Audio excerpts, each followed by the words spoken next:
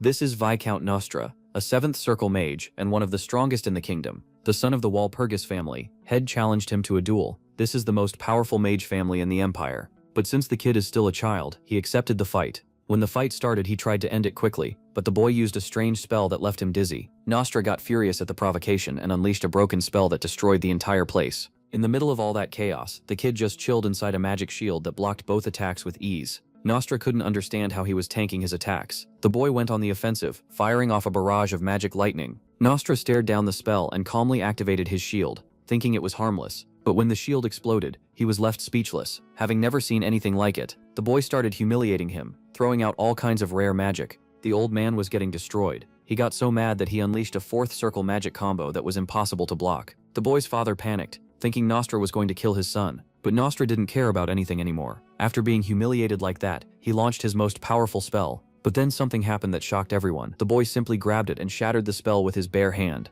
Nostra couldn't believe what he saw. Unable to understand how that kid had such an insane level of power, he poured every last bit of power he had left, but the boy canceled everything, got right in his face, and knocked him out with a single punch. Even his own father was shocked that his son crushed a 7th Circle mage. This is Mikhail, and he's not just any mage. He's the reincarnation of a 9th Circle archmage, the most legendary mage in history. During the war against the demons, he was going one-on-one against the final boss, who had already wiped out his entire team. Warriors, archers, mages. He was the last hope. With his 9th Circle power, he unleashed a meteor shower that wiped the entire map, but the Demon King tanked the explosion with barely any damage. With no hope of winning, he activated the 10th Circle for the first time. The pain was insane. When the mana exploded out of his body and a pillar of light shot into the sky, he thought the spell had backfired and that he was done for. The Demon King rushed him, landed a massive hit, and crushed him like a bug. Out of nowhere, he wakes up in a house with a butler standing right next to him. He instantly realized the return spell had worked, because he traveled back 20 years in time. The only problem is that now the MC was nerfed down to the 3rd Circle.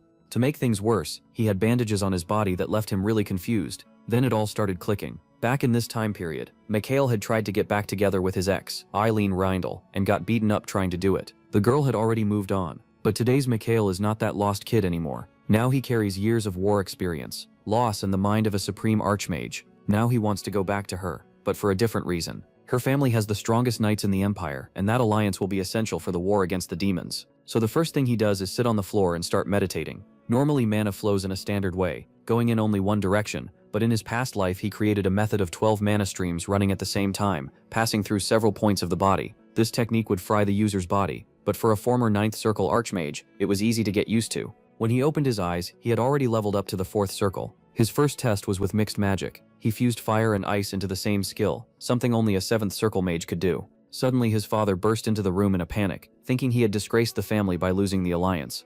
Mikhail set the record straight, saying they were the ones who broke the deal first, because during the engagement training, mana was forbidden, and the girl looked like a Super Saiyan with that much aura. To deal with this engagement mess, Mikhail showed up at the Reindl mansion to try and have a straight conversation with Eileen. While he waited under a tree, the girl showed up and immediately told him to get lost, saying there was nothing to talk about. But the protagonist knew all her secrets. He told her he knew that her family had already brought in another warrior to marry her. She was confused with no idea how he knew that, and agreed to hear what he had to say. A few minutes later, they were moving through the palace halls. Aileen led the way, with him and the others following behind. As he walked after her, the protagonist looked around. Sun was shining brightly through the spacious windows. A massive chandelier hung on the ceiling. The sight made him smile. Quietly, he muttered that nothing had changed. Then the butler behind him spoke up. He pointed out that Mikhail hardly ever came here. MC turned with a scowl and complained that the old man always had to chime in, and Morden shot back that he was the one grumbling like an old man. That made him snap that it wasn't true.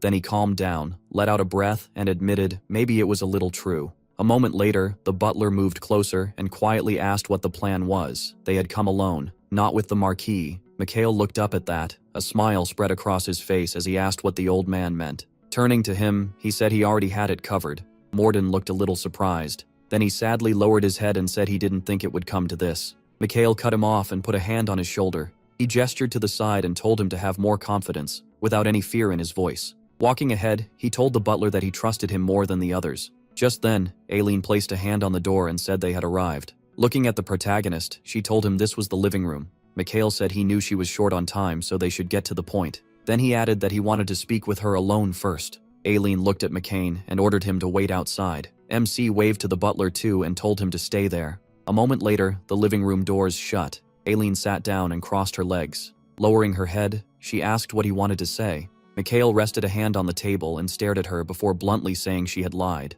Annoyed, the Duchess asked about what. Taking a seat, he said he meant the agreement between their families. With his arms folded, he reminded her that when they got engaged, they agreed she would not train Mana. He fixed her with a hard stare and asked if she remembered. Aileen gripped the armrest tightly. She lifted her head and insisted she had broken nothing, adding that if he doubted her, he could check for himself. Then she shot back that he was the one who told the whole world she was his fiancée and put her in an awkward spot. Arms still folded, Mikhail realized she thought he was bluffing and knew nothing. He admitted to himself that he really had been too careless before. Raising a hand, he said checking for himself sounded like a fine idea. Aileen carefully rose from her chair and said he could do it right away if he wanted. Mikhail stopped her and said no thanks. Standing over her, he asked if her family had truly treated him fairly. Then he stepped back and said things had gone too far for a private check. Now it should be done in front of witnesses. Aileen stared at him in confusion. Her eyes widened and she shouted, "Seriously?" He walked to the window and said she heard him right. He meant people who could judge the matter more fairly than anyone else. Smiling, he named the Pavlov family. Just then, a carriage came to a stop. Noxim looked inside and told the young lord they had arrived. As he stepped out, Siegfried rose quickly and looked ahead. He remarked that the castle was far grander than their estate. Noxim replied that of course it was. This was the Duke's land. Siegfried remembered there was supposed to be a knight here ranked 5th in the entire empire. A sly smile crossed his face. Noxim warned him not to pick fights with the Duke's servants for no reason, and the boy nodded. Siegfried said he had no plan to do that, then asked if he really looked that rude. A beat later, he joked that if there was a reason, maybe once would be fine. Noxim's expression changed. Siegfried crossed his arms and quickly said he was kidding. Then he let out a heavy breath and asked why this mattered so much to his father. Noxim told him it was unavoidable. The Count was desperate, and no head of a family would be happy watching his house stay ignored. Siegfried had to admit the servant was partly right. For nobles, being overlooked was the worst. The emperor only gave inheritance rights to families that proved useful, not those that stayed on the sidelines. Folding his arms, Siegfried said this was their chance, and they had to use it.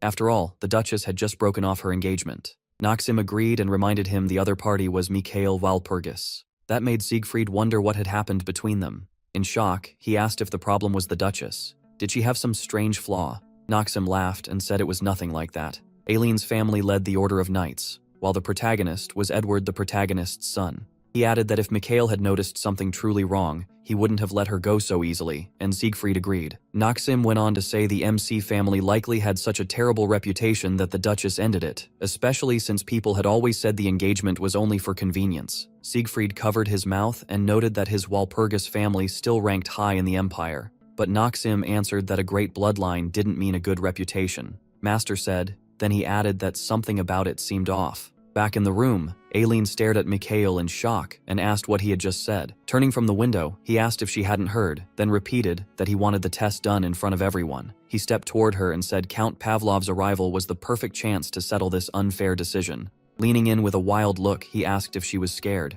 Aileen could only stare back, mouth open in fear. Then she forced herself to steady up and answer. Hatred filled her eyes as she said he would never see that happen. He wasn't here as an official representative of the Mikhail Walpurgis family. The protagonist slipped a hand into his jacket and asked with heavy sarcasm if she was sure. A second later, he pulled out his family's gold medal. Aileen froze in shock. She even stumbled back and cried out, asking how. With a sly smile, he showed her the Mikhail Walpurgis crest and said that as long as he carried it, he spoke for the family. MC knew that once he revealed that symbol, this was no longer personal. It became a matter involving the entire MC Walpurgis house. If he lied, his whole family would bear the blame. But if Aileen lied, she would make an enemy of them all. Pushing those thoughts aside, he spread his hands and said this was strange. If she was innocent, then she had nothing to fear, right? Aileen lifted her head and shouted in fear, asking if he understood what he was accusing her of. If he was wrong, the consequences would crush his family. Mikhail calmly raised a hand and said that was exactly what they were about to test. Bowing his head slightly,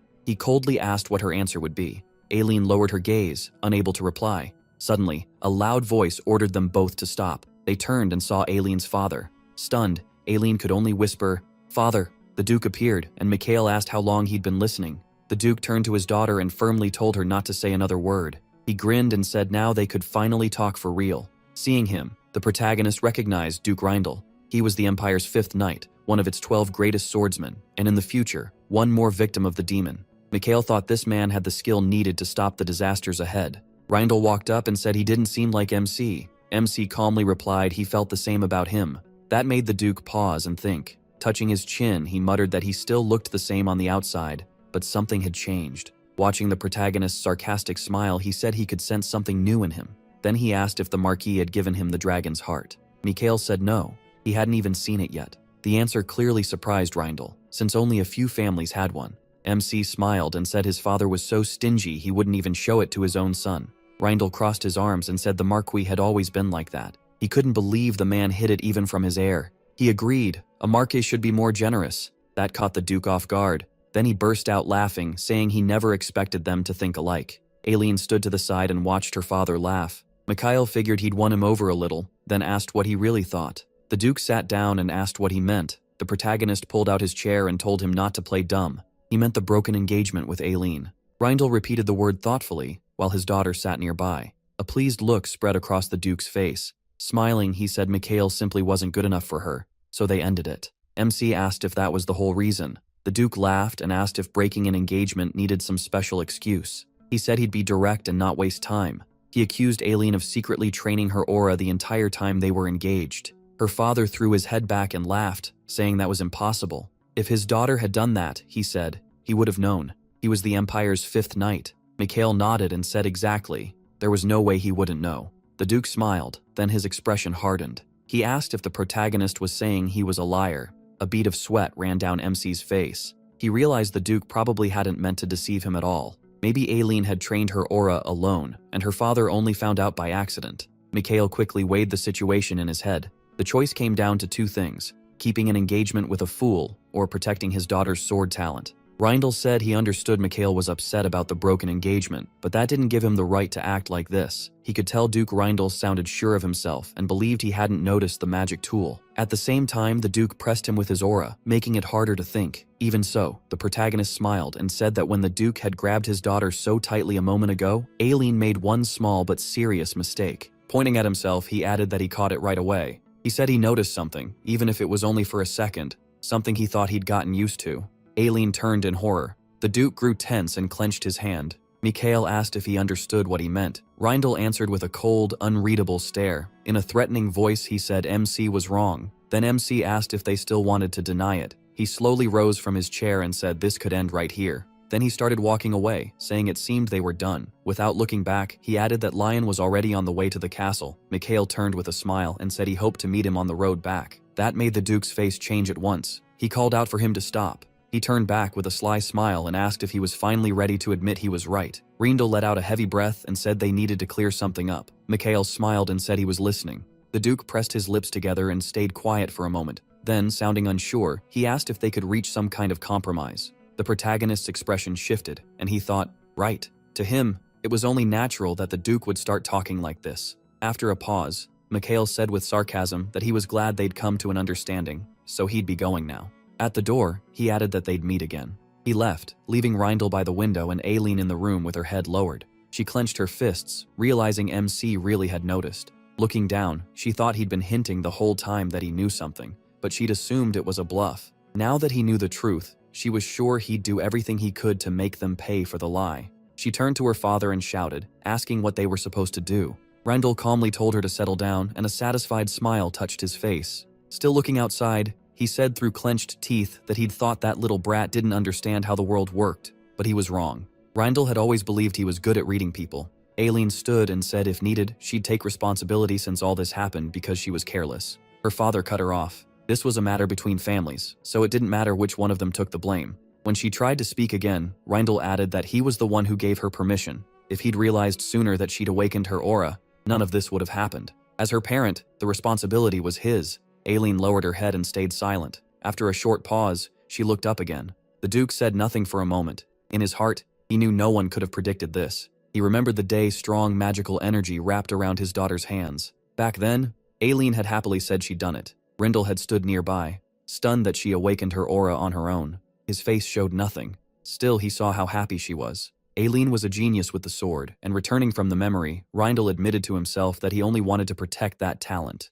Without taking his eyes off her, he said the Walpurgis family would get what was coming to them because they were the ones who broke a knight's code of honor. Aileen looked at him with disappointment, but he firmly told her everything would be fine. He added that he didn't expect them to demand anything unreasonable. Besides, Mikhail wasn't acting for his family. That surprised Aileen, and she asked what he meant. Brindle stepped closer and said he was not as stupid as she believed. Then he gently patted her on the head. Smiling, the Duke told her that if she didn't understand yet, she should just watch. She still had a lot to learn. At that moment, Lion and Maxime were nearing the estate. Suddenly, Lion stopped in surprise. Mikhail was standing ahead, blocking his path. Lion asked who he was and why he was in the way. The protagonist introduced himself, and Lion blinked in surprise. Who? Walpurgis. MC, he repeated firmly. Lion looked him over from top to bottom. Judging by his clothes, he seemed to be telling the truth. With one hand on his hip, Lion asked what was going on. He was supposed to meet Duchess Aileen today, and now he was wondering if he'd gotten the date wrong.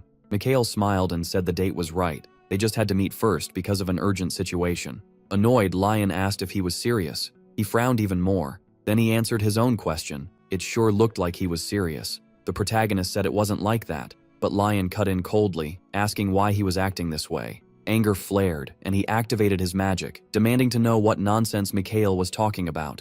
MC folded his arms and watched calmly. He quickly judged the force behind the attack. Then he raised a hand, thinking about the strength of this new generation swordmaster. Mana wrapped around his body, and he chose the simplest answer. Push Lion's magic back. Lion's eyes widened. What? He demanded to know how he did that. He said there'd be time to get mad later, but right now he needed to listen. Still confused, Lion said this couldn't be the protagonist. He'd heard plenty about him. MC nodded and said he knew people saw him as an idiot. He glanced down and thought Lion wasn't totally wrong. Still, that didn't matter now. What mattered was that he was here, and the Demon King's invasion was coming. At once, he shut his mouth. He shut his eyes and thought he had to take Lion's place, the very reason he came back. Mikhail's expression hardened. Grinding his teeth, he swore he wouldn't let Lion become a warrior. Lion flinched and carefully reached for his sword. He noticed and asked, confused, if something was wrong. Lion said he looked ready to bite someone. The protagonist admitted he had just remembered a person he badly wanted to kill. He put a hand on his hip,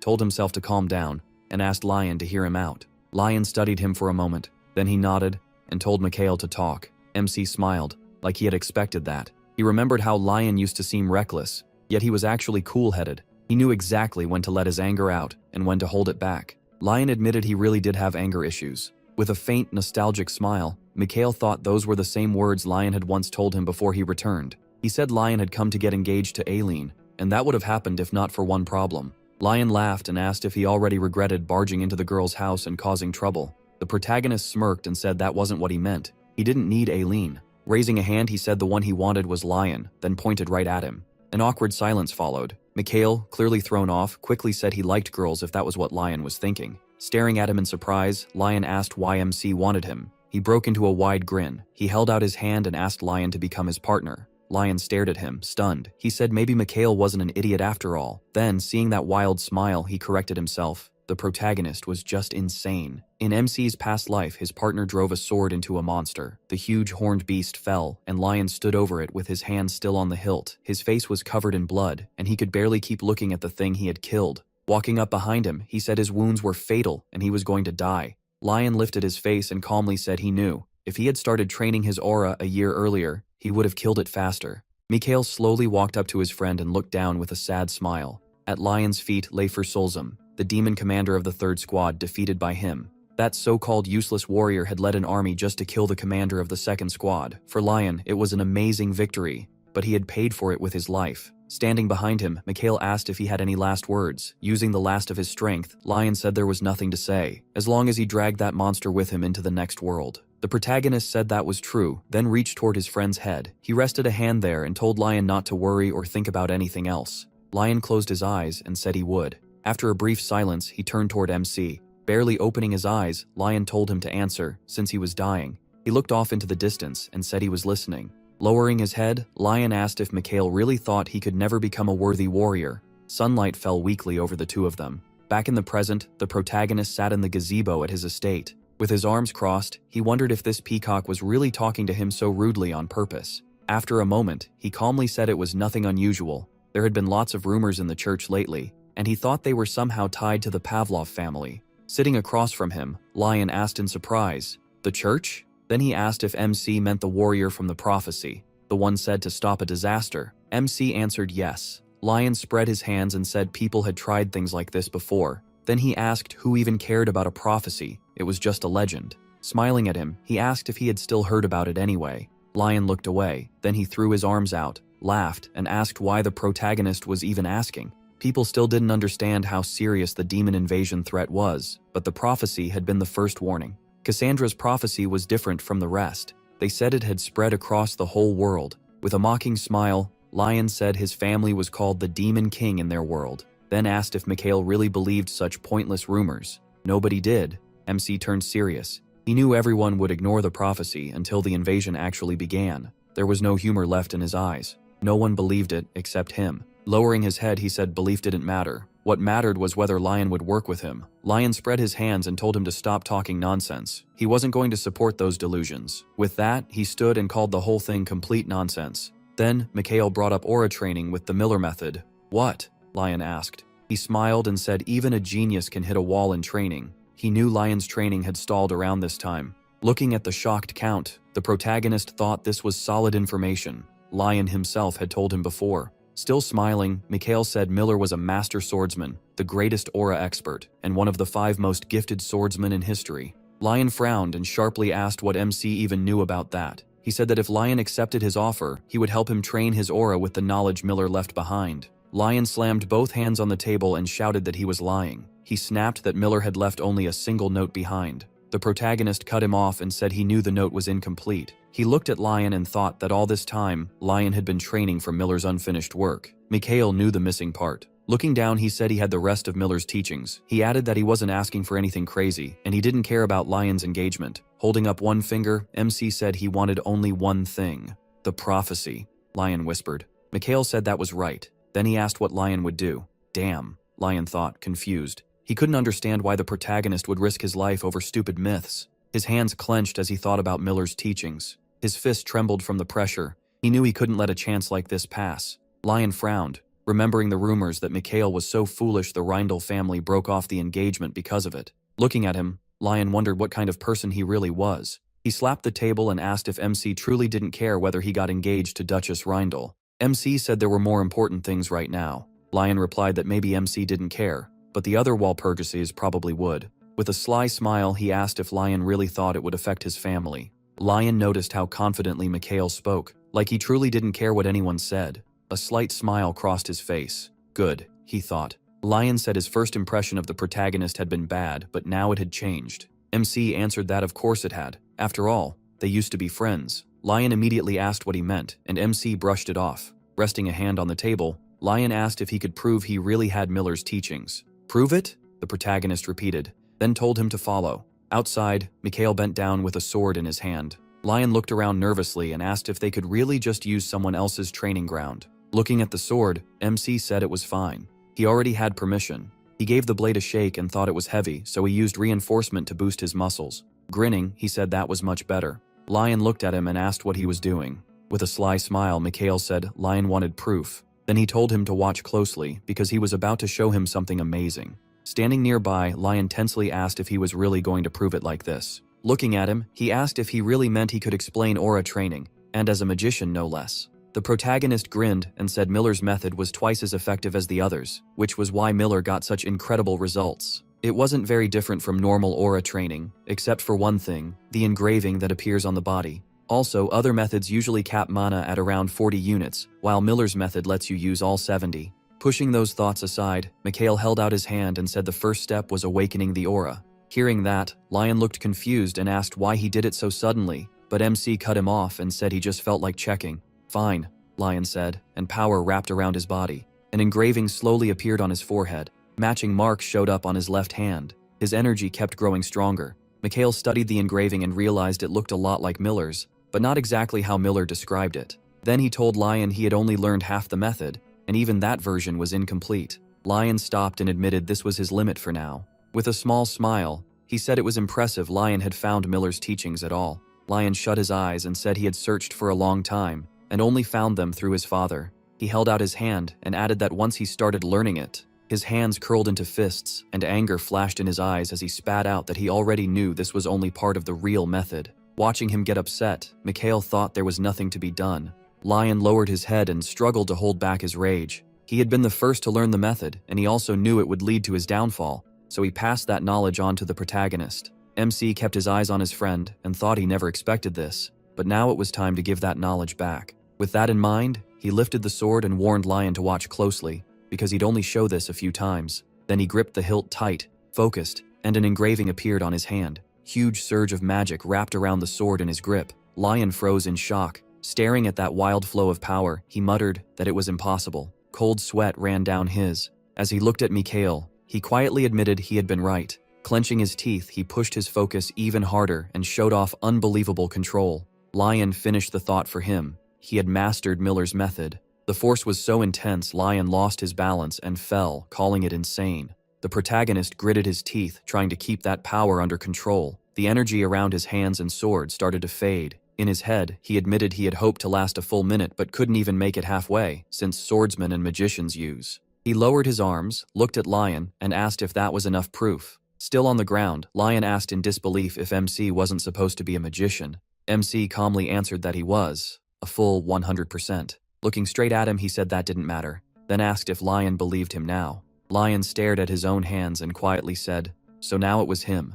Then he grabbed his head and cried out that this was too much. A second later, he threw his hands down and yelled, asking why the protagonist didn't just teach him now. He'd do anything the protagonist had asked before. The protagonist answered easily, okay. Lion started stammering, shouting that he thought Mikhail wouldn't. His whole expression changed when he heard that answer. Confused, he asked what MC had said, and MC simply repeated, okay. He spun around and said Lion should come to his family first, because he wasn't going to teach him here. This wasn't his training ground. Lion was stunned that he agreed so fast, then shouted, asking where he was going. Mikhail lifted a hand and said they had already settled things, so there was nothing left for him to do here. Reaching after him, Lion shouted, asking if the protagonist would really teach him if he came to his house. Then he yelled for the protagonist Walpurgis to promise, and if he broke that promise, MC just waved goodbye. The Count watched him leave and shouted for a promise that he would keep his word. He stopped and gave a nod. He was looking down when someone called to him from the side. Turning, he saw the Duke beside him. Mikhail Walpurgis said he had planned to say goodbye before leaving, but hadn't expected to find him here. The Duke asked if he was leaving already, and said he hoped the protagonist got what he came for. MC looked at him and realized he had seen everything. Smiling, he asked if the Duke knew enough now, since it should be easy for him to learn this method too. Duke Reindl coolly said he had seen enough. Then he bowed and said he wanted to apologize to the Walpurgis family for his own house, and Mikhail Walpurgis could decide how the Duke should repay that mistake.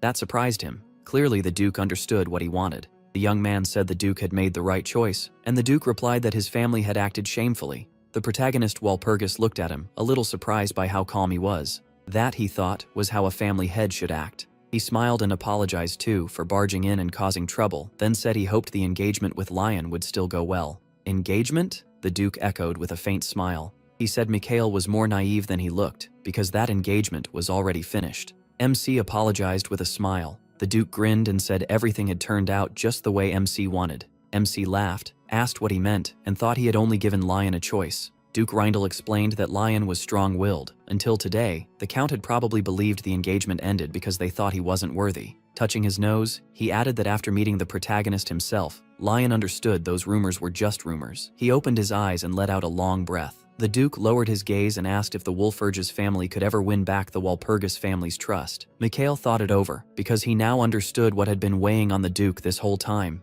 Then he smiled and said, of course, if they truly meant it, their doors would stay open. The Duke laughed, realizing MC was being completely sincere. He then brought up something else. Smiling, he asked what the Duke would do if Eileen had a strong mentor to guide her. Duke Reindl was clearly surprised by that question. Smiling back, he asked if the protagonist had something in mind. The protagonist Walpurgis reminded him that the Duke had just said he wanted to rebuild trust between their families. The Duke thought for a moment and said it sounded like MC was implying Eileen could have been trained better. He smiled and said that wasn't what he meant. What mattered was whether her current training was truly the best she could get. He could tell the Duke thought he was trying to pull something. The Duke touched his chin and looked away, thinking. After a pause, he said he still couldn't tell what kind of darkness was hiding inside the protagonist Walpurgis. MC answered at once with a smile, saying the Duke had him all wrong. When Mikhail got home, his father patted his head and said he had already heard the rumors. Laughing with satisfaction, he said he expected nothing less from his son, adding that he had exposed the Rindle family's scheme. The protagonist turned to him and coldly told him not to say something so heartless. Edward asked what was heartless about it and said no father in the world trusted his son more. Seeing how pleased he was, the protagonist dryly noted that he seemed very happy. At that, the Marquis closed his eyes and smiled stiffly. He let go of Mikhail and grumbled that he couldn't even praise his own son without getting shut down. MC put his hands behind his back and said the Walpurgis family's honor had now been restored. The man replied that he was proud of him. Sitting down, Edward said a letter from Duke Rindle had arrived before he returned. In it, the Duke asked to visit in person and apologize, which showed he didn't want this dispute made public. For a knightly house, that kind of scandal would be fatal. Coming back from the memory, Edward smiled and said that thanks to his son, they now had the upper hand. He added that the Duke's arrogance had annoyed him too, then asked what the protagonist had said to him. MC closed his eyes and said it was nothing special. He had only asked whether their trust could be restored. Edward then asked how he answered. He looked at his father and calmly said he told the Duke it could, if their intentions were honest. Folding his arms, the Marquis said his son had done well. No matter how they truly felt, they couldn't show it openly. After a short pause, Mikhail said he had handled this problem himself, so now he wanted to ask for something. His father looked at him and told him to go on. Meeting his eyes, the protagonist asked him to trust him with this matter because he meant to finish it himself. Edward fell silent and thought it over. MC explained that he had found a way to settle everything, and because of that, he needed to carry it through to the end. Hearing that, his father laughed and said those weren't the words of a child, but of a real man. He admitted he had done a lot for the family, even with the risk involved. Smiling, he said that was exactly the point. Then his face turned serious, and he said there was no need to pretend. If not for him, Edward wouldn't even have noticed what was happening. And besides, Edward himself had said he trusted him. Hearing that, the Marquis tapped a finger on the table. He started to lift it again, but Mikhail firmly cut in and said he wanted to handle everything himself, from beginning to end. Hearing that, Edward slowly lowered his hand. The Marquis bowed his head a little and said, Duke Rindle was a smart man. The whole world knew him as a capable knight, but that old fox was crafty. The protagonist Walpurgis had to understand that if he kept going, he'd have to deal with the Duke face to face. With complete seriousness, Mikhail said he knew. There was no fear or doubt in his eyes. Seeing how set his son was, Edward clasped his hands near his face and agreed. He said MC would have to face this sooner or later, and he wanted to see how it turned out. After getting permission, he turned away with a smile and said he would not let him down.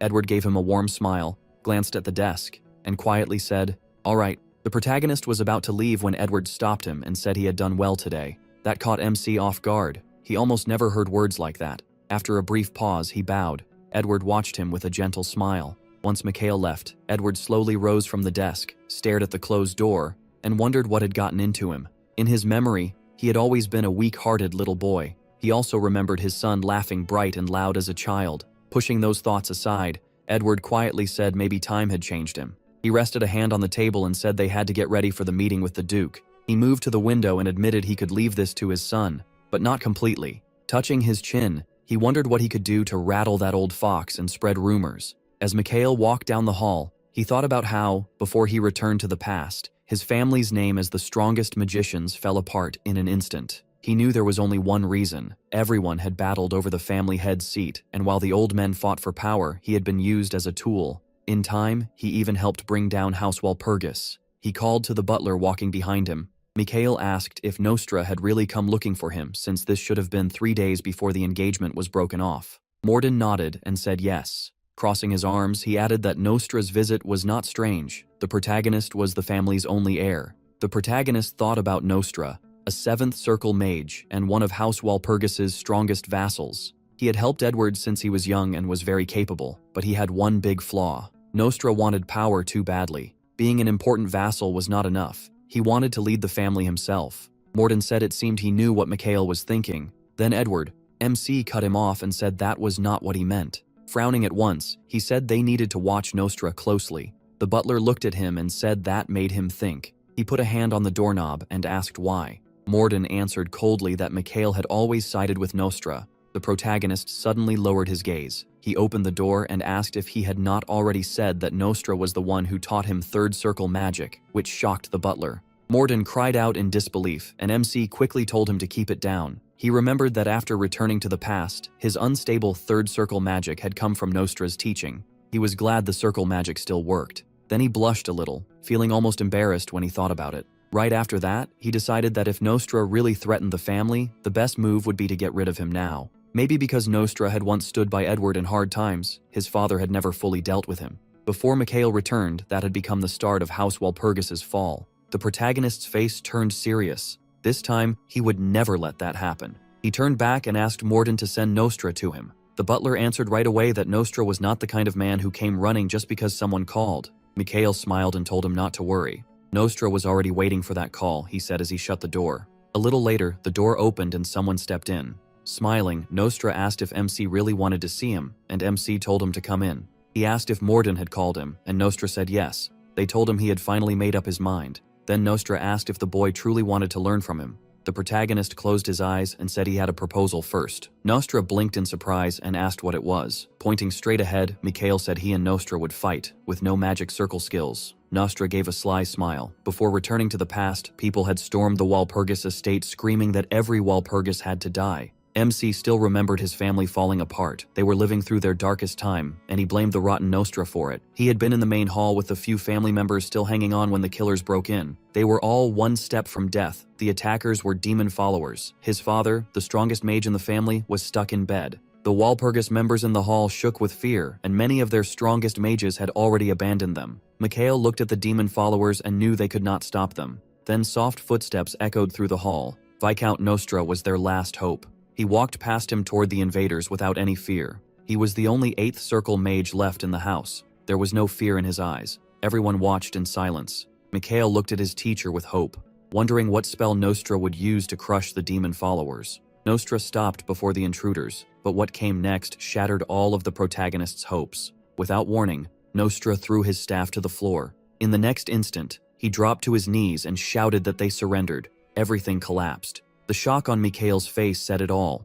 Their last hope was gone, and House Walpurgis was finished. Nostra pressed his forehead to the ground before the demon followers. Rage filled MC, and he clenched his fist. This time, he would change everything. He pointed at the Viscount and challenged him to fight without those skills. He knew why he was doing it now. He wanted to beat that cowardly beast down. Nostra was stunned by the challenge and asked what he meant. Mikhail touched his chin and said he was fine with learning magic from him. But first he wanted proof that Nostra was worth teaching him. Wasn't it fair to see his real strength? Nostra kept his eyes on him and asked what that meant. Lowering his hand, he said he wanted to judge Nostra's skill for himself. He did not know how strong he really was, and words alone were not enough. Since magic worked that way, he wanted to clear up any doubt. Confused, Nostra asked if becoming a 3rd circle mage through him was not enough. The protagonist answered at once that it was not. The Viscount gritted his teeth in shock. Then he raised his fists and shouted that he had taught MC everything he knew, and yet the boy still dared to doubt him. Mikhail turned away and calmly told him to relax.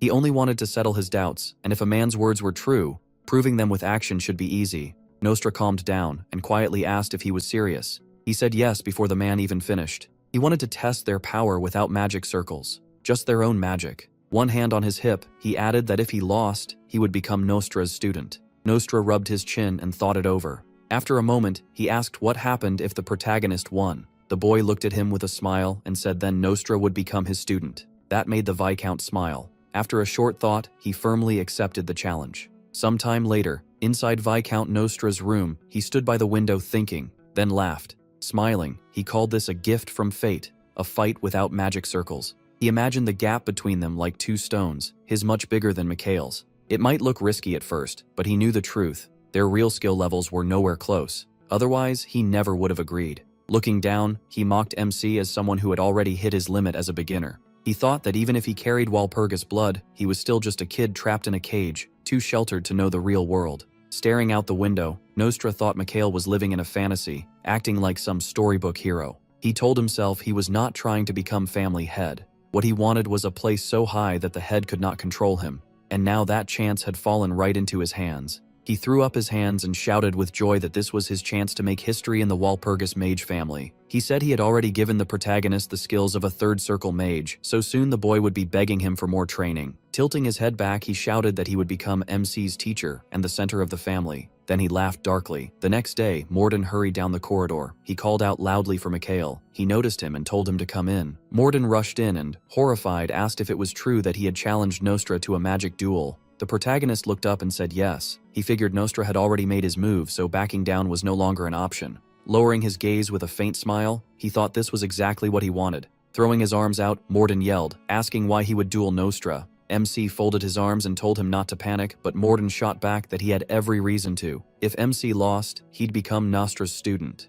He added that Nostra would use that to grab even more power, and he just answered, "Yeah, that's true." Morden froze in shock. He burst out that Nostra was sly and rotten, not fit to teach anyone. The protagonist calmly said he knew Nostra wasn't a good man. How could he not? He still remembered bowing at the feet of people like that. Shaken, Morden asked why he would do this if he understood. Mikhail answered coldly that otherwise Nostra would never take the bait. Then he asked why Nostra was still part of their family after everything he'd done. Morden stammered that it was because Nostra had once been close to Edouard. MC nodded. He had been both his father's co-worker and friend. Because of that, his father would never cast Nostra out. There were too many memories tied to him. Morden thought it over and, voice shaking, admitted that was true. Pointing to himself, Mikhail said he would handle Nostra personally. This fight would expose just how low the man could sink. To a mage, the stakes were huge. Magic wasn't just power. It was tied to the words behind a promise. If a mage broke that promise, magic itself would reject him.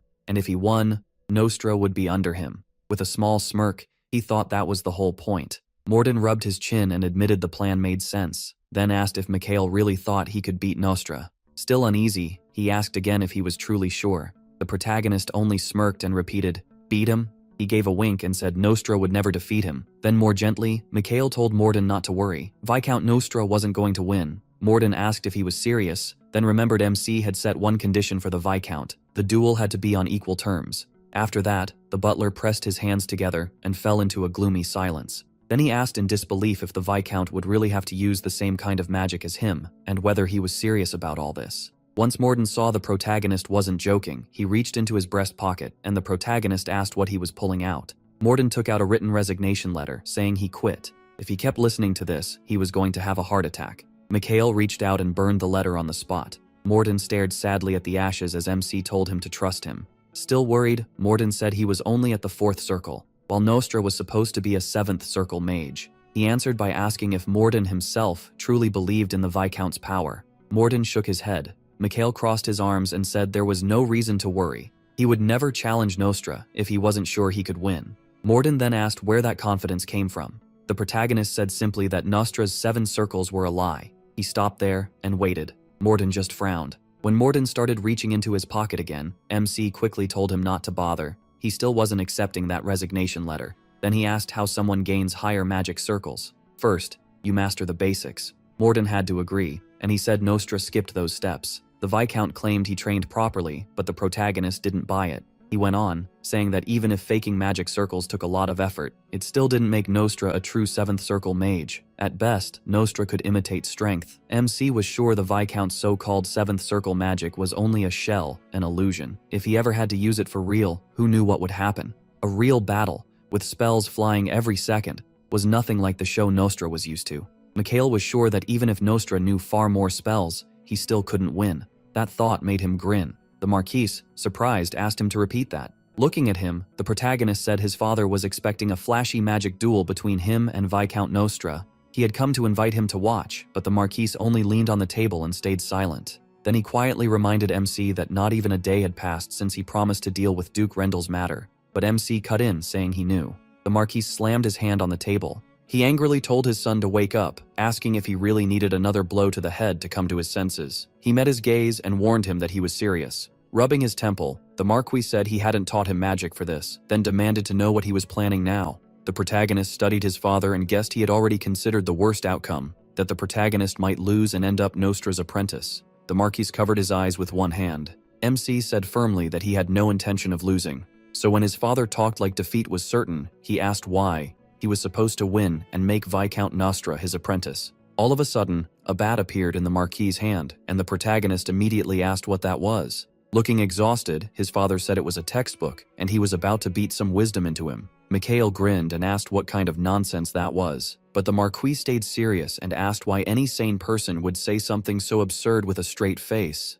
MC only smiled. Then he reminded his father that Viscount Nostra was still a vassal of their family. The Marquis cautiously agreed, and he asked why the heir of the house should dance to a servant's tune. His father repeated that word, servant's tune. Hiding the bat behind him, he asked how someone who had only just reached the 4th circle could be so sure of duel. Still, the Marquis asked what he would do if he lost. The protagonist plainly said that then he'd have to become the Viscount's apprentice, and the Marquis stared at him like that was somehow the only problem. He brought the bat down on the table. Lowering his head, the man asked tiredly what he was supposed to do with this boy. Then he looked up sharply and asked if Mikhail even understood what he was trying to do. MC gave an awkward laugh, remembering how his father always threatened to beat him and break his legs when things went this far. He joked that he would offer up his legs for peace in the Walpurgis family, and the Marquis only muttered that he would remember that promise. The protagonist reached for the door, thinking everything had gone as planned and the duel issue was settled. He let out a quiet sigh of relief. His father had given permission, and now only Nostra mattered,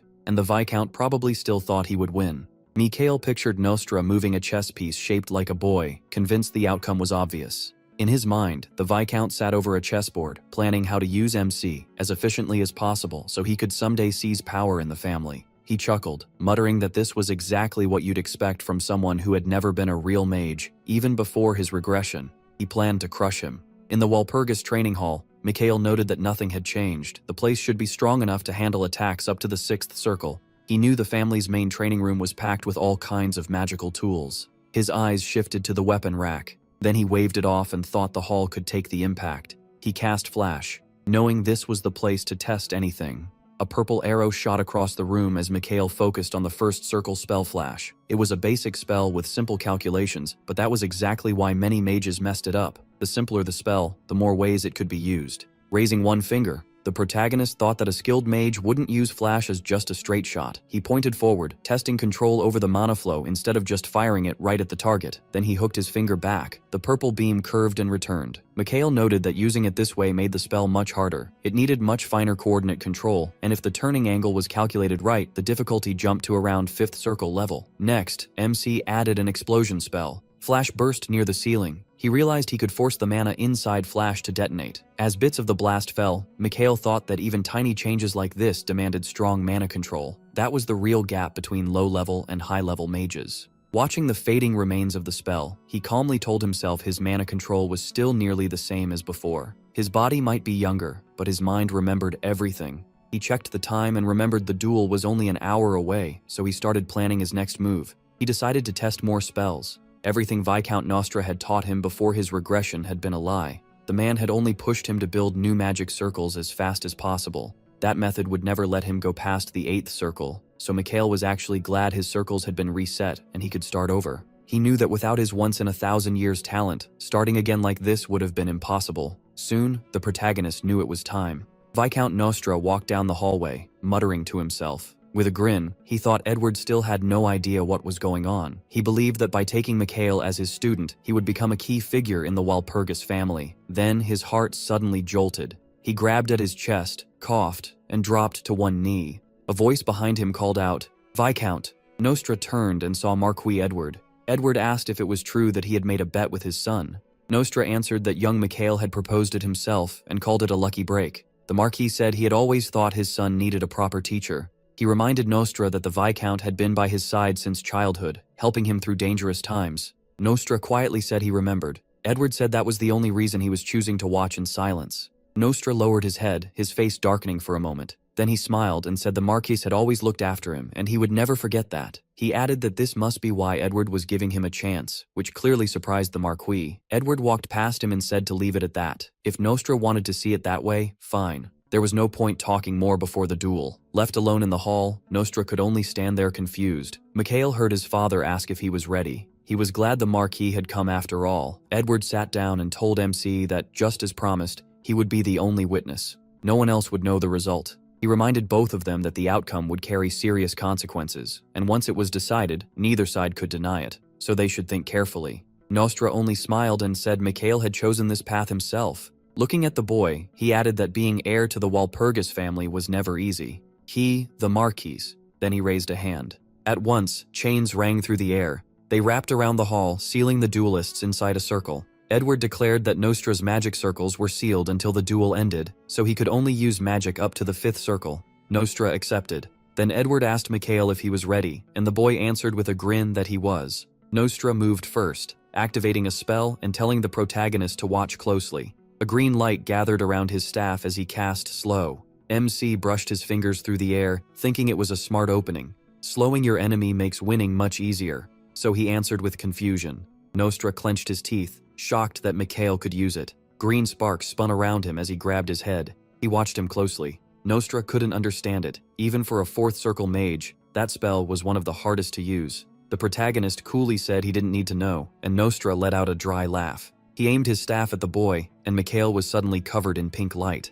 Nostra cast Fireball with a satisfied smile, then followed it with Windblade. The flames twisted into a tornado and tore straight at MC. Nostra thought it was time to teach him a lesson. The gap between magic circles wasn't just about what spells you could cast. Then the ground under him shook as Nostra used Earthbreak. Rocks burst upward, forcing Mikhail to stay alert. At the same time, the firestorm surged toward him. The protagonist only muttered that this was troublesome, then quickly cast Barrier. The flames slammed into an invisible wall. The other attacks couldn't reach him either. Mikhail admitted that, in a normal fight, Nostra would be right. After all, someone who had only just reached the fourth circle shouldn't be able to block attacks like these. But magic wasn't fair the way swordsmanship was. A swordsman can't simply think his way past the gap in strength and aura. Magic, though, worked differently. Mikhail raised a hand for his next spell. Knowing a mage's real weapon is his mind, he cast Flash, and the familiar glow covered his hand. Nostra frowned, annoyed that the boy was using a first circle spell. Then MC calmly added, Multi-charge. He knew even a simple spell could become deadly when used the right way. The flashes shot at Nostra like pink claws as Mikhail gave them free control. Nostra stared, stunned, barely hearing him talk about layered explosions and smart mana use. He kept watching the light as the protagonist spoke of changing direction and exact impact points. His staff slipped from his hand. MC kept giving commands, widening the attack area as Flash rushed in. Nostra was horrified. This was no longer first circle magic, and the words Mikhail had just used went far beyond that. Almost sounding accusing, he demanded to know how a fourth circle mage could have this much control. He asked if he wanted to see what real magic looked like. Grinning, he let the spell aura gather around his hands. To Nostra, it looked more like fireworks than anything dangerous. He raised his staff and cast Shield. The flashes smashed into it hard. Laughing, he mocked Mikhail for thinking that would do anything. The protagonist calmly said, Explosion! A huge blast roared out, filling the hall with smoke. Coughing, Nostra cursed MC's insane mana control.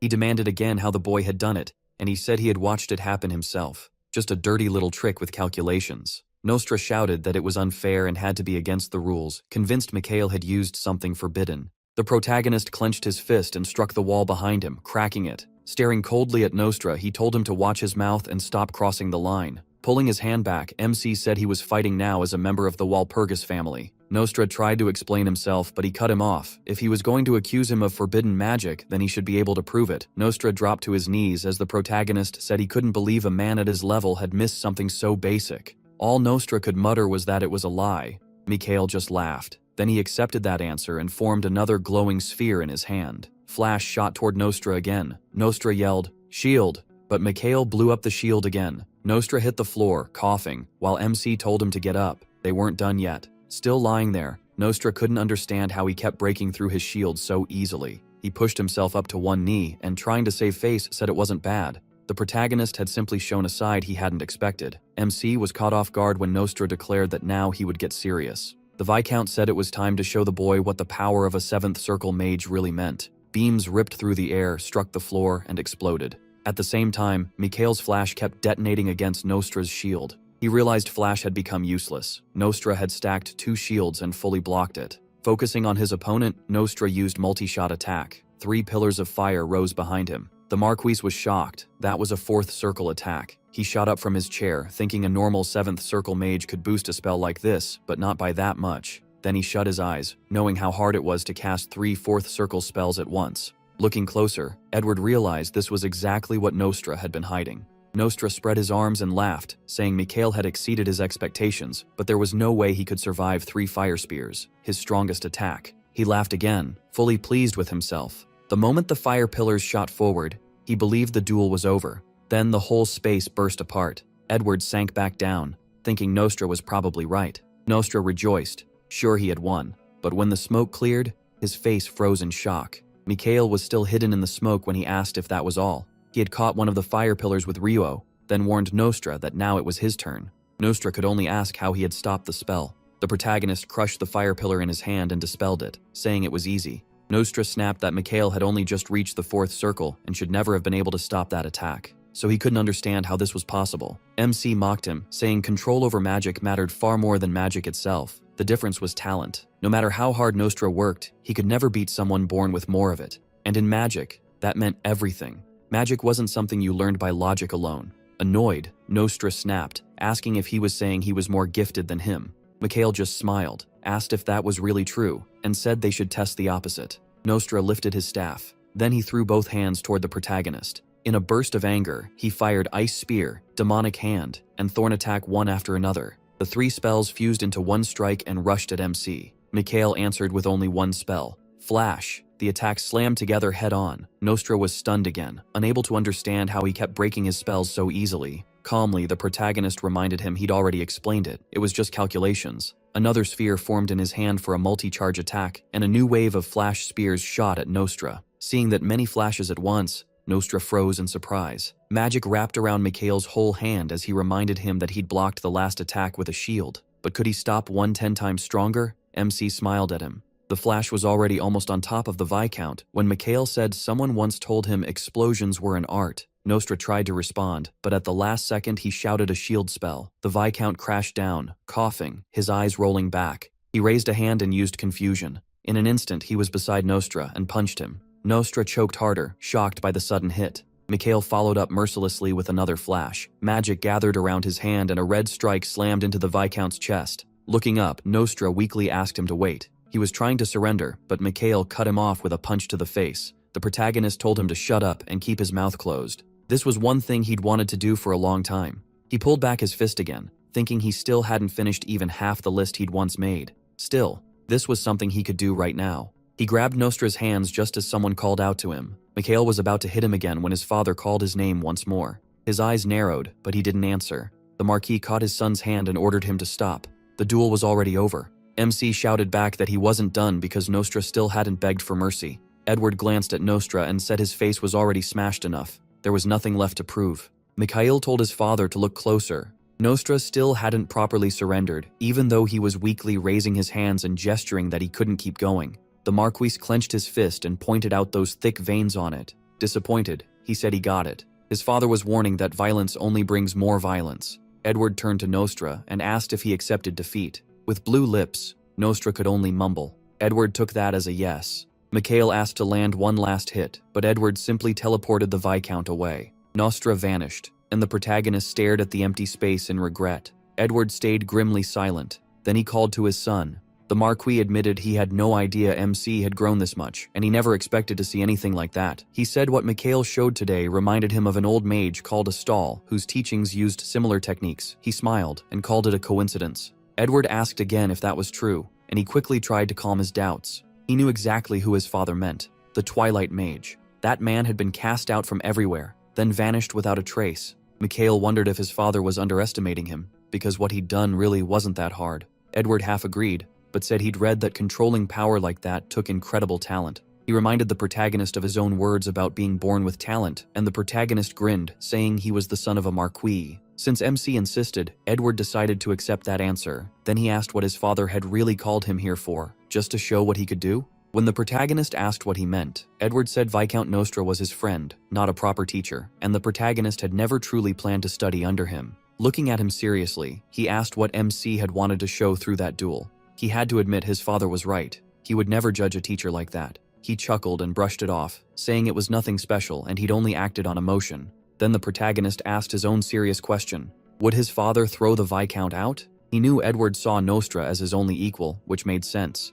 Being family head was a lonely place. Even so, Mikhail hated the situation, but he also knew his father wouldn't throw everything away without a reason. The Marquis understood that was exactly why MC had done all this. He pointed a thumb at himself and promised that from now on, he would keep the Viscount under control. Looking at his father, he thought he had to do it so everything Edward built wouldn't be ruined. Sometime later, Nostra sat at a table with his head in both hands, muttering that this was ridiculous. He was furious that he'd lost to a boy who had only just reached the 4th circle. Lowering his head, he thought about how Marquis Walpurgis had seen the whole thing, so there was no changing the result now. As he wondered what to do, a voice reminded him that he'd lost. and now he had to answer for what he said. Nostra looked up at the unexpected speaker. It was Mikhail, asking if he remembered their agreement. Nostra remembered. He was supposed to become the protagonist's student. He raised a hand, trying to speak. Clasping his hands, Nostra realized how strange this was. MC had known from the start he would win, so why make the losing side become the apprentice? Then it hit him. This had to be part of some plan even meaner than just humiliating him.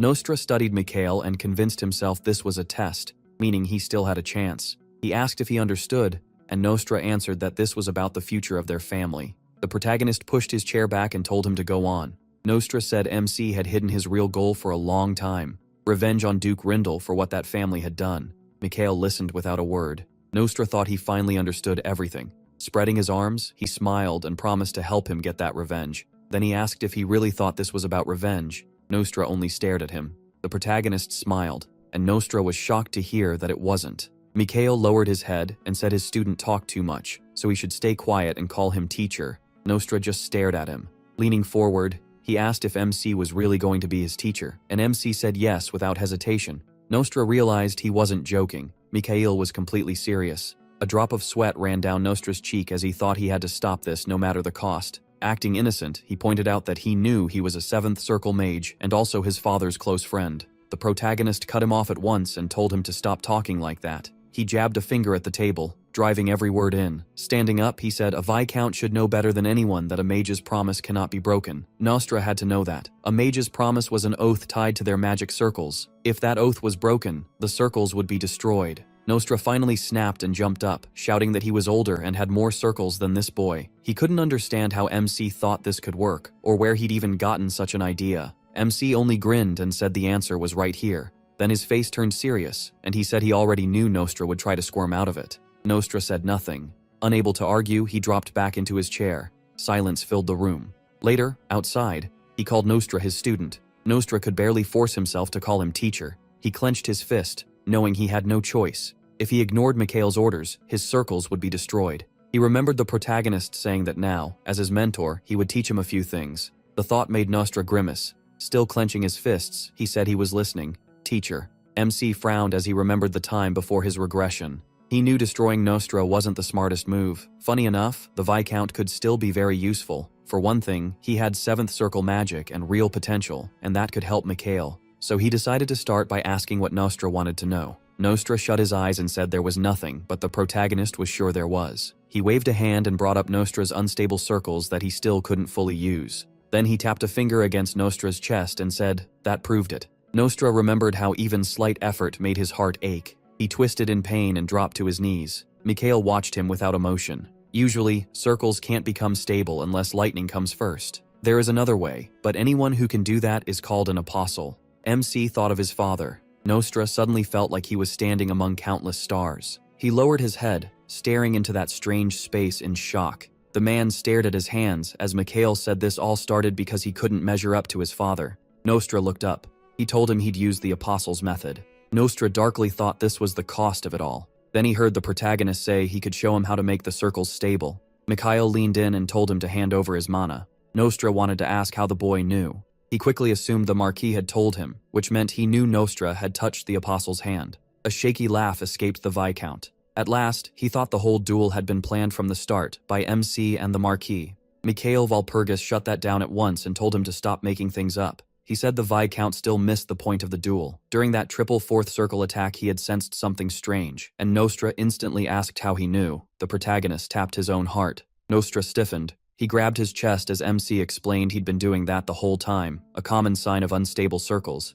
He figured Nostra thought someone with his blood wouldn't notice. From the ground, the man heard that he wouldn't last much longer like this, and anything he tried would only worsen it. Nostra realized he could die as a mage, but the protagonist corrected him. He'd die as a person, period. Nostra couldn't accept that. MC said there was one way to live, if the Viscount wanted it. Destroy the circles he'd gained through trickery, and let the mana pass to him. The truth hit Nostra hard, and he struggled to take it in. With a smile, Mikhail Walpurgis said he'd gain mana, and Nostra would get to stabilize his Kurgs. To him, everyone won. Sure, the Viscount would drop to the 5th Circle, but he didn't see that as a disaster. With him as a teacher, Nostra could recover. Nostra, though, wanted no part of it. He snapped back about the 5th Circle and demanded to know if the protagonist understood how hard he'd worked for all this. Mikhail Walpurgis said he hadn't earned circles. He'd grown a tumor. Before the regression, the Viscount had been dying slowly because he tried to cheat his way forward, gave in to temptation, and paid for it. MC said walking doesn't make a child an adult. Then he asked what good being a 7th circle mage was if Nostra couldn't really use that power. To him, those circles were empty, made only because Nostra felt small next to his father. They had no real value, they just looked impressive. Looking at the crushed man, he asked if he really thought the Marquis didn't know. Nostra thought of the Marquis and realized he had known all along. Of course Edward knew. In Mikhail's past life, he acted like he knew nothing until the very end, and that had been a mistake. The protagonist asked if he understood now, then made it clear. Trying to use the Marquis' son had failed. The Viscount shut his eyes as those words sank in. He remembered the Marquis once standing on a cliff and calling him a friend. Back then, Edward had said he'd gone through a lot to reach that point. He'd nearly died more than once to get there. And then Nostra heard it was all thanks to him. Edward said others believed he'd done it alone, but he knew how remarkable Nostra truly was. He'd even patted his friend's shoulder and praised his drive. Edward believed that was why Nostra never stayed still and always kept growing. The Viscount had tried to stop him, but the Marquis wanted him to hear one thing. Looking him in the eye, Edward said that no matter what others claimed, Nostra was the only person he could trust. Then the Marquis smiled. Remembering that, Nostra's expression turned dark. He called out to Mikhail, then corrected himself and said, "Teacher." Without lifting his head, he said he accepted the offer and wanted the circles destroyed. The Viscount asked him to take his mana, wearing a sad smile. Glowing magic circles formed in his hand. As he looked at them, closing his fist around them, Mikhail decided it was actually pretty simple. Nostra lowered his head, miserable over losing his mana. MC gave an awkward smile, thinking it wouldn't be easy seeing the gloomy Viscount every day. Hand on his chin, the young man decided he'd handled his first task well. Then his thoughts turned serious. He needed to put out a spark before it became a fire. In 7 years, a disaster would hit, and he couldn't ignore it when he knew what was coming. Cassandra clasped her hands together. Her eyes shone. Exactly 7 years from now, her prophecy said demons would appear. A demon's red eyes flashed. Winged demons filled the sky. People refused to believe the warning, and that doubt turned into disaster. Humanity wasn't ready, and the demons were far stronger. People ran for their lives, trying to escape.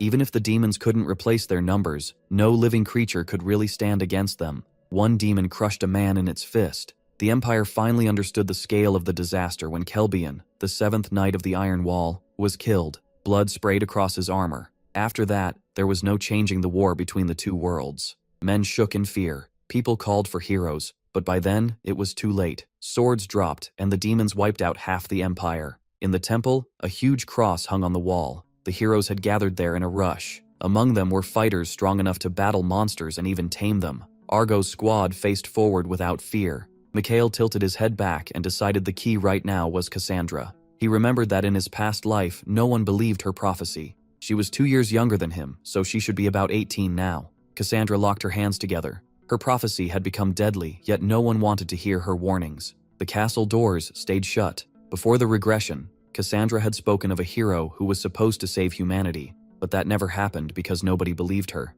Mikhail realized a prophecy means nothing if no one trusts it. He narrowed his eyes. He had no idea what became of Cassandra after that, but he doubted it ended well. This time, he had to stop history from repeating itself. Looking up, the young man decided he would personally take part in choosing the warriors this time. He picked up a pen and thought about bringing in Lion to help with the selection. Then he realized he had another problem. The pen froze in midair as Mikhail stared at the paper, wondering what to do about Cassandra. After no one believed her prophecy, she ran from the temple. He scratched his head, annoyed. He had no clue where she was. Grabbing his head, he decided he had to find some way to reach her. He shut his eyes and tried to think it through. Then someone stepped into the office. Morden looked in, called for his master, and asked what he was doing there. The young man leaned back with his hands behind his head, said it was nothing important, and asked what Morden wanted. When he heard a guest had come to discuss something important, he closed his eyes and guessed it was Lion. The butler asked how he knew. Mikhail got up and told him to send the guest in. The door opened, and the boy turned with a smile when he saw his friend.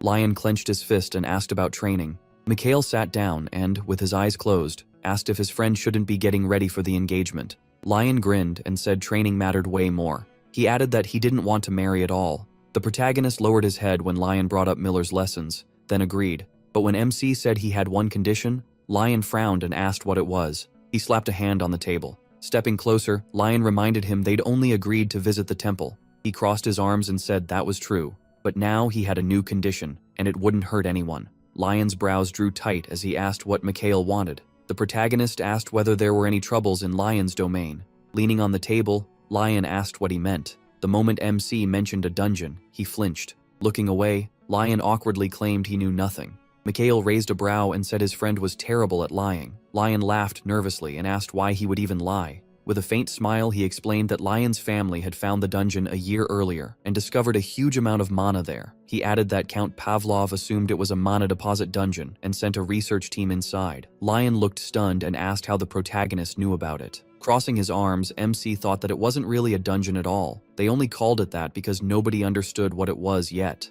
Before the regression, most of the research team vanished. Count Pavlov sent 5 squads in, and almost none came back. The Pavlov family had wanted a marriage tie with the Reindl family because they were running out of money after spending so much on that so-called dungeon. Lion put a hand to his forehead, shocked anyone else knew, and muttered that there must be a rat in the family. Mikhail shook his head and said no. He had only heard rumors from mercenaries. Narrowing his eyes, Lion asked what he meant about the dungeon. He smiled. Then he said the forest held ancient ruins, and those ruins were what had been causing the Pavlov family so much trouble. He added that he was interested in that place and expected a lot from it. Lion frowned and asked what he was getting at. Mikhail explained that most of the research team never came back, and since it was not a real dungeon, it could not be cleared. He looked down, remembering that before his regression, the Pavlov family had struggled with that place until the very end. In the end, they got nothing. Someone else uncovered the ruin's secrets and took everything. So the protagonist offered to help and go into the ruins himself instead of sending another research team. Lion asked if he could really do what even hired experts failed to do, and Mikhail said yes. Exploring places like that needed basic magic knowledge. Lion grabbed his head. With a hard frown, he asked where all that confidence was coming from. MC smiled and said his plan would not hurt the family at all. If he succeeded, they would learn what the place really was. If he failed, the Pavlovs would lose nothing. Lion accepted that. Lion fell silent and rubbed his chin. Then he looked up and brought up the training again. Mikhail promised to teach him everything he knew, and the swordsman agreed to give it a shot since he had nothing to lose. Still, Lion warned that his approval meant little. His father would have the final say. He got up with a grin and said they should go see the Marquise right away since the matter was settled. Edward covered his eyes in annoyance. Sitting across from his son, he reminded him they had agreed he would focus on the Reindl family, then asked what this new Pavlov idea was. Mikhail said it was all part of the same plan. Edward asked if his son planned to go to their land and stir up more trouble. The protagonist denied it, promised he would not repeat his old mistakes, and said he had already made a deal with Wyan. Holding his blood-stained staff, Edward warned that a magician's promise must never be broken.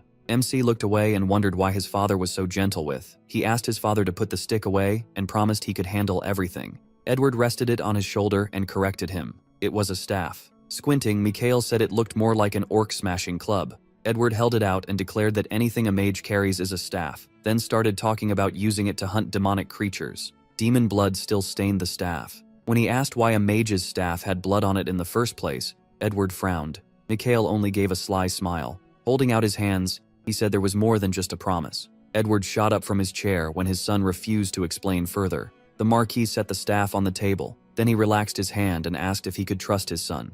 The protagonist looked up, surprised. A smile slowly formed on his face. He said his father always did this, always chose to believe in him. Edward lowered his gaze. Mikhail remembered that in his past life, his father had trusted him until the very end and never gave up on him. That memory hurt even more. Standing before his father's corpse back then, he had regretted not acting sooner. The crown had faded into history, which is why MC Walpurgis refused to be a warrior. Leaning on the table, Edward asked if he was truly confident. With a firm look, Mikhail said he had a plan and every step was connected, but it was still too soon to explain the dungeon part. Edward rose from his chair and agreed. Turning away, he told his son to do what he had to do. He bowed and thanked him. Then something off to the side caught his eye. The protagonist turned toward the window. Surprised, he asked if they really had another guest. Edward said no. Then he asked if Mikhail had noticed something.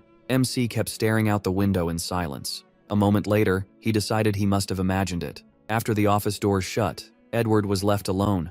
Lowering his head, he murmured that his son reminded him of someone.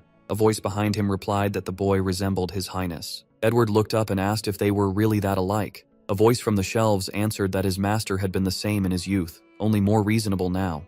Edward asked whether Mikhail had truly sensed someone there, or recognized him. Coming out of the shadows, the hidden man said that was not strange, since his unusual circles were hard to conceal. Edward turned and asked if those marks could not simply be removed. Someone folded his hands behind his back. It was Morden. Edward then asked if his son had really shown nothing unusual lately. Morden raised his brows and said the young man had changed a lot. He was bolder now, and his magic had reached a whole new level. Lightning flickered in Mikhail's hand. He looked up. Morden explained to his master that it was more than magic, since circle magic alone could not do that. He thought it was his own power finally coming out. Bowing, Morden said there was nothing strange about the Walpurgis heir suddenly awakening his talent. Edward stayed silent while Morden added that such power could be hereditary. If Mikhail had truly awakened it, that only proved he belonged to the family. Edward looked up, thinking over those inherited talents. Then he turned away and said he had a favor to ask. Morden placed a hand on his chest and agreed. Edward lifted his head. Calmly, he asked if the time had finally come.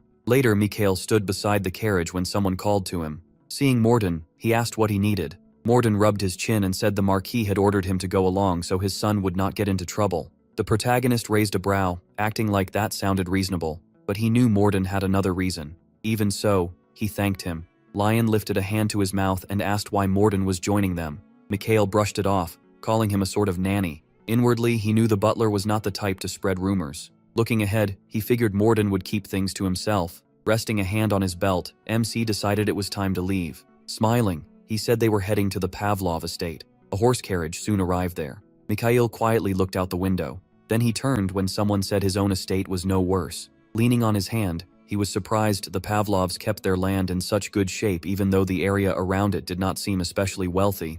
Looking away, he thought his father would have liked this place. It was not just the buildings. The people here looked happy and at ease. Clouds drifted overhead. The brick road seemed to stretch all the way from the Helen forest, and Mikhail guessed the Pavlovs had strong trade ties if they could afford that much brick. Closing his eyes, he said fancy looks were not what mattered. What mattered was that the people lived well, and for that, the heir should be proud of his father. Lion smiled, surprised to hear words like that from the protagonist Walpurgis. The carriage rolled on, and MC said the estate was impressive because of its lord. The boy added that he respected him deeply, and Mikhail smiled. Resting a hand on his knee, Lion called him an honored guest. He raised a brow, thinking his friend had always taken pride in his roots. Lion just smiled at him. Even after becoming the sole survivor, that pride had never left him. As the carriage moved, Lion explained that they had their own army and regularly hunted monsters. Meanwhile, Dagger asked who had arrived. Lion stepped closer and named his guest. Dagger barely heard him at first, too busy with the medicine on his desk.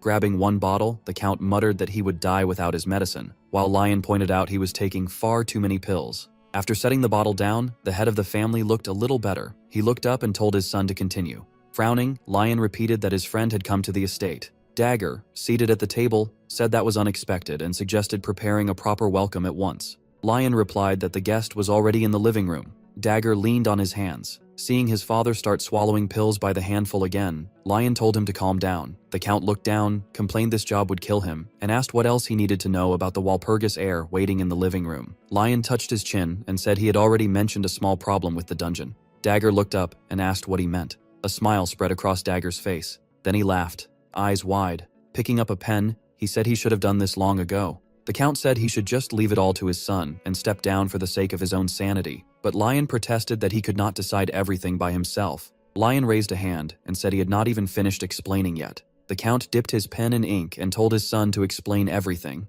Narrowing his eyes, the Count reminded them that the Wolfurges stood above their family in rank. They were still one of the Empire's greatest houses. That dangerous dungeon was hanging over them like a curse. Dagger quickly figured the Wolfurges might take the dungeon for themselves. Siegfried said he knew that already, but the mage's offer was too good to turn down. With a hard look, the Count asked what exactly had been offered. When he heard it was Miller's full aura training method, his eyes went wide. He shot up from his seat, demanding an explanation, and Lion said his friend had all of Miller's teachings and would share them under the contract. Remembering how Mikhail had used magic through a sword, the boy said he had already seen part of that power himself. The Count then asked about the promise, and the boy replied that his father should know better than anyone how huge that promise was. Dagger wondered what could be hidden in that dungeon if the Wolfurges were willing to trade Miller's complete method for it. He lowered his hand and said he needed to speak to the guest himself. Clutching his head, Morden groaned that everything was ruined. Mikhail asked what had him so upset. The butler stared at him in horror and asked if the young master truly understood nothing. He raised his voice, saying the Pavlov family was far from simple. Because of the shouting, the protagonist spilled his tea. Morden grabbed his head and asked how the other nobles would react once they learned the dungeon existed. He asked why he was so worried. The man looked away. Mikhail admitted the butler had a point, but he was missing one key detail. Calling up memories with magic, MC thought through what he already knew. He knew exactly what would happen and how much Miller's teachings mattered to the Pavlovs. He also knew they saw the dungeon as a burden after failing to explore it again and again. He smiled, sure things would make sense once he spoke with the Count. He said it would work out, but Morden folded his hands and asked if the Count would really make a deal with someone from the Mikhail Walpurgis family. The protagonist calmly assured him the head of the family would come rushing over any minute. The butler frowned and decided his master was out of his mind again. Then he heard the Pavlov family had entered the living room. Mikhail rose from his seat and said he had been right. Bagger frowned. Even before the regression, he was known for making fast decisions. Holding his cup, the Count got straight to it. His guest wanted the dungeon. MC said he planned to explore it with magic, since that would be more useful than a normal expedition. The Count replied that he wanted to understand the situation too, and asked what value a magician could possibly see there. Hand near his mouth, the Count guessed his guest already knew what was inside. He raised a brow and said it had to be worth at least as much as Miller's teachings. Mikhail lowered his eyes. He knew Miller's method alone wouldn't be enough to get him inside. Crossing his arms, Bagger ordered him to say everything he knew. He looked up and decided it was a bluff. In his mind, it was like a chess match, and he still had the better position. Wide-eyed, he said he wasn't even sure the dungeon held anything valuable, then asked if he could ask a few questions first. After a sip from his cup, Mikhail asked whether the Pavlov family could really clear the dungeon on their own in their current state. The Count frowned, chose honesty, and admitted they couldn't, but that still didn't mean they needed a partner from the protagonist Walpurgis family. MC touched his chest and asked, what if the partner was just him? The Count checked if he meant himself alone, not his whole family. He confirmed it and said he wouldn't even need an escort. Clasping his hands, Dagger asked how long it would take. Mikhail smiled, raised one finger, and said 1 day. The man stared in shock and asked what happened if the expedition failed. The protagonist spread his arms and promised to hand over Miller's teachings if it did. Smiling, he added that if they succeeded, they would split the rewards evenly. They soon stood at the entrance to the ruins. Lion asked if they were really going in together, and the boy let out an annoyed sigh. Looking aside, Mikhail said that if his friend was scared, he could stay behind. Siegfried stepped forward at once and said he wasn't afraid. The Pavlovs never ran from a trial. The young man reached his hand out, and his companion suddenly froze. The knight looked back and asked what was wrong. Mikhail explained that the dungeon entrance itself was a trap, so they had to prepare first. Warden covered his mouth and sighed. Then he raised a finger and realized they couldn't just walk in. This was a simple but safe way to keep unwanted guests out. The swordsman asked what he meant. MC explained that this dungeon was alive, full of living creatures. He added that it was one of the rare dungeons that needed energy to support what lived inside. Lion, shocked, realized they would be eaten like the others if they entered as they were. Mikhail formed a fireball in his hand and realized they only needed to feed the dungeon mana. He sent the flame forward. It rushed straight toward the entrance. A moment later, the energy was absorbed inside. Its light vanished into the dark. Then the glass cracked. Mikhail warned them the doors were about to open. A bright flash burst from the dungeon. Frowning, the magician realized this was the first tomb of Asura. The group stood before a throne. This dungeon held ancient relics and sacred items. One strange artifact glittered in a man's hands. Mikhail said that item could protect them from demon attacks, and his companion smiled, saying it was the best thing they could have found. The priestess looked at them and said they no longer needed to use it. The treasure floated up and shone as the saint explained that the storm set grew stronger with its owner, and in the right hands it could show its true power. Before the regression, Siegfried had owned it. Just a week later, Mikhail reached out, trying to stop his comrade, but the artifact hit the ground and shattered. Thinking back on it, he was still angry at his friend's stupidity. Squinting, he realized this dungeon held part of the storm. Ahead, open doors shone with bright light. The protagonist decided to take the relic himself so that future disaster wouldn't happen again. They moved into the lit room. Looking around, Lion said it didn't match the reports from the research team. Mikhail explained that time didn't move inside this dungeon. The boy looked up and asked if time had frozen, and MC confirmed it. The knight asked who could do something like that and guessed it had to be divine-level magic. He agreed and said it became even clearer when a time-stop spell covered a huge area. Looking down, the swordsman was stunned that something like this existed in their lands. Mikhail raised a hand and told his friends to stop.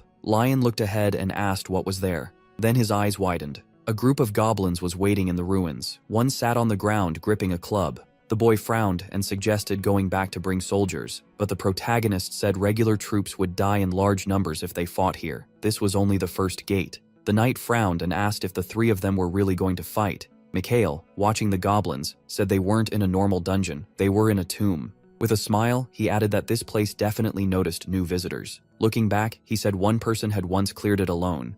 In the ruined corridor, MC drove a knife into the wall. Lion raised a brow and asked what he was doing. Mikhail looked back and said he was scraping valuable stones off the wall. The boy shut his eyes and asked why that mattered. Holding the dust, he explained that goblins absolutely loved it. Smiling, he said monsters reacted to this powder the way cats reacted to valerian.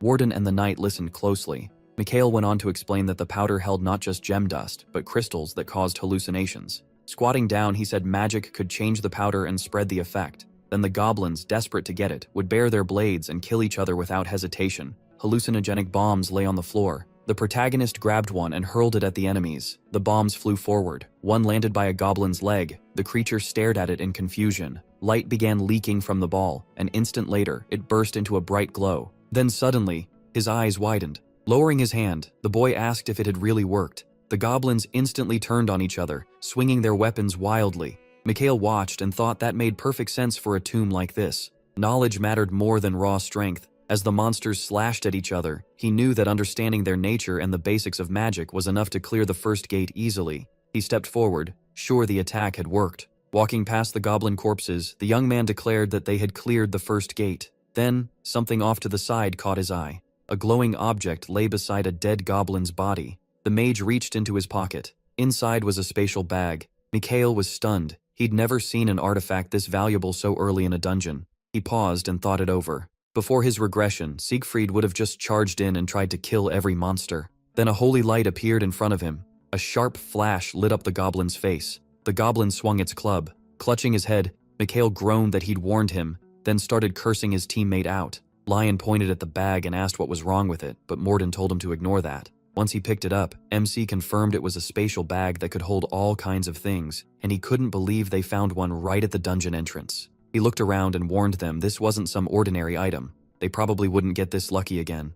Hand on his chin, he wondered why they found it now. Before his regression, relics like this only showed up much later, so something had clearly changed. Mikhail held out his hand and asked his friend to pass him the bag. Then he noticed writing on it. Inside, the message told them to let go of greed. The knight leaned in, asking what that meant, and the butler guessed it was a clue for the next gate. Staring at the bag, he thought escape from this place wasn't going to be simple. As he pictured the dungeon's layout, he realized this greed had to be somewhere inside the tomb. Then he suddenly stiffened and brought up the goblin chief. The servant didn't see the connection, so Mikhail explained that the biggest goblin had been closest to whatever this greed referred to. Walking to the corpse, he said they needed to take its magic stone and put it in the bag. Lion opened his mouth in shock, then said he'd do it himself since pulling out a magic stone wasn't easy. The protagonist frowned, surprised to hear that. The knight threw up his hands and said a swordsman would handle it better than someone using a staff. Then he grinned and said he had an idea, but the swordsman soon noticed there were 2 chieftains here, which meant 2 magic stones. Eyeing the bag in Mikhail's hand, Lion said it looked expensive and suggested a bet. Pointing to himself, he said he needed to know he'd get something out of this dungeon, and MC narrowed his eyes at him. Standing on the huge goblin's stomach, the knight declared that the spatial bag would be the perfect prize. His eyes widened, and the swordsman used acceleration. Blue waves of energy burst from his hands. A red stone appeared beside his sword. Grabbing it, Lion called it an easy win. Mikhail looked at him and said that was enough. He was holding the same kind of red stone in his own hand. The knight just stared, shocked. The magic stone was still glowing, proving the monster's mana hadn't faded after death. The knight dropped to his knees and admitted defeat.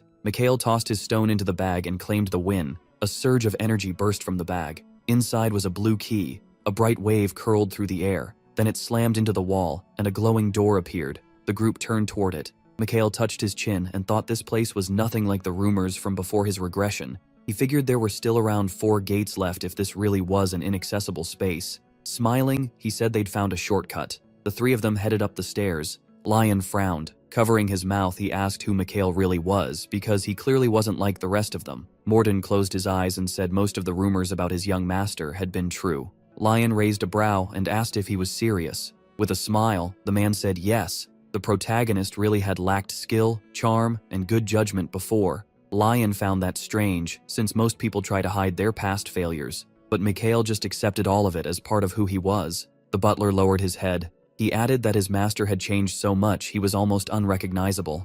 MC raised a brow, feeling like they'd still missed something even after making it this far. Soon they stood before the 4th gate. Looking at it, he knew everything ahead was a guess. Before his regression, he'd only ever reached the 4th gate a few times. Since this route was hidden, the next trial might be different. Mikhail placed his hand on the runes. His eyes widened when he understood the words. They warned him not to try guessing, so he figured the answer was simple: just go in. Lion reached out and asked if he was really about to open it. He looked around and said they had no clues, so standing there and guessing was pointless. The mage lifted a trembling hand. The others looked down at themselves in confusion, and Mikhail explained he'd put a small safeguard on them against physical and mental attacks. With a bright smile, he told them to move forward. The fourth gate opened. The protagonist stepped into the darkness, where nothing could be seen. A glowing orb formed in his hand. Looking up, he guessed the room was huge, but that was all he could tell. He looked around and realized the darkness was so thick he couldn't even find his friends. Standing alone, Mikhail worried about Lion and hurried to figure out what kind of place this was.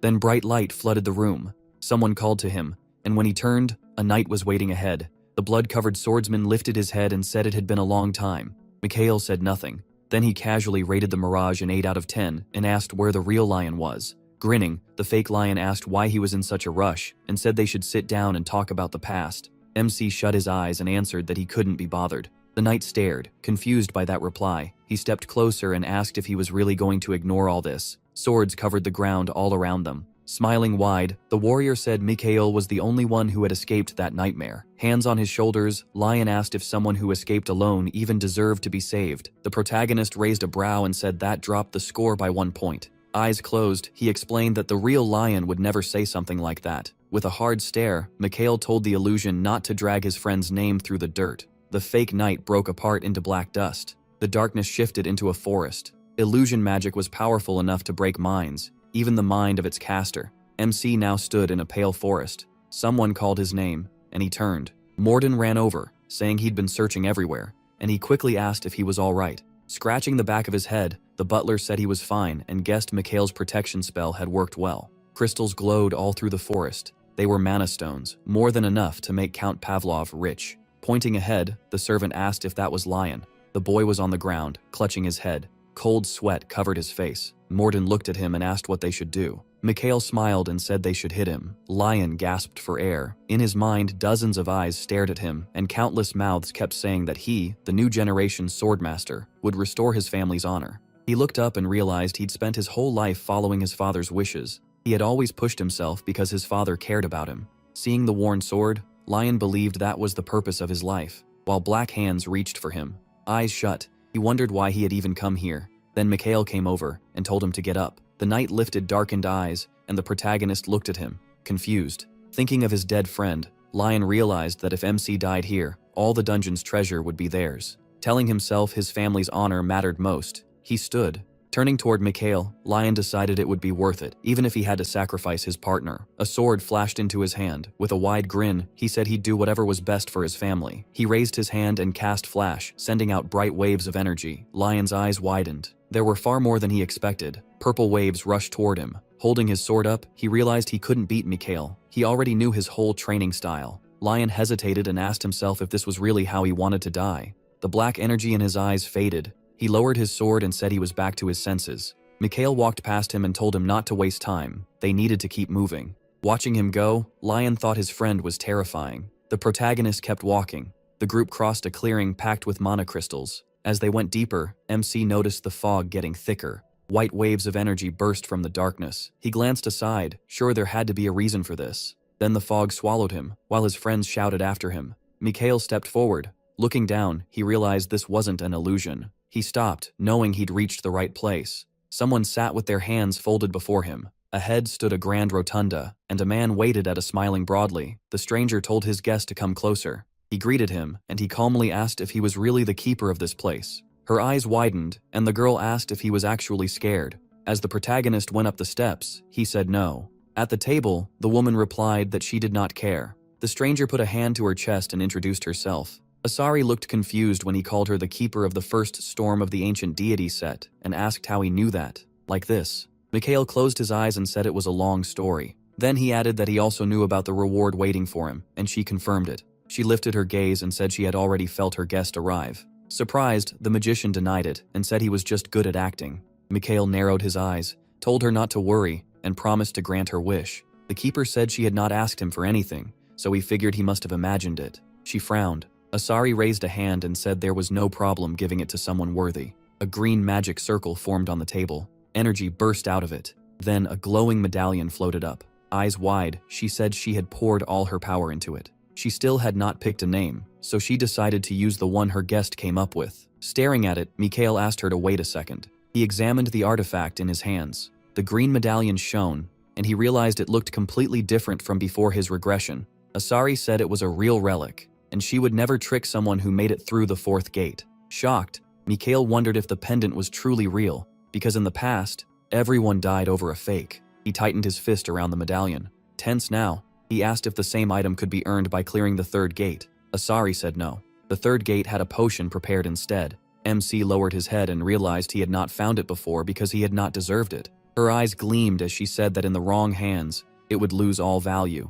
He stayed silent. Closing his eyes, he said he understood. The medallion was already hanging from his neck. Then the pendant suddenly broke. Green energy spread around him. A barrier wrapped around his soul and body. But Mikhail looked himself over and felt nothing unusual. Watching him, Asari explained that the relic could block any attack but only once a day, and its effects might change depending on the wearer. That made him raise an eyebrow. Then Asari's body started fading away. Looking down, she said her time had come. With a smile, she explained that all she needed to do was hand over the pendant, and now it was time. Mikhail covered his mouth and realized time in the dungeon was moving again, so the spell must have worn off. He looked at her and asked what she would do if she could stay. Asari lowered her head and told him not to even think about restoring the magic barrier. He would need the 9th circle for that. She folded her hands on the table. Smiling, Asari said she wanted to see for herself how the world would change. Mikhail put a hand on the table and said she already understood everything. As he passed her, he said she could keep existing once magic returned to normal. Then he stepped forward. A huge gear-covered door stood in front of him. The moment he touched the glowing stone, he understood how it worked. Mikhail said this was the best way to make it last as long as possible. Asari jumped up from the table and asked what he was doing. Without turning around, he asked if she wanted to see how the world would change. Smiling,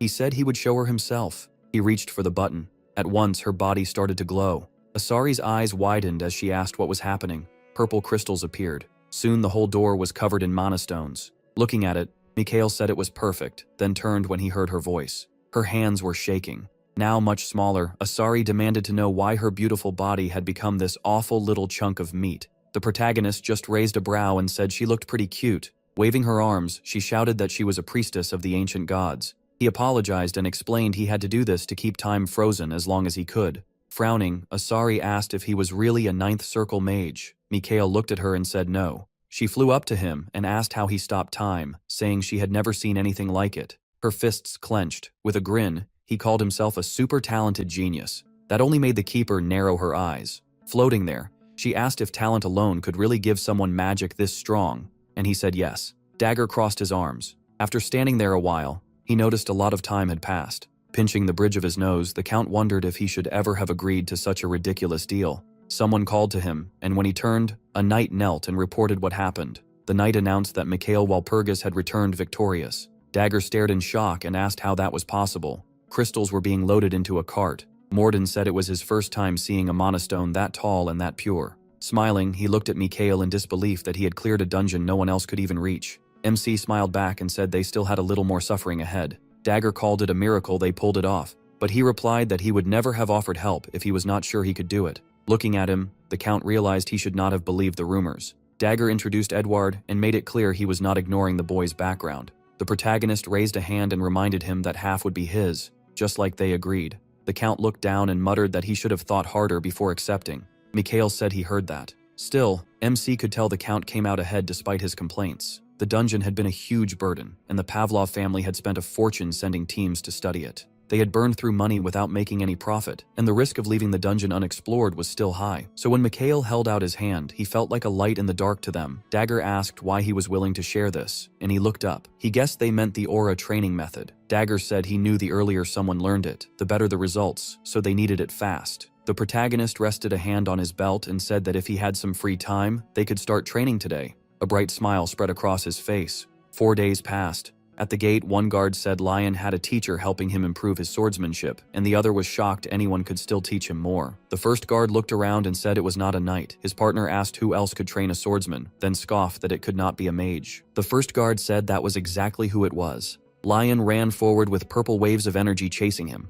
As he swung his sword, he reminded Mikhail that he had promised to teach him the Miller method. MC spun a finger and said this was the method. They had to master the basics first. Sitting on his shoulder, Asari commented that in her time, basics meant something very different. She watched with interest and said his way of training was pretty unusual. This was more than just sending mana freely, and Lion dodged another wave. He swung again. People like him were not the careful type when it came to mana. That was why this training worked so well. Then he struck a beam of light. The flash cut him. Mikhail raised a finger and congratulated him. Lion demanded to know what the hell was going on, but another blast hit him in the stomach. He dropped to the ground and asked what kind of training this was. He said he was in trusted hands, so there was nothing to worry about. Hands on his hips, the protagonist said even a mage should know how to use a sword. Thinking back, he remembered his friend once trained him the same way. Then he knelt and told Lion to move all his mana. The boy shut his eyes, then looked down. Seeing blue aura around his sword, Lion said the burden on his body was gone. Mikhail explained that moving mana during an attack was the whole point of the training, and Lion realized he had not been getting hit for no reason. He gripped his sword tighter when MC told him to remember the feeling of mana moving inside him. As Lion got up, he told him not to forget that feeling and to keep training.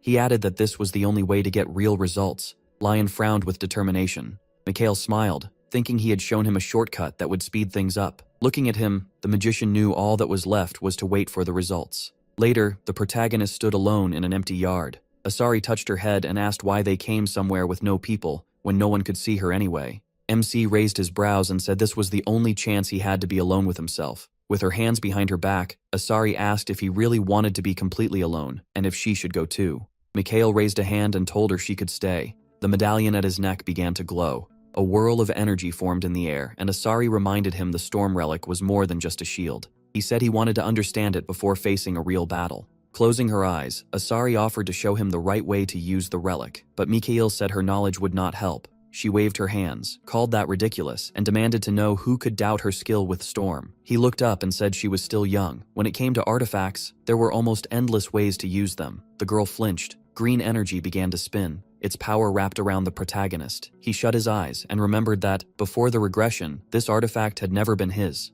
Back then, Siegfried had stood before him. Mikhail remembered how Siegfried kept studying storm. Watching that gave him an idea. It might be used to make mana move through the body on its own. The artifact glowed against the body. That self-circulating cycle was powerful, even with limits. Until now, every flaw came from not being able to sense that cycle. A flash lit up Asari's face. Eyes wide, she asked what was happening.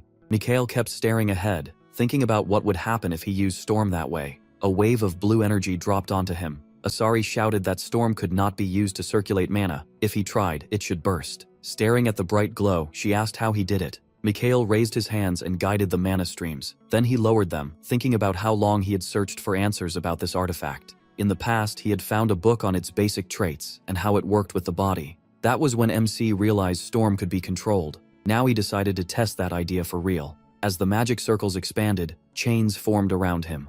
Looking down, he knew the effect would not last. Still, with mana and storm together, he could make a temporary magic circle. Mikhail traced symbols in the air, and a ring of fire appeared around him. Asari frowned and asked how he had reached the 6th circle. Fire flickered in her eyes. When she saw him drawing the 7th circle, she told him to stop. Using magic beyond his level would end badly. Instead, Mikhail spread his arms and used gravity magic. The ground split apart. Chunks of rock rose into the air, and he stood at the center of them. Asari stared in shock and asked if he had really pulled it off. A week passed since Lion started training with the Miller method. His sword was now covered in blue energy. Looking at it, Lion realized this was the real result of that training. Mikhail swung his sword and said the change was already clear. Lion figured these skills could take him farther than ever in just a few years, and he smiled at his weapon. Then he lowered it and asked what the protagonist planned to do about the dungeon, reminding him about the mercenary selection. MC looked away and thought for a moment. He had gotten so caught up in the artifact that he had nearly forgotten. Then Cassandra came to mind, and he realized he needed to find her before entering the dungeon. Touching his chin, Mikhail wondered how to do that. Someone came running toward them. Hearing the voice, he turned, and Lion asked what was going on. Maxim narrowed his eyes and said he needed to speak with the young master alone. They had a guest. When asked who it was, the guard looked away. Mikhail frowned. He already had a guess who had come. Aileen was waiting at the table. Looking around, she thought the estate was not very large, and the family itself did not have much weight in history. The table drawer stood open. Clenching her fist, Aileen told herself she had to prove to her father that she deserved the title of knight. A memory came back. Reindl, hands behind his back, saying they had no more chances with Walpurgis. He then told his daughter to do as she wished. Aileen could only frown.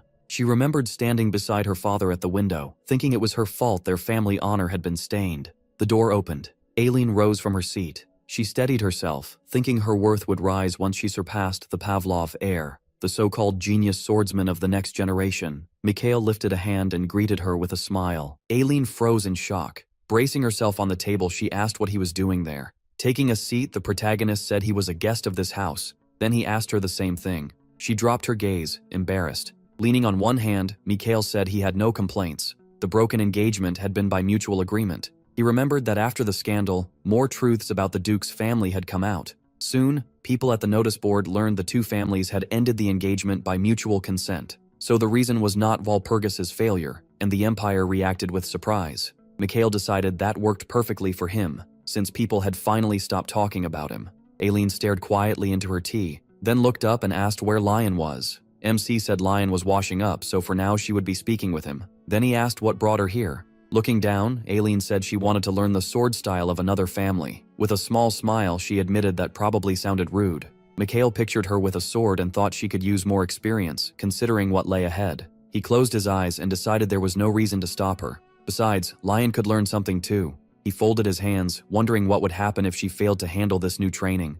A smile spread across his face. He closed his eyes and called out to his former fiancée. Tense, Aileen asked why his eyes were glowing like that. Mikhail put a hand on the table and said that if she came here, she must want to grow stronger. Then he stood and decided to give her that chance. Aileen raised a brow and asked what he meant. Walking closer, the protagonist explained that Lion was quick-tempered, so he probably would not like her visit. When she realized they meant to help her, her eyes widened nervously. Later, Lion crossed the yard, scratching the back of his head and asking why he had been called. Mikhail saw him and smiled. Lion instantly tensed. Standing there were his friend and his future bride. Pointing at MC, Lion asked what that grin was for. He frowned, already guessing his friend was about to suggest something insane again.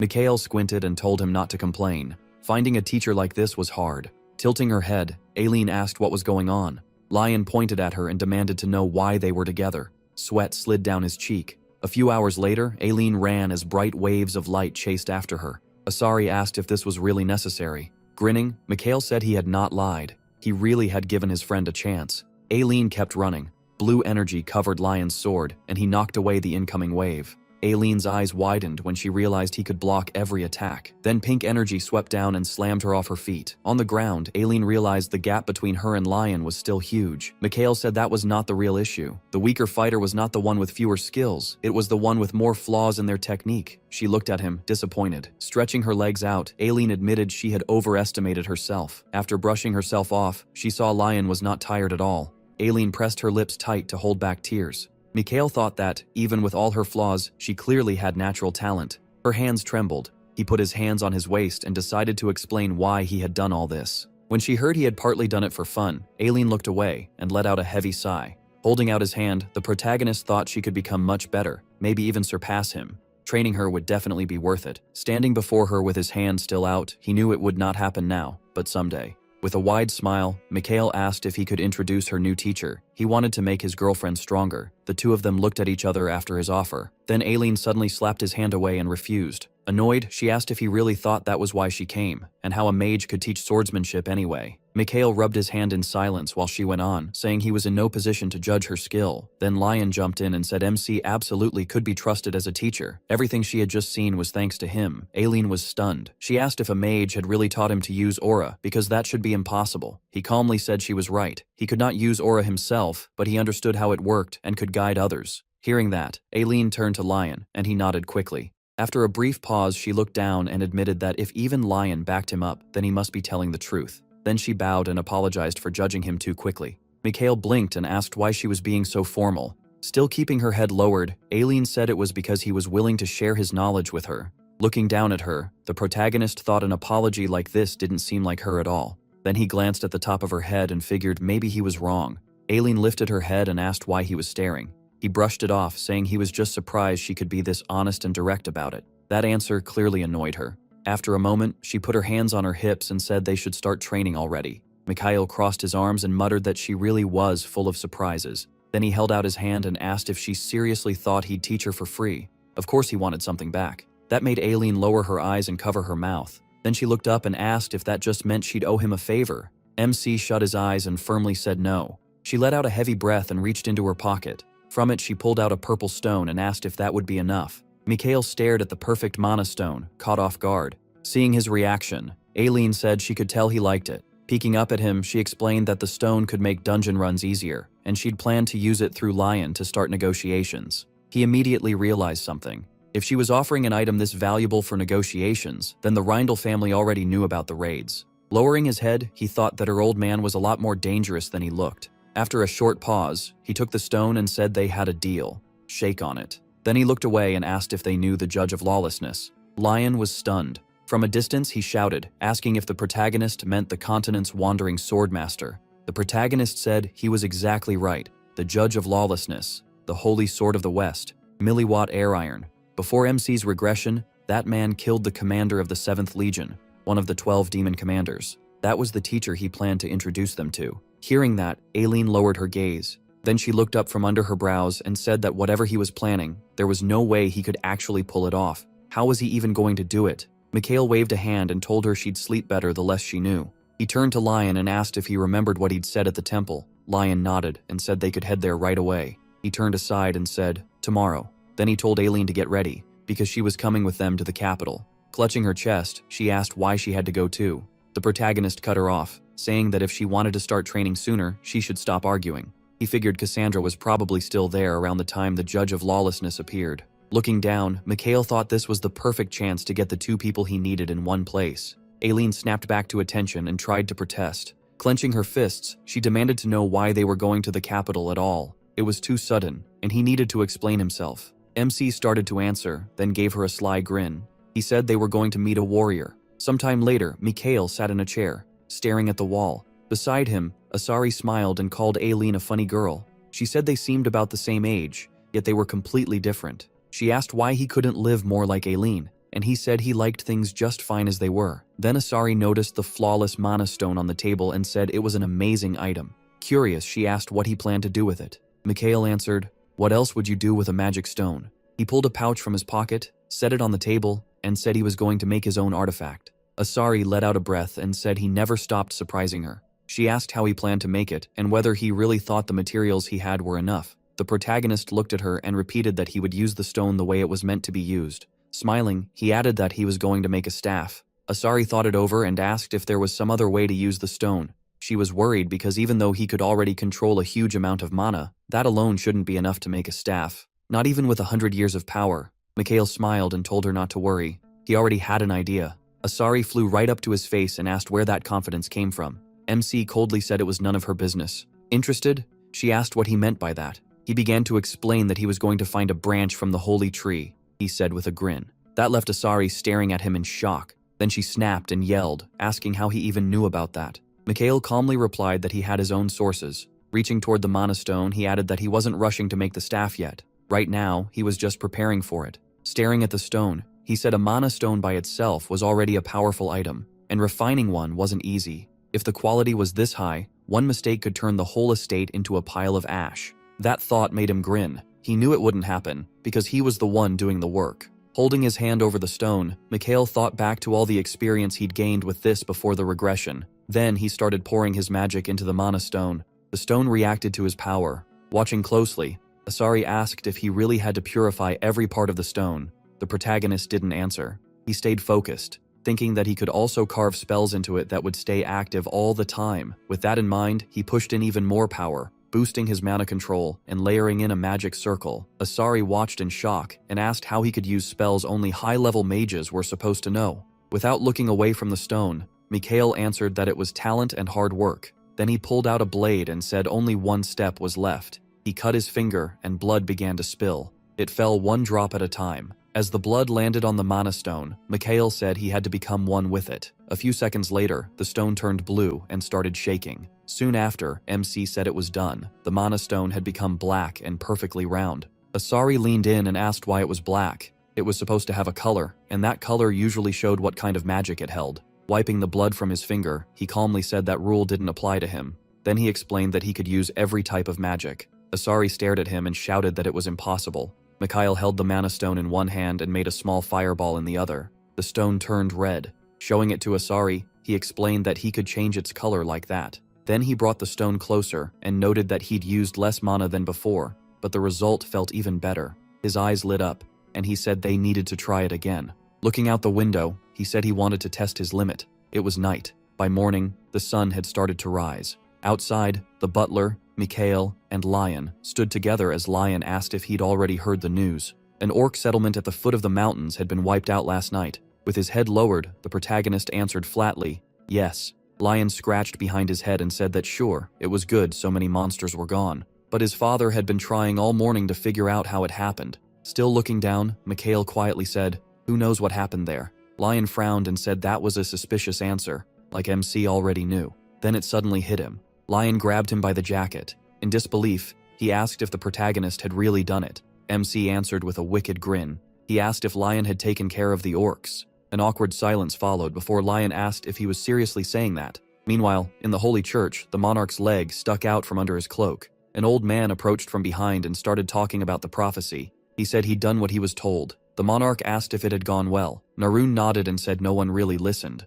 The monarch replied that it couldn't be helped. The prophecy still existed, so they would deal with things as they came. The archbishop agreed. Then the monarch asked whether they had found Cassandra. Narun looked down and said not yet, adding that searching for her might not be a good idea. The archbishop asked what the point of the prophecy was if nobody believed it anyway. The monarch suddenly asked if he was calling it a lie. Narun said he didn't know. Turning sharply, the monarch said they still needed to keep watch on Cassandra. Looking at the stained glass, he added that they couldn't just ignore what she had said. Gritting his teeth, the man asked them to wait until God revealed the truth, he said, lowering his eyes. A little later, Aileen looked ahead and asked about the prophecy. Mikhail crossed his arms and said that was exactly why they were going.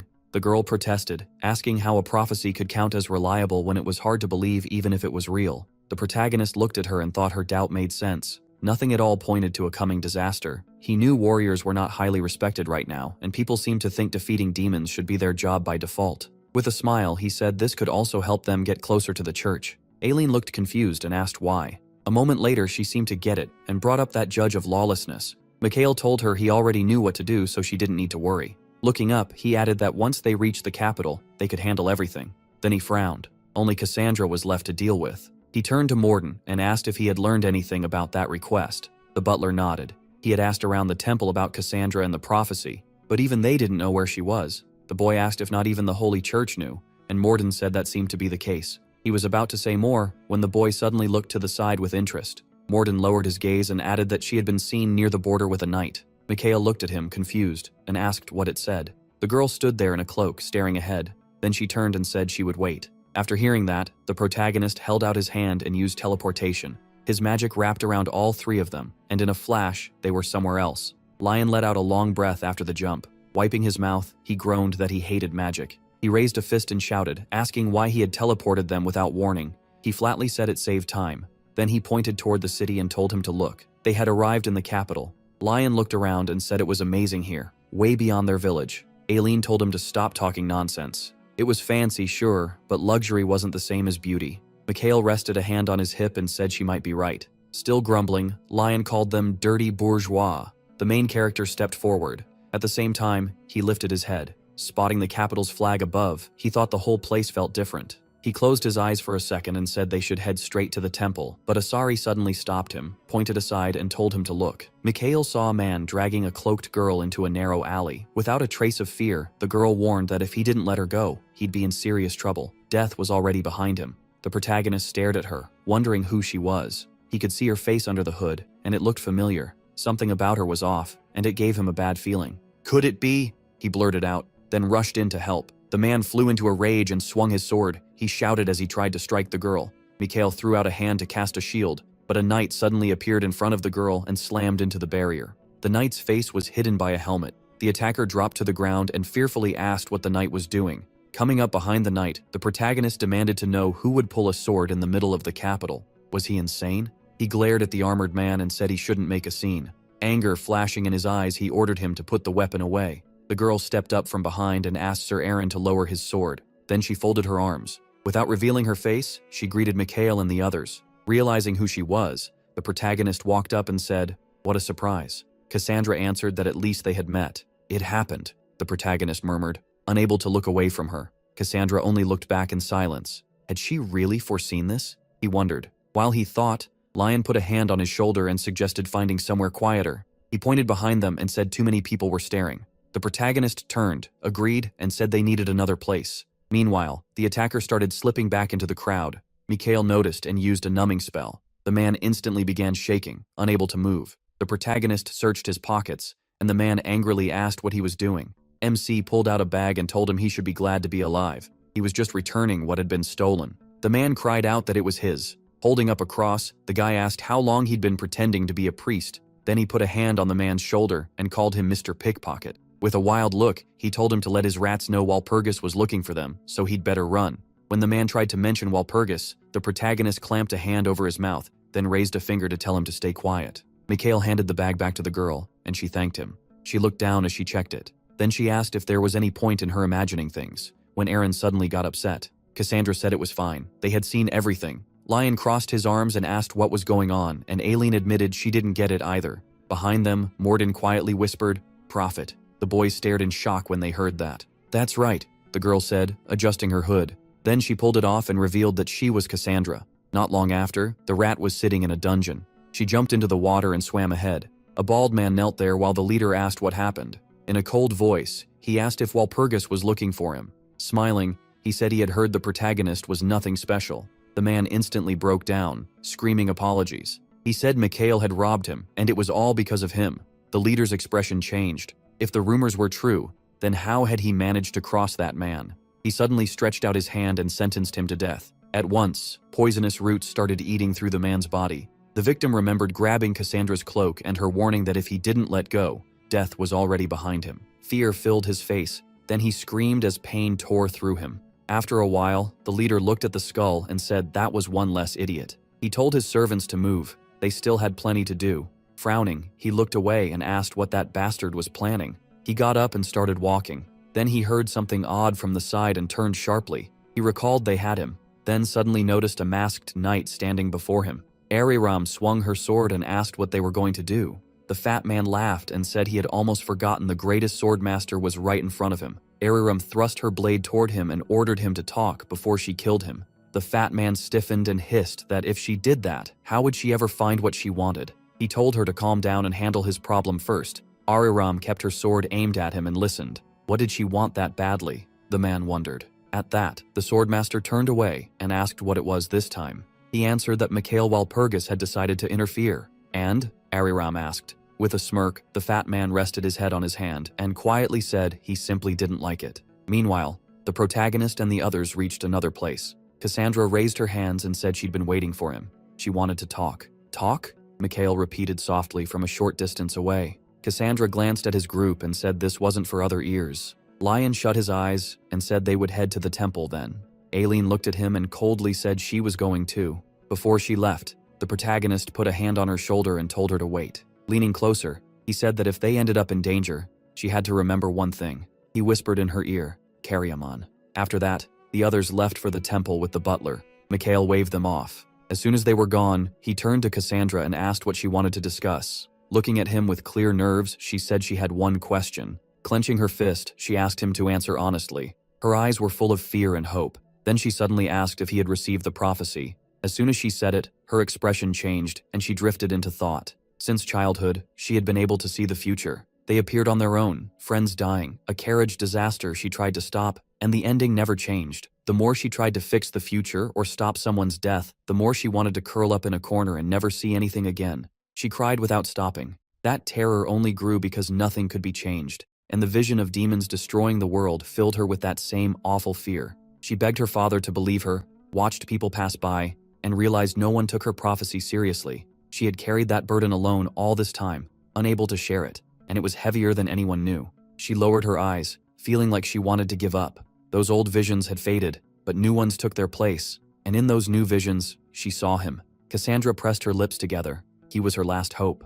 After a pause, Mikhail said he had never seen any prophecy. She just stared at him, shocked. Then her gaze fell in disappointment, while he admitted he didn't know if he could help her. Confused, Cassandra asked what he meant. Mikhail answered without dancing around it. He gently placed a hand on her head. Smiling, he said he believed her prophecy about the demons, and humanity's destruction too. The moment she heard that, tears ran down her face. Her voice shook as she asked why. The The protagonist spread his arms and asked if she thought he was lying. Then he brightly declared that he was a curious wizard and he wanted to know if the future and prophecy could be changed. With shining eyes, he said it was fascinating. A perfect chance to prove fate wasn't fixed and anything could happen. Cassandra looked at him with renewed hope. She had been scared he would laugh like everyone else, since no one ever believed her prophecy. She bowed her head, surprised by his answer, but sure of one thing now. She trusted him. Laughing through her tears, Cassandra called him funny, then asked if she could speak to him more casually. She stepped closer with a small smile and said that if he believed her, then she could believe in him too, gently taking his hands. Sunlight broke through behind the castle. Meanwhile, a man held a paper and asked coldly, but Lion slammed the table and snapped that everything was correct, and since he came to sign up, they should skip the pointless formalities. The man glanced at the paper and asked about the others, but Lion suddenly called for Mikhail. Annoyed, the man looked up, and Lion barked at him to fix his face. Unmoved, the man asked if they came here to mess around, because this was a place for recruiting warriors. Lion pounded the table again and shouted, "Mess around?" before Eileen cut in, and told him to calm down. Grinding his teeth, the man wondered where MC was. Then he leaned out from behind the table to greet a new arrival, and Lion quickly turned, hoping it was Mikhail. Heavy footsteps sounded behind them. Instead, Ariram stepped in. The man's expression changed in shock. In a threatening voice, she said she was looking for a boy. Pointing her sword forward, she demanded to know where he was. The sword caught the last light of sunset. Ariram glared at everyone and repeated the question. Her aura was so intense that everyone felt it. Lion didn't hesitate. He drew his sword. Eileen did the same. Both took battle stances. Watching Ariram, Eileen asked if he knew who was under the mask, and he said no, but it was clearly the swordmaster. Ariram lowered into stance and asked again where the one who could see the future was. Lion realized she meant the prophet and demanded to know why he should answer. Because, the swordmaster said quietly as she turned her blade, and in the next instant, she leaped straight at him, appearing right in front of the man. The sight left Eileen horrified. With anger in her eyes, Ariram finished that she would make him talk. Then she smashed him into the ground hard enough to crack the pavement. Eileen was thrown back and hit hard. She added that attacking here was pure madness. Ariram coldly said she didn't care. No one even knew who she was, and even if they did, she still wouldn't stop for them. She kept Lion gripped tightly by the face. Eileen asked if the Emperor would really allow this, but when Ariram showed no reaction, she clenched her teeth and tried to think. Her hands were shaking with fear. Then she remembered what Mikhail Walpurgis had told her when they first came to the capital and met Cassandra. Feeling the swordmaster's crushing aura, she wondered if this was the moment. She opened her mouth and tried to say the word he gave her. Forcing it out with all her strength, she screamed, "Karayaman!" Ariram snapped her head toward Eileen, her eyes filled with shock and fury. In the next second, she grabbed Eileen by the throat. Lifting her into the air, the swordmaster demanded to know how she knew that name. As she choked, Eileen thought in panic that this hadn't helped at all. Then Mikhail calmly spoke up. He knew much more than that. He had arrived at the temple with Cassandra and Aaron. Hearing his voice, Ariram turned sharply toward him. The protagonist walked up to her and said the blood of the protagonist Walpurgis ran through him, so she should avoid hurting anyone else. Talking would be better. Ariram still held Eileen, then suddenly smirked. A wild laugh burst out of her and her terrifying aura swelled, making Eileen suffer even more. She glared at Mikhail in rage and said this was very funny. Asari cried out in fear, warning MC to be careful. He spread his arms and used expanding circles, a spell that instantly boosts the number of magic circles. Ariram swung her sword and launched a powerful magic strike at him. He thrust his arms forward and cast a reinforced shield. Mana wrapped around his body as he shouted that he only wanted to talk. Ariram told him he could still stop, but Mikhail covered his face and realized he had no choice. He knew the spell's effect would only last 5 minutes, so he stepped in hard and activated 4th level acceleration. With anger blazing in his eyes, he also used 4th level Eagle Eye. Ariram started pulling back, but the protagonist fired a magic beam after her. Then he unleashed even more beams, pressing the attack. Closing the distance, he clenched his fist and activated massive gravity. Knowing this was the key moment, Mikhail struck with everything he had. Their mana crashed together, and the shockwave hurled him backward. MC dropped to one knee as Ariram raised her sword high. From the ground, Lion shouted that this guy wasn't even a knight, then asked how he could be a wizard without any aura. A blue aura poured from Ariram's sword as she whispered that he brought this on himself. As it spread through the whole area, she added that he would have to clean up the mess now. Still on the ground, Mikhail watched the mana rushing toward him. Then he frowned and looked up. A grin crossed his face. He knew it. He shouted, "Now!" And Asari answered yes as she released her mana. It wrapped around his body and a whirlwind formed around him. He moved toward Ariram, who stared ahead in horror. Mikhail touched his nose and felt blood. Asari flew closer and asked if he was okay. warning that taking in that much mana could crush his organs. He checked his palm and said he was fine. Ariram fixed him with a hard stare and asked what he had done. The protagonist shouted back that it was a secret, because everyone carried secrets. She called him a worthless bastard, just as disgusting as his father. Mikhail immediately said he was nothing like him. Locking eyes with her, he added that he had already proven that. Ariram slowly reached for her sword and admitted his skill deserved respect. Saying she had little time, she asked only for his name and how he knew that man. MC coldly answered that they met by chance. He explained that the boy looked pale, like he might pass out, wandering with no direction. So he gave Karyaman water and asked where he was headed and what he planned to do. Ariram moved close and asked in horror where he was going, but he shot back that he wouldn't give her something that important, especially if Karyaman himself wouldn't want that. At once she placed a hand on his shoulder. Sadly, Ariram said she had to find him. Mikhail smiled and said he had a question first. Side-eyeing her, he asked how she could stay calm while helping the one responsible for that boy's suffering. Then he brought up Knight Milius. Her eyes widened in horror. What? At the same time, a man walked through the dungeon. It was dark and wet. He passed cages full of dirty, starving children. They stared at their captor in fear. The man looked back at them with disgust. Hands behind his back, he grumbled about what was wrong with them and whether they really couldn't sell for a decent price. A servant beside him explained that buyers preferred obedient children. Hearing that, the fat man struck him hard. Then he stepped on him and angrily yelled that the place was crawling with children like these. Couldn't the old ones be sold too? Or was his servant waiting for them to die? Keeping his foot on the man's head, he sneered that some noble might still want trash like them. After a pause, he turned away and said he was in a good mood, so his lackey should be grateful, or he'd feed him to the dogs. The servant raised his head and thanked him. The fat man walked off smiling, thinking about how great his mood was. And it was all because the great swordmaster was in his hands. She gave him information, but information always had a price. He suddenly stopped by a cage and peered inside, thinking Ariram was no fool. She already knew. From inside, a pair of empty eyes stared back at him. The fat man smirked, thinking the great swordmaster had no idea her precious child was locked up here. That thought made him grin even wider as he quietly said her son's name. Then he turned away, saying no one could have guessed the boy would end up near the judge of lawlessness. Right after that, a servant rushed over from behind. The boss asked what was going on with the prophet. The servant stood there shaking, then managed to say she was in the temple. At once, the fat man's smile vanished. Meanwhile, at the temple, Mikhail was speaking with the archbishop. A church servant stared at the protagonist in shock and asked if he really meant the criminals of the capital were after the prophet. MC answered yes, they wanted to control her prophecy for themselves. The archbishop touched his chin and wondered what kind of madman would go against the temple. He then asked what if it was even worse than that. The archbishop lowered his hand and asked if he meant someone inside the temple was involved. Mikhail said that was exactly it. The minister then asked if he had any proof because those were serious words. While they were talking, it was Ariram. Reaching them, she said she had information. The archbishop turned toward the newcomer. Seeing her without a mask, he said her name. Ariram told him priests had tried to kidnap the prophet. Rubbing her hand, she added that Mikhail stopped them, and because of that, the guilty ones had to be crushed and punished for their arrogance. After hearing her out, the archbishop lowered his head and quietly asked how they knew.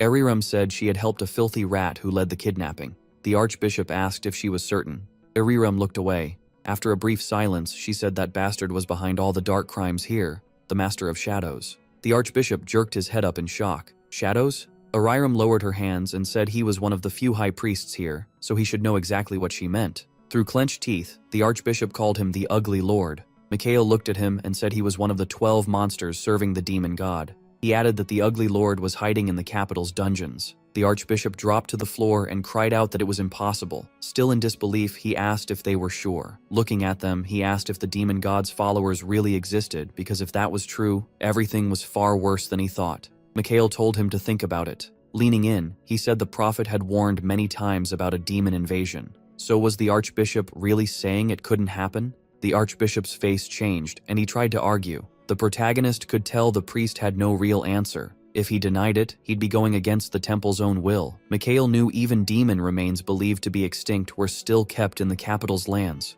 Would the archbishop really pretend he didn't know that? Even thinking about it was tearing at the man's pride. MC rested a hand on his leg and said he would handle this. Standing before him, he said that he and Ariram would defeat the Lord, and the archbishop only had to do one thing. The man fearfully whispered, "A signature," as Mikhail asked to be appointed a warrior. Folding his arms, he asked if that was really too much to ask. He pointed out that killing the Ugly Lord would be a deed worthy of the title. The archbishop closed his eyes, then answered, "Fine." He brought out the pen and said he believed in them. Raising one finger, he spoke about the ugly lord's existence and the order tied to him. Then he started signing the paper, saying he was bound to support Mikhail and name him a warrior. Sometime later, they headed outside. The protagonist and Ariram left the temple. She thanked him right away, saying that without him, she would still be trapped in that man's scheme.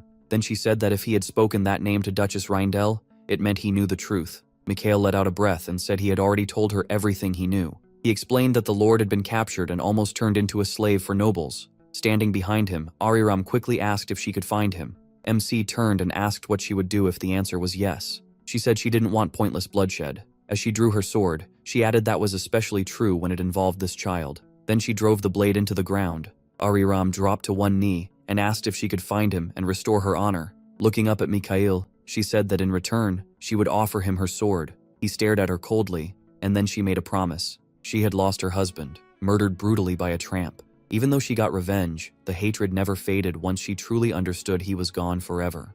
That was when she understood the cause of this lawlessness. To her, it was why people were split into beasts and prey. So she took up the mask and left her old life behind. She became the judge of lawlessness. At that same time, the ugly lord slammed into the wall hard enough to dent it. Furious, he cursed and said he never expected Mikhail to interfere this much. Lowering his eyes, he muttered that nothing had gone to plan, and first he needed to get out of here. Then an unseen voice said it would not allow that. A grin full of razor-sharp teeth appeared in the dark. The shadow turned into a monster and declared that it had to absorb the prophet. The ugly lord snapped back that it was too dangerous now. They should wait for another chance. As he spoke, a shadowy hand grabbed his leg and asked if he had really decided to break their contract. The fat man shook it off and complained, asking what contract mattered more than his own life and growth. Then a servant suddenly yelled that they were under attack. Hearing that, the boss gritted his teeth and swore. He moved to leave, but behind him the shadow took the shape of a man and spoke again.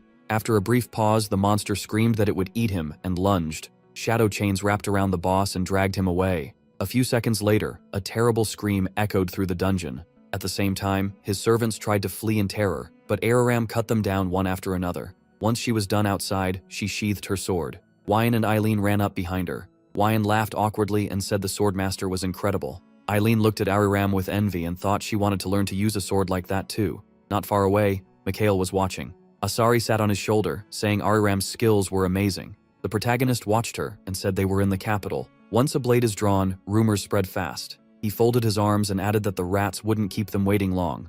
At least no civilians were here. The girl spread her arms and said he seemed to be forgetting their real goal. Lowering her head a little, she asked him not to look at her like that. Mikhail kept his eyes on the keeper and thought that dealing with the villain's sister wasn't important right now. Looking away, he reminded himself that their real target was the main rat. More exactly, MC pictured him in his mind and thought that was the one they needed to find, the ugly overlord. The overlord spread his arms and asked the monster what good it would do to eat him. After thinking for a moment, the monster said a human had no food value. The man decided it would be enough to eat Cassandra. Grinding his teeth, he said he never expected to feel her energy here. He ordered the monster to devour all of them. They had to find it. His smirk faded, and then he said he had an idea. Looking at the bars, he asked if they had been taking good care of the younger generation. The overlord laughed and said they should make use of it. Eileen frowned and swung her weapon hard. She fired a beam of magic straight ahead at the enemy. Angrily, she thought her power was still unstable. Thinking of Ariram, she knew this went against her family's teachings,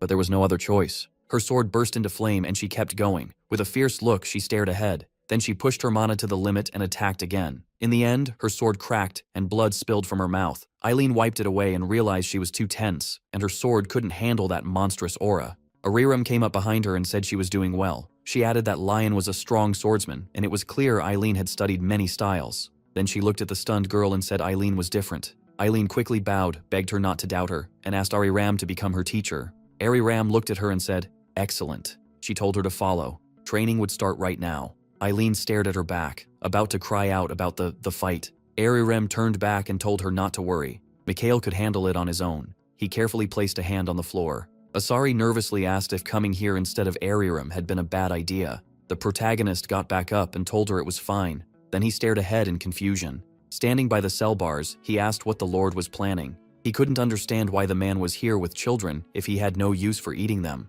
Asari looked up and started to stammer in fear as the children suddenly screamed for help. Horrified, Mikhail realized the Lord was using them as hostages. In the main hall, the ugly Lord sat on his throne. He leaned on one hand and waited. Soon, footsteps reached him. He slowly opened his glowing eyes. Seeing Mikhail, he said his guest had finally arrived. MC looked at the demon's servant and asked if he'd been waiting long. The fat man laughed, saying it was fun to watch the children fight. It really lifted his mood. Hands on his hips, he figured it out. This was Krima, the commander of the Demon King's army. The ugly lord grinned and said he only expected to feast on the girl prophet. Rising from the throne, he added that he never thought one of her underlings would come to him first, helping him recover his power faster. Mikhail crossed his arms and coldly told the fat man to go ahead and try. That answer made the ugly ruler tense. He stared at the protagonist, wondering where this brat got such confidence. His eyes caught the tattoo on Mikhail's neck, but he quickly dismissed the idea that it was because of a deity. He'd already dealt with that. Dropping the thought, he decided the boy was just bluffing. Then he waved to the side and said MC had made things easier by coming here himself. He followed the gesture and understood at once. The children were there, in the prison cells behind that wall. Dark magic wrapped around the ugly lord's hand. A swarm of shadows shot at the protagonist. Mikhail quickly raised his hands and cast a shield. The barrier appeared just in time and blocked the strike. The ugly lord chuckled, saying maybe the boy was more than a simple snack. MC looked at Asari and told her not to step in. Her job was to protect the children. Startled, she asked what about him. Turning away, Mikhail said not to worry about him. A huge wave of dark magic burst from the lord as he mocked him for refusing a deity's protection. His eyes went fully black, and he called his enemy a fool. The instant he spoke, shadow tentacles lunged at the protagonist. MC raised 2 fingers and used flicker. He vanished and reappeared in the air above the spot the shadows hit. Looking down, he noted that the fat man's shadow attacks could change shape. After a brief pause, he realized the enemy was much weaker than before the regression. He could dodge this. The terrifying overlord kept firing more shadows. Mikhail crossed his arms and used a strengthening skill. Then he spread his arms and activated Wind Cutter. Magic blasts flew at the overlord and cut through his attacks. The overlord stared in shock and anger. His attack had been stopped. He quickly looked ahead. Asari carefully controlled her mana, making sure none of the magic reached the children. The overlord grinned and said he'd like to see how Mikhail handled this without protection. He thrust his mana-covered hand forward, and the shadow of a raging monster formed behind it. Then he launched the spell at him in the air, aiming to kill him. The protagonist frowned and activated Shimmer. Wings formed on his boots as he used acceleration. In a flash, he appeared right next to the enemy, face to face. The overlord kept glaring at him with rage, then sneered and called him an idiot. He struck for Mikhail's shoulder and asked what he thought would happen at this distance. Perfect, MC shouted. He shot his hand forward and grabbed the enemy's face. Smirking, he started repeating, "Be kinder, be more humane." The overlord listened in horror as Mikhail went on, saying he should remember the kindness hidden inside him. Still holding his face, he heard the lord shout how a mere human could have heard it. He knew those forgotten words were a message from the afterlife. The protagonist thought about how, even in weakness, the Demon King had kept watching this world. Warriors had given their lives to leave that message behind and bring down the enemy. Pressing harder, MC thought that message was carved into the demon's heart, so it had to affect him. Before the regression, Mikhail had failed to learn the full message, but now he pushed harder and shouted that the Lord would die. Then he looked at him and called him Beelzebub. The Lord's face twisted as he demanded to know how he knew that name. The protagonist looked at him coldly and whispered that he was letting him go. Then he clenched his hand into a fist, crushing the monster. Black slime from Beelzebub spilled across the floor. Asari could only stare with her mouth open. She looked at Mikhail and asked if the enemy was really gone. MC asked her what happened to the children. Shaken, the guardian said they were safe, then asked how he killed such a powerful demon without any setup. She kept talking about how he destroyed it. Mikhail turned aside and saw a huge mass of slime, while Asari warned that it would create a big problem. The tree fixed its gaze on him and mockingly asked if he really thought killing it would end everything. With a wide smile, it said he was too quick to judge because it was the one behind the chaos. The protagonist didn't even glance at the monster lying on the floor. Then he turned with a grin and asked what was stopping him from destroying it anyway. A few minutes later, he finished drawing on the floor. A huge magic circle surrounded the tree. The monster asked in surprise if that was a spell, saying Mikhail couldn't beat it unless he was at least an 8th circle mage. MC scratched the back of his head and said he didn't need all the details. Asari studied the magic circle and said this spell was different from normal ones, no matter how strong it was. But he already had his hand on the floor, saying this was the only thing that could beat the demon gods. He knelt down, ready to erase the demon. The tattoo on his neck lit up, and he smiled, saying he knew how to use it. Hearing that, Asari was stunned and asked if he was really going to. But before she could finish, a massive power burst out of the protagonist. Staring at him, the Guardian wondered how he'd learned magic at this level so fast. The protagonist gave no answer. He stayed focused on the spell, knowing he had to break down its structure. The magic seal started to glow. Curses were a branch of magic built on patterns and formulas. Like math, magic came down to calculation and the right formula. Mikhail gritted his teeth and wondered what would happen if he approached it from the opposite side. The demon tree started melting fast. What if he returned the magic to its original state, he thought, as the tree kept shrinking. Fear filled the demon's eyes, and it screamed at him to stop. MC smiled and said he knew he couldn't erase it completely, so he had to try something else. With a dark grin, he said the curse was weaker now. That meant the judge could deal with it easily. As it shrank, the demon screamed in rage. Mikhail looked at Asari and ordered her to activate the storm set and blast the demon away. She threw out her hand and agreed at once. The demon's heart pounded in fear as death closed in. A wild storm completely swallowed its body. Asari watched and happily said she never thought he could do that, but Mikhail just turned and walked away. Noticing, she asked where he was going. With a sly smile, he said he needed to check something. After all, it wasn't often you met someone who'd been cursed. He turned to the Guardian and added that before it vanished completely, he had to go somewhere. As he spoke, a black lump of magic formed behind him. "Him!" Asari screamed in horror. A massive blast of dark magic shot from the roof into the sky. The butler kept his hands behind his back and said his master had hidden so much from him.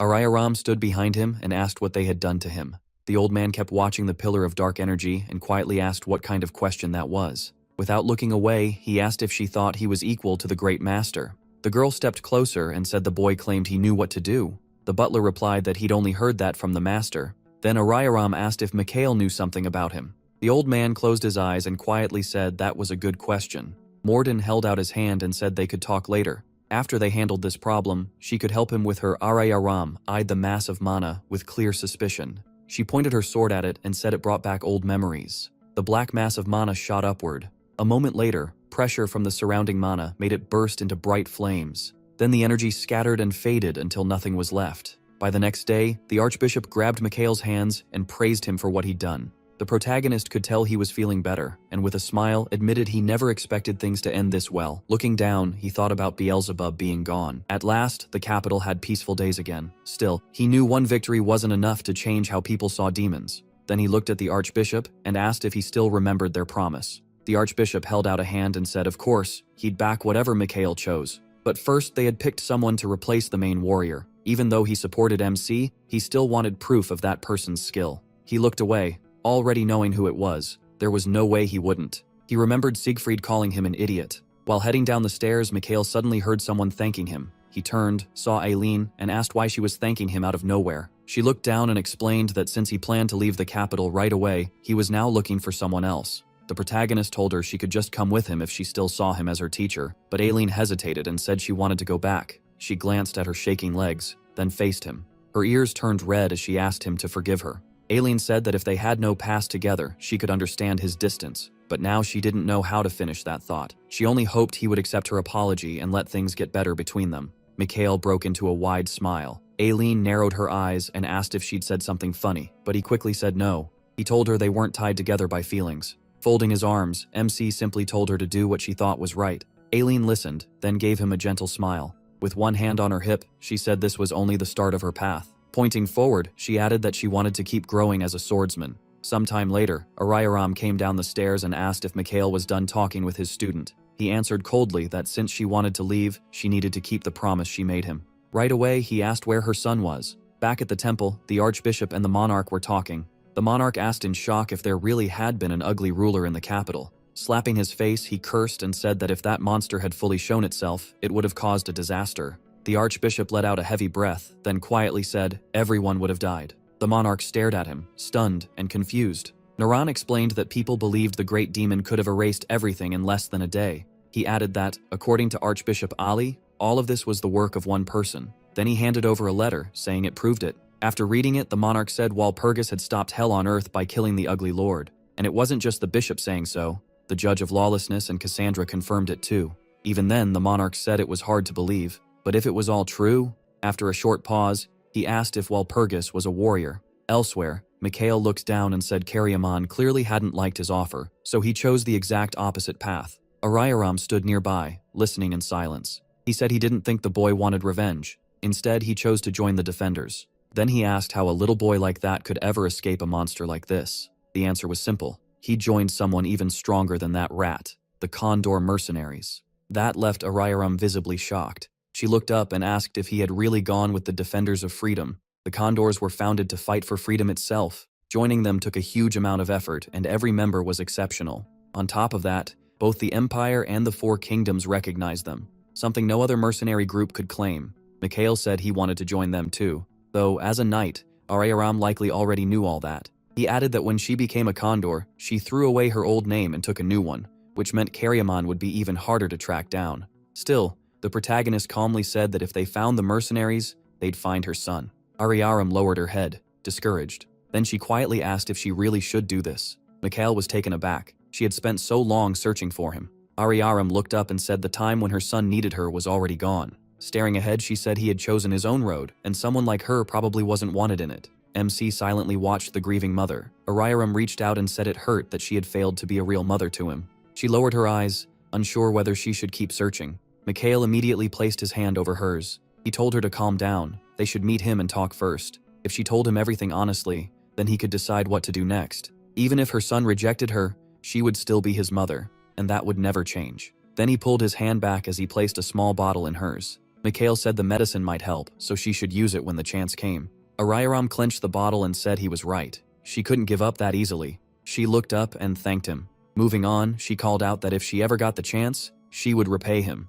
Soon after, the Judge of Lawlessness and Aileen left the capital. Watching her go, he wondered if he should do the same. Then he turned and noticed Lion, asking if he felt sad about Arayaram. Lion briefly said no, his hand tightening. What upset him was that he hadn't even managed a proper fight. She was just too strong. He added that he couldn't help Mikhail either. Looking up, Lion said Arayaram never told him anything. What hurt most was that she didn't even say he had disappointed her. The protagonist looked at him, thinking that wasn't true, and he hadn't expected Lion to be shaken by something like that. So he suddenly called out to him. Something bright flew through the air toward Lion. He caught it at once and asked if it was a pendant. Hands on his hips, MC said it was a gift. Their first stop would be the temple, but Lion gripped the pendant and argued that MC had said they needed to reach the capital. He shouted that he had obviously heard him before, so this had to mean he doubted his strength. The protagonist just smiled and said that was exactly why Lion should keep traveling with him. Then he asked if the next generation's genius swordmaster was really going to give up over something so small. Lion's face turned red, and he shouted that he would never give up. Morden walked over and said the master was right. Lion could help and prove he deserved the title of warrior. Mikhail then asked where Morden had been. Awkwardly scratching the back of his head, the butler said he had met some old acquaintances and talked with them, then moved on. A moment later, they heard footsteps behind them, and a woman say she wanted allies like these. Cassandra stepped up and said they seemed to have gained the Archbishop's trust. Turning to MC, she added that he now held real influence in the capital, so they should count this as a small win. With a fist near her mouth, she said she wanted to help too, then asked for permission. Cassandra leaned forward and said it was time to put everything back where it belonged, when Aaron tried to stop her. She fixed her hair and asked what Mikhail would say to that. Smiling, she put a hand to her chest and said the church's top prophet might be useful to them. 3 days later, at his estate, he was in bed, wrapping his hands after finally returning home. Asari sat in front of him, saying his magic had run dry and his body was back to normal. Mikhail looked at his hand and said he understood. Without any doubt, he decided he needed to raise his magic circles to 6. Clenching his fist, he was sure the Demon King's other companions were even stronger than the Ugly Lord. Then Asari broke the without looking away from his hand. The protagonist asked what she meant. Asari calmly said she wanted to know where his skills and powers truly came from. Staring at him, she warned that if she was going to trust him, he needed to stop hiding things. Hearing that, Mikhail looked at the keeper and admitted to himself that she was right. Trust was the best place to start. Thinking it over, he looked up and decided he still couldn't tell Asari about going back in time. Since the storm set hid his true nature, he could hide that secret too. Asari kept staring at him, waiting for an answer, when an idea hit him. I got it, he thought. He smiled and told her she wasn't the only one who knew something about her god's tomb. Asari looked shocked and pointed out that it was his first time there, yet he moved like he already knew the layout. Mikhail answered that there was something called the Records of Thoth. He finished with a sly smile. That caught her off guard, and she asked if those records still existed. MC answered without hesitation that they did, and that part was true. His eyes dropped as he went back through his memories. Before the regression, he had almost memorized the records of Thoth. After several successful tomb raids, Thoth took control of them, and somehow the information leaked. That was how the records of Thoth spread. Coming back to the present, he told Asari she wasn't the only one who knew about those gates. Asari touched her chin and said that explained a lot. After a brief pause, she looked up and said that if so, his power was incredible. Mikhail just smiled and said he got lucky. Asari quickly asked if he knew about other tombs too. He sat up in bed and told her to give him a second. While getting dressed, he said his first goal was becoming a warrior. Someone he needed was hiding in one of the tombs, so they had to clear them out. Asari smiled and admitted she thought he had no plan at all. At least now, she said, what they feared might not happen. He slipped on his jacket and added that there were still parts of those records he couldn't confirm. Then he suddenly asked the keeper which deity they worshipped. The question threw her off, and she looked away. Mikhail then said that the continent now recognized Hecate the Wise as its deity. Before his regression, she had been known as the only god. So if there had originally been two, and Asari's god was so great, why did no one remember him now? Asari didn't answer right away. After a pause, she said she couldn't explain everything. The protagonist fixed his collar and said he understood. Then she told him the reason was an accident. That was enough for him to realize she knew about Hecate too, so he asked if all information about the gods was being hidden. Asari lowered her head and quietly said yes, for now. Mikhail dropped his gaze and thought that now he understood her silence, but he already had enough for now. A few minutes later, he left the estate. Lion scratched his head and asked if they were heading straight to the temple since it was better to settle this fast. MC said he was right, but they needed to stay put for now. When Lion asked why, Mikhail explained that the one he killed was an important servant of the Demon King. By now, news of that death had probably spread across the empire, maybe even the whole kingdom. He pictured the anger that would follow and thought this was what the prophecy really pointed to. Things might seem quiet now, but chaos was coming soon. He added that the news might have already reached his father. Lion immediately asked if that meant Edward already knew. Tapping his foot, Mikhail said that was most likely. Then he crossed his arms and said it was obvious. Sweat ran down Lion's face as he nervously asked how that could be. He pointed out that the protagonist's father was the Empire's greatest mage and the head of a major family. Then Lion snapped and grabbed MC by the collar. With wild eyes, he demanded to know why he had to get dragged into this. Shaking him hard, Lion said they should turn back right now, but Mikhail only smiled and said it was too late. Clouds rolled in overhead. He looked up and cast a multi-charge shield. The barrier formed above them and stopped a bolt of lightning.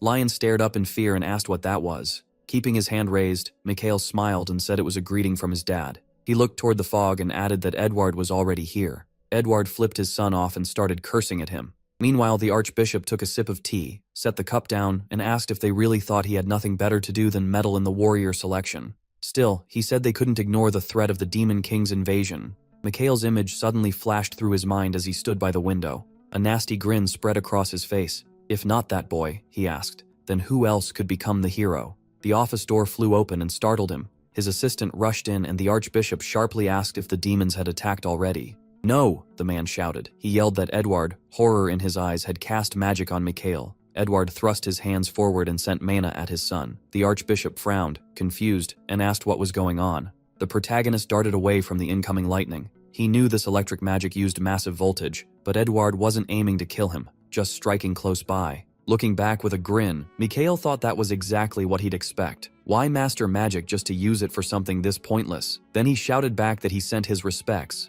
Edward roared in anger while controlling the lightning. What did he just say? And why was he still alive? A bright flash lit up MC's face as lightning closed around him, but at the last second, he used flicker and slipped right out of the lightning cage. Then another bolt shot at his back, but Asari stepped in front of him and used her magic, saying she'd block it. Edward stopped attacking and let out a heavy breath. Mikhail faced his father and asked if he really thought he was chasing the warrior spot for no reason. It just happened that this generation's warrior was someone else. Edward looked confused and wondered what he meant. He then asked if he'd heard about the demon that appeared. The Marquis smirked and said of course. People were talking about it everywhere, and the temple kept spreading stories about the Demon King. The protagonist asked, what if they weren't stories? That made Edward widen his eyes and think. After a short pause, he looked at his son and told him to speak plainly. So Mikhail told his father everything. Edward rested a hand on his chin and asked if one of the Demon King's strongest followers, the Ugly Lord, had really appeared. MC said yes, and added that even the Demon King himself showed up for a moment before disappearing. The Marquis got angry and asked if his son understood what he was saying. Was he seriously claiming the Demon King appeared and he still survived? Then someone else cut in and firmly said it was true. It was Siegfried, asking if Edward remembered him since they'd met about a year ago. Edward only stared at him in confusion.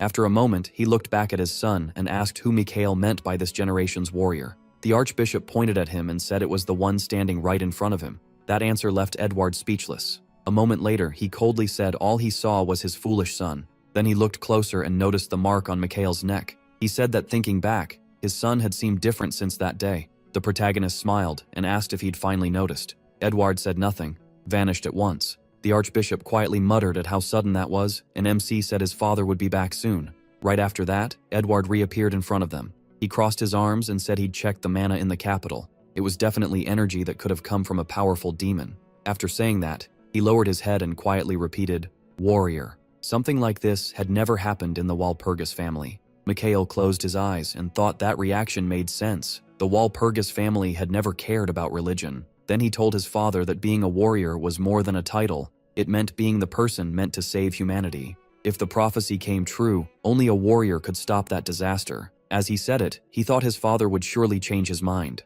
Edward heard him out but said the temple elders were talking nonsense. Besides, the prophecy said one warrior alone wouldn't be enough to save everyone. Then Mikhail activated the storm set, and wind wrapped around him. Edward and the archbishop stared at him in shock. The archbishop trembled and asked, "Could it really be?" Looking at the protagonist surrounded by mana, he asked if this was truly divine power. Then he added that if the disaster was really that huge, none of this would be enough. Asari turned to look at MC. Mana covered his whole body as he clenched his fist and shouted that the Lord was with them. He said the choice now belonged to the temple. It had no right to lose its chance to choose a warrior. Edward narrowed his eyes and asked if Mikhail had really found a worthy candidate. He smiled, pointed at Lion and said, "Right here." Lion looked confused, and Edward said he didn't look ready for something like this. The protagonist nodded and said he believed in him. Then he turned and added that he had promised Lion something amazing in return. Even Lion was surprised to hear that. He spread his arms and answered with total confidence that it was true. Grinning, he added that Mikhail always keeps his promises and never says things like that without a reason.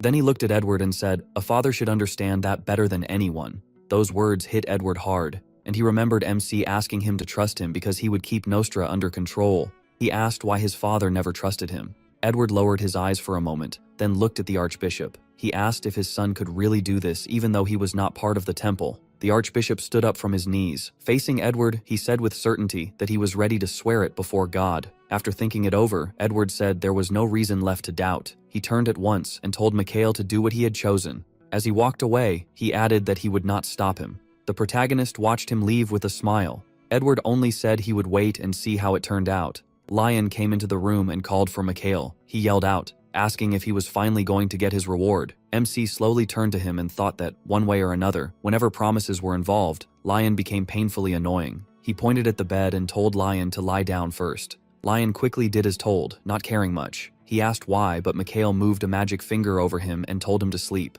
A stream of mana flowed into Lion as he said he was about to show him something he would not forget. Lion lay there wrapped in magic. His eyelids slowly grew heavy. Before long, his eyes shut completely. Then he suddenly opened them again. He looked around in horror. He was standing in a ruined city, and he asked where he was. A stranger suddenly welcomed him. Lion froze in surprise. He spun toward the voice, saw a black figure on top of a monolith, and demanded to know who it was. The man casually replied that he was a local guide, someone who could show him another world. Since he still could not see the stranger's face, Lion only said the man's voice sounded strange. At that, the unknown figure jumped down from the monolith. Looking up, he ordered Lion to draw his sword. The moment he said it, he charged in. Shock flashed across Lion's face. He forced himself to react, grabbed his hilt, drew, and barely blocked the attack. But the impact was so strong that his sword flew from his hands. Now, unarmed, Lion panicked. His opponent was clearly far beyond him. Before he could think more, the stranger swung again, and raw fear filled Lion's eyes.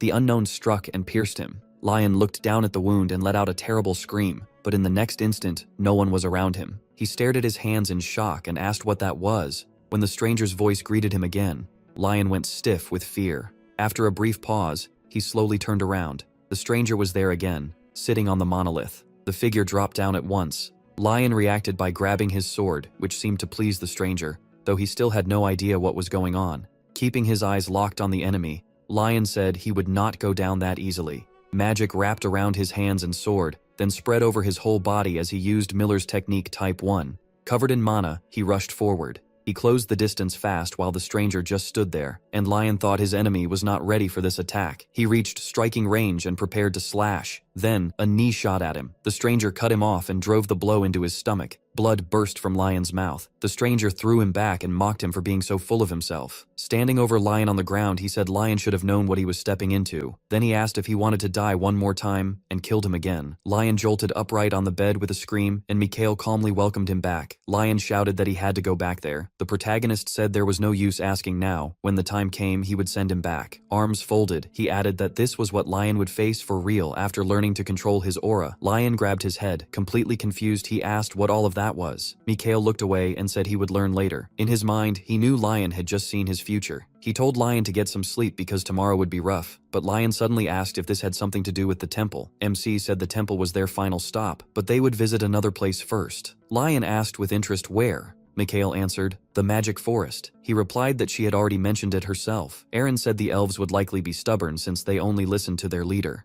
He nodded, said good, and asked how he should address the night. Aaron introduced himself. Morden quickly cut in, saying no one had ever believed those prophecies anyway. Aaron turned to him and said he was right. Then he asked whether they would believe even after seeing proof. The butler answered harshly that they simply did not have the brains to understand it. The two immediately shook hands. Watching from the side, Mikhail was glad they had somehow gotten along. He raised a hand and told them to stop, because the tree mattered most right now. Lion turned and asked what they would do next. Straightening his jacket, the protagonist said that was a silly question. With a smile, he said they were going to snap off its branches. Everyone stared at him, confused, and the room went quiet. They quickly asked how they were even supposed to enter the magic forest. Mikhail looked away and said he would show them now. They all faced the half-dead trees. MC placed a hand on one and said that even here, the roots were still connected. The others looked confused and asked what that meant. He explained that this tree had spread its roots across the whole world. Then he added that every one of those roots led to the tree's heart.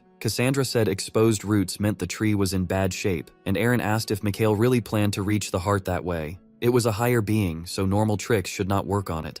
He just smiled and said it was fine. He formed a triangle with his hands. Focusing ahead, he said he had already prepared everything. Then he shut his eyes and said, blockage, before regression. At once, the world tree and everything around it dried out completely. Mikhail stood at its base beside King Jihad and told him to focus. The elf before him was the one who would have to lead all the others now, and Jihad, tears in his eyes, said that if only he had tried harder. The protagonist put a hand on his shoulder and said it was not too late to act. He looked up at the world tree. It had withered completely. Not even the elf king could save it, and later he too died at the hands of the demon king. Mikhail's eyes were cold as he thought that the first of the elves had done everything he could to save the world. After a pause, MC asked Jihad to join them, and from then on they traveled together with Jihad, the 8th king of the elves. Then he left that memory behind. In a white empty space, he thought that dealing with so many beings kept dragging old memories back up on their own. Suddenly, Asura, the guardian, clenched her fist and angrily said she was here to protect him because the seal tied them forever.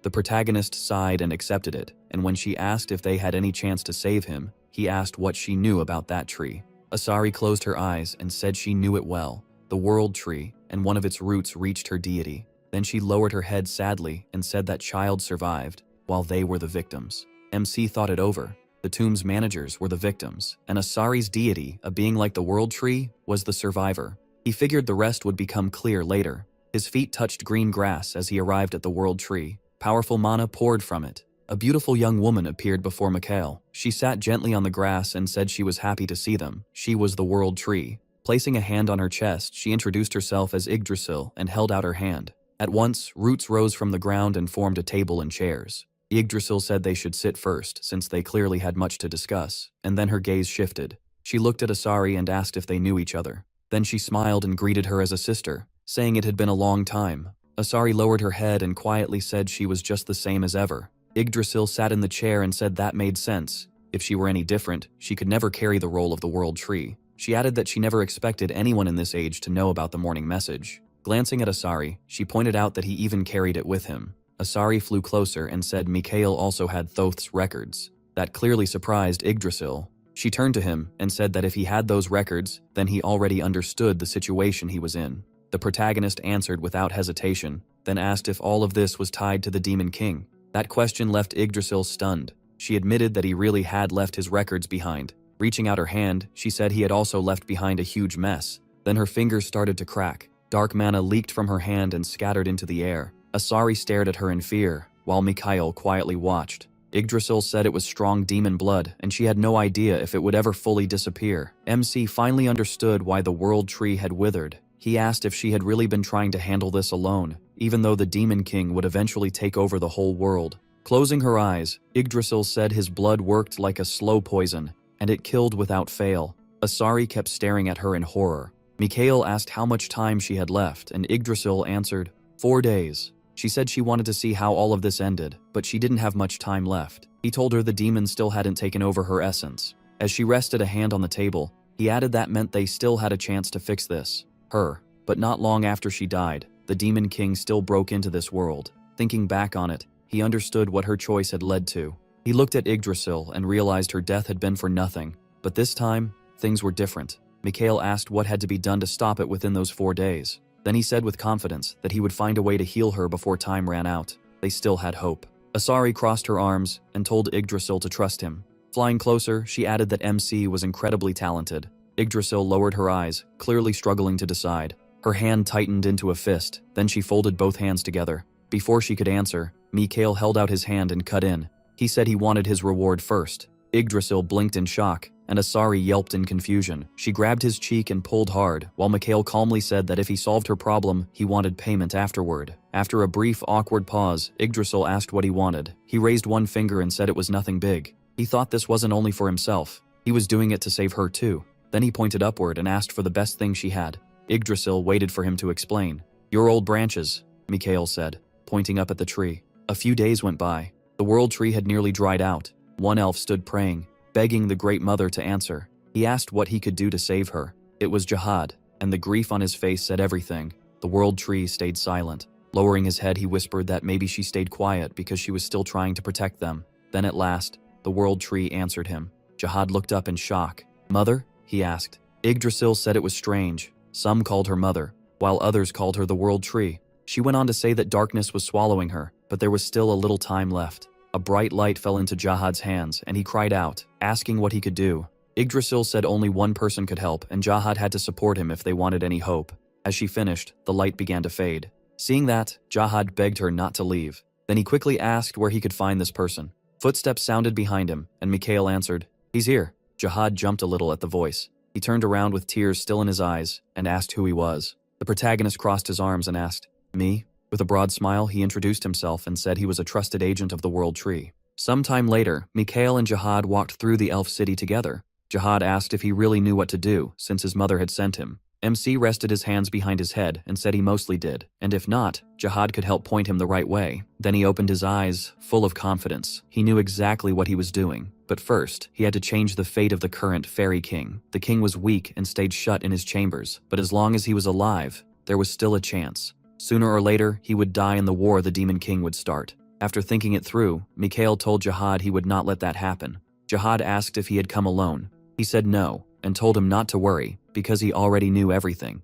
Confused, Jihad glanced at the others and said he didn't want to doubt his mother's messenger, but this forest wasn't easy to enter. The protagonist just smiled at that. He told Jihad something had been left outside, and what was happening now didn't exactly follow common sense. Jihad had no idea how to respond. At that moment, someone came running toward them. A man with a spear rushed over, shouting about an intruder. Mikhail smiled and said he had finally arrived. The servant yelled that people were flying in. Jihad frowned and looked ahead. Enemies on flying horses were overhead, and the cry went out that the 4 priests of destruction had to be stopped. MC looked up with a grin. Standing in the middle of it all, he said he had been short on allies. He let out a long breath as he looked at them.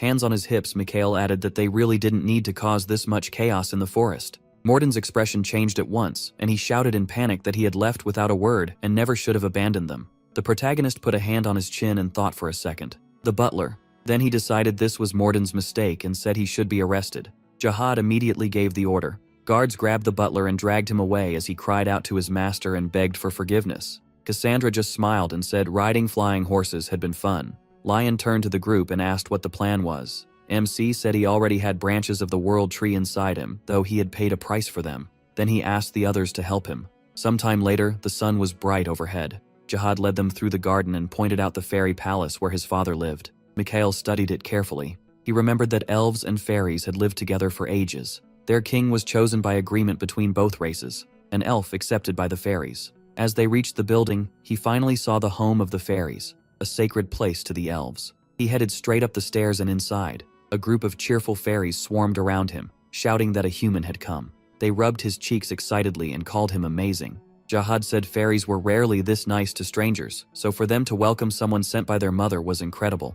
Mikhail quickly told him not to make a big deal out of it, and Jihad asked the fairies to look after him. They stopped at a door, and Jihad said the king was inside. He pushed it open slightly and invited everyone in. As the door opened, the king said it had been a long time since a human entered this place. Then he looked at them and welcomed them in. The fairy king greeted his son and Mikhail. The protagonist bowed and thanked Jern for the welcome. Jern studied him and remarked that he knew proper manners. Once they were inside, Jern asked why they had come. Jihad started to speak, asking his father not to panic, but said the world tree. At once, the king turned around in surprise. He slowly set his feet down and asked if it was true. The fairy king narrowed his eyes and demanded proof. Empty words were not enough when it concerned the world tree, and he asked if Jihad could truly confirm it. Jihad hesitated and quietly said, "About that, yes." Mikhail cut in firmly, placing a hand on Jihad's shoulder. He gave Jihad a small smile, then turned to the king and told him to see for himself. With that, he reached into his pocket. What the fairy king saw left him speechless.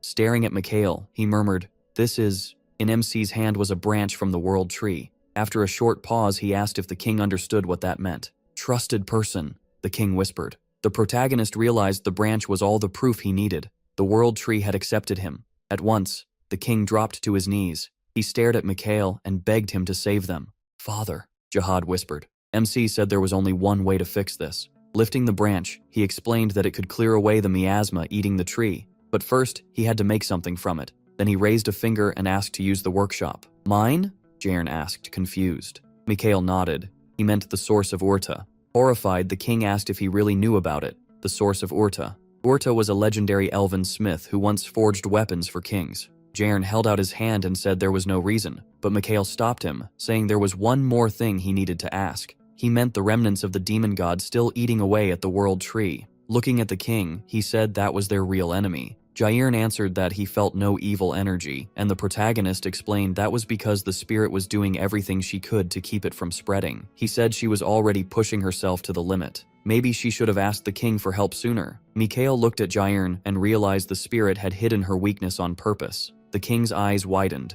"Mother," he whispered. MC said the spirit had done all she could, and now the rest depended on them. Frowning, he warned that while he worked in the workshop, the demon god's remnants would keep damaging the tree. Lion, Jihad, and Cassander all turned toward him. The king looked at him. "So that means..." "Yes," Mikhail answered grimly. The fairy forest was already in danger. There was no time left to waste. Hearing that everyone had a role to play, Jairn straightened himself. He turned to Jihad and ordered him to lead Mikhail to the source. Then he told the others he would gather the forest's knights and warriors. Looking down, the king vowed they would protect the forest no matter what. Another disaster could not be allowed. He stepped over to Cassandra. She already knew what he was going to ask and said she and Elaine would help the elves. Smiling, he said having a prophet around was pretty useful. Then he asked Lion to help too, and the boy told him to count on him. Mikhail smiled at that. Then he faced everyone and said it was time to save the world tree. A while later, they reached the place, and Jihad told him they had arrived. Pointing ahead at the source of Erda, he admitted no one knew how Erda used it to make magic tools, not even a guess. Then he turned to Mikhail and asked if he knew. Of course, the protagonist thought as he looked ahead. He remembered making countless weapons in a place like this, back when survival depended on it. Looking into the water, he realized Erda's method was brilliant and he likely meant to keep it secret. Holding up the sphere in his hand, MC said Erda had used it well. Taking the branch, he thought the great master Erda had never truly been a normal craftsman. Then he tossed the branch into the water and activated save. The water quickly began to bubble, and Jihad stared in shock. Mikhail reached out and thought that now he could reveal the truth. Erda had actually been a mage. It's revealed that Master Erda was a mage. He held a glowing staff, though his talent in magic was never that strong. Still, Erda made up his mind. Gripping his staff, he believed he could become great at something else. Mikhail, looking down, noted that Erda eventually became a true master of magical tools. He raised a brow, admitting he had thought the spring was just a metaphor. But it was a real spring, and it was filled with mana-rich water. Mikhail lifted his hand and used structure waves. Magic light wrapped around the branch. Then the water splashed. A branch shot out of the spring. Rising above him, it revealed itself as a world tree branch carrying the tree's own life force. The The protagonist smiled and said it almost couldn't be used as material. Almost. Focusing, he said he just needed the right mix of magical elements. Jihad awkwardly asked, "Then what?" Without stopping his spell, Mikhail said that once he found the right level of mana, he could refine the branch and use it. Glancing aside, he said it would take around 4 days, but Jihad worried about what was happening in the forest. MC calmly closed his eyes and said it would be fast. Then he turned and asked if Jihad planned to just stand there. Stretching a hand toward the source, Mikhail said they still had to carry out the plan. Jihad looked surprised when he learned this place held more than the source. It also had other things Erda left behind. Pointing at the branch, he said the old king's weapons should be here too. Startled, Jihad realized those were the weapons Erda made for the fairy king. He asked where they could find them, and the protagonist spread his hands, saying they were about to find out. Jihad watched him in silence. Then his expression hardened. He had accepted Mikhail's words. As the spell continued, MC spoke again about the 4 days. Closing his eyes, he prepared himself and said he was starting as the water rose into the air. 3 days passed. A group of elves appeared. Among them were hooded elves carrying bows. Lion suddenly grew thoughtful, arms crossed, and guessed things were probably fine. Then he looked to Cassandra and asked if she had seen something bad. He turned to Cassandra as she began to answer, head lowered, saying much of the future was hidden from her. Then she looked up and spoke about the situation as a whole. As for the tree, she had seen nothing good. Still, with a small smile, she said Mikhail would handle it. An armored man warned her not to put too much faith in one person. As the ground started cracking, they said all they could do for now was wait. The stone split even more, and they decided to trust him anyway. Suddenly, the ground began to shake. Stunned, Lion asked what was happening. Cassandra looked down in shock. All the flowers suddenly withered. Something burst out of the hole. Everyone stared at it in fear. Hiding his face behind his helmet, one of them said what they feared had finally happened. Red eyes appeared. It was a huge black snake. A second later, it opened its mouth to attack. Worried, Cassandra told the others to run. Lion, horrified, asked how they could just leave them behind.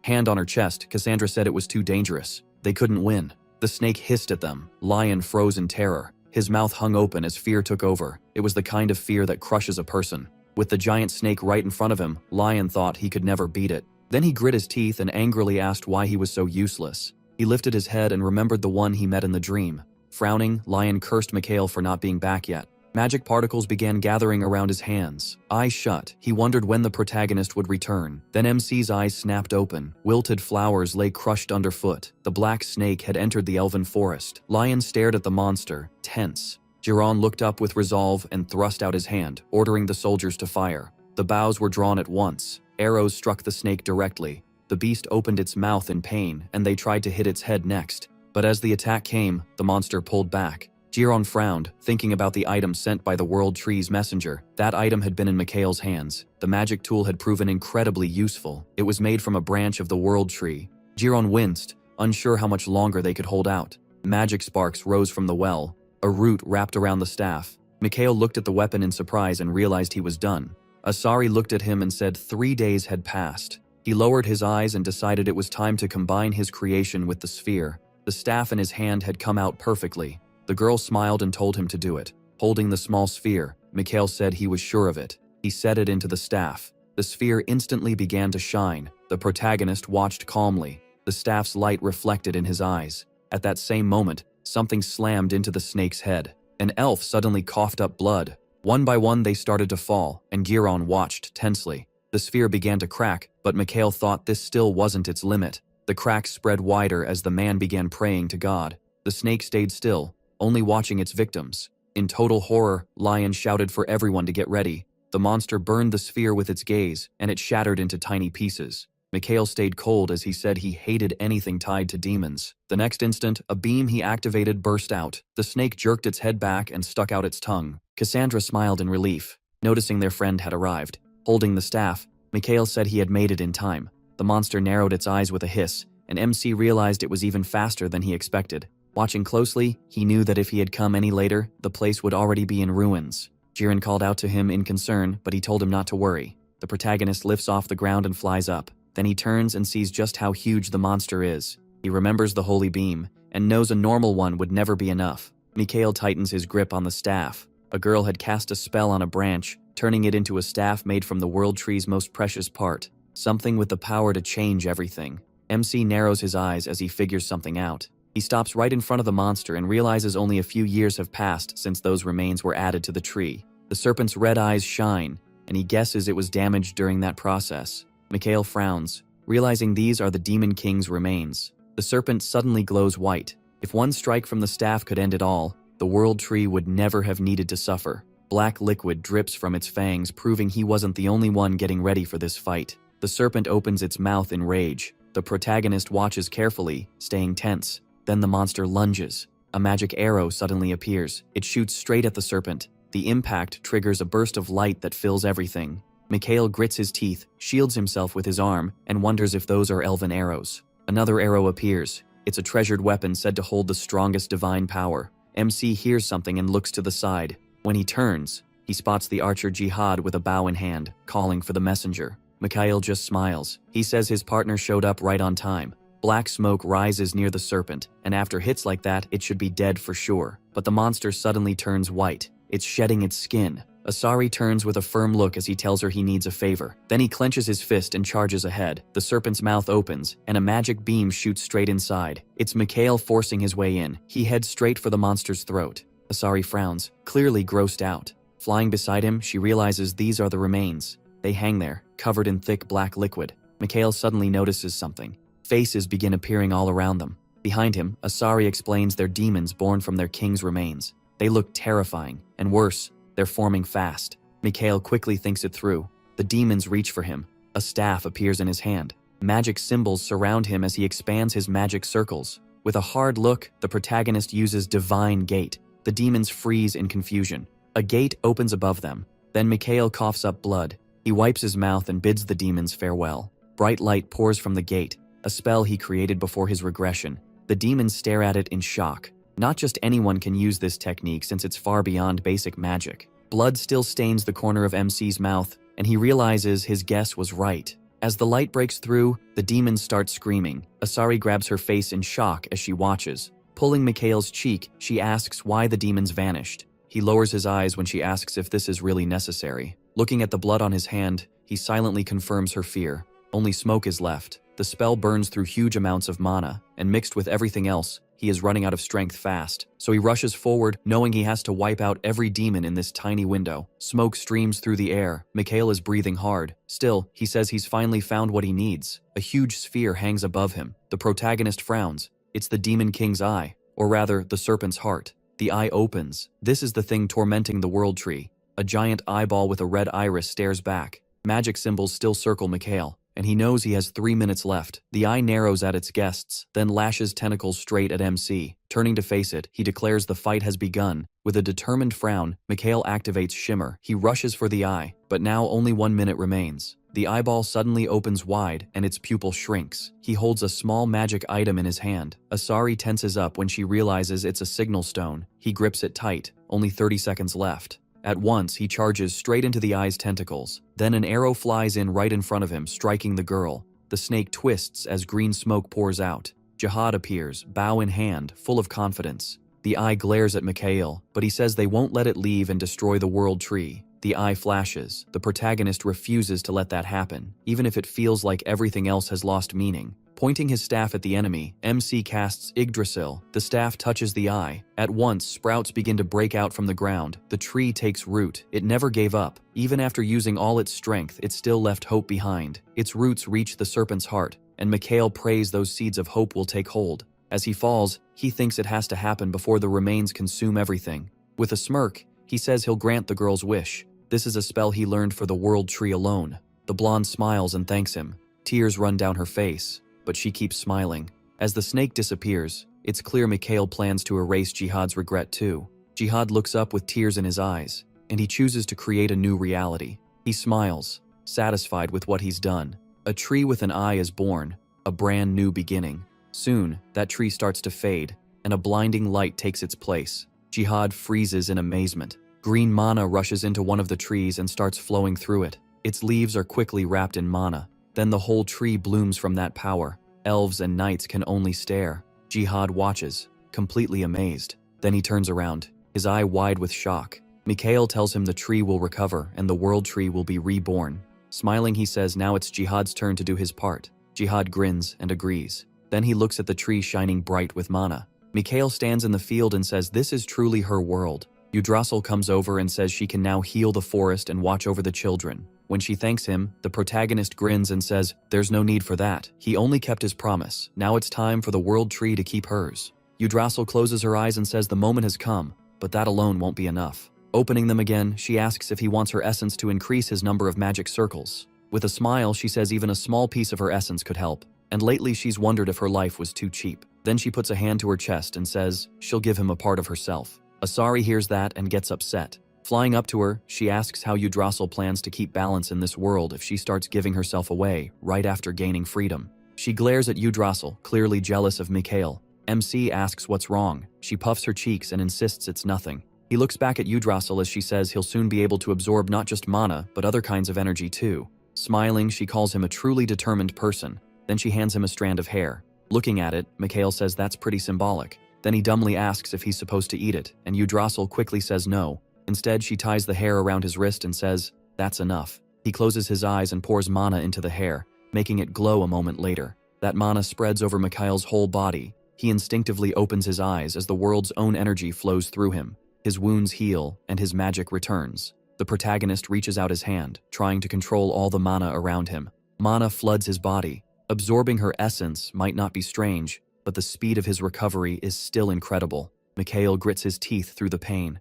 A few minutes later, he smiles and says it finally reached the same level. Now 6 circles float around him. That evening, everyone celebrates with drinks. The elves dance and fire arrows into the air. Mikhail takes a sip of beer, surprised as he watches the elves. Even after everything they suffered, they can still laugh. All around him, people talk and mingle. Seeing that, MC smiles and says, this is much better. Then the king sits beside him and asks how he feels. He recognizes the king of the fairies and says, unlike him, he doesn't carry so much on his shoulders. The man grins and says he's doing much better now. Looking at the crowd, Mikhail says Jihad is very talented. With training, he could even meet a spirit. There's a real chance he could form a contract with one. The king smiles and says that as his father, he's very proud. The protagonist looks at the king and remembers Jihad saying his father was a truly good elf. Seeing him now, Mikhail knows Jihad was right and he's glad he could help. Then the king got up and apologized for cutting the talk short. That made everyone look his way. MC listened without much interest as the king announced that reviving the world tree had brought back their honor.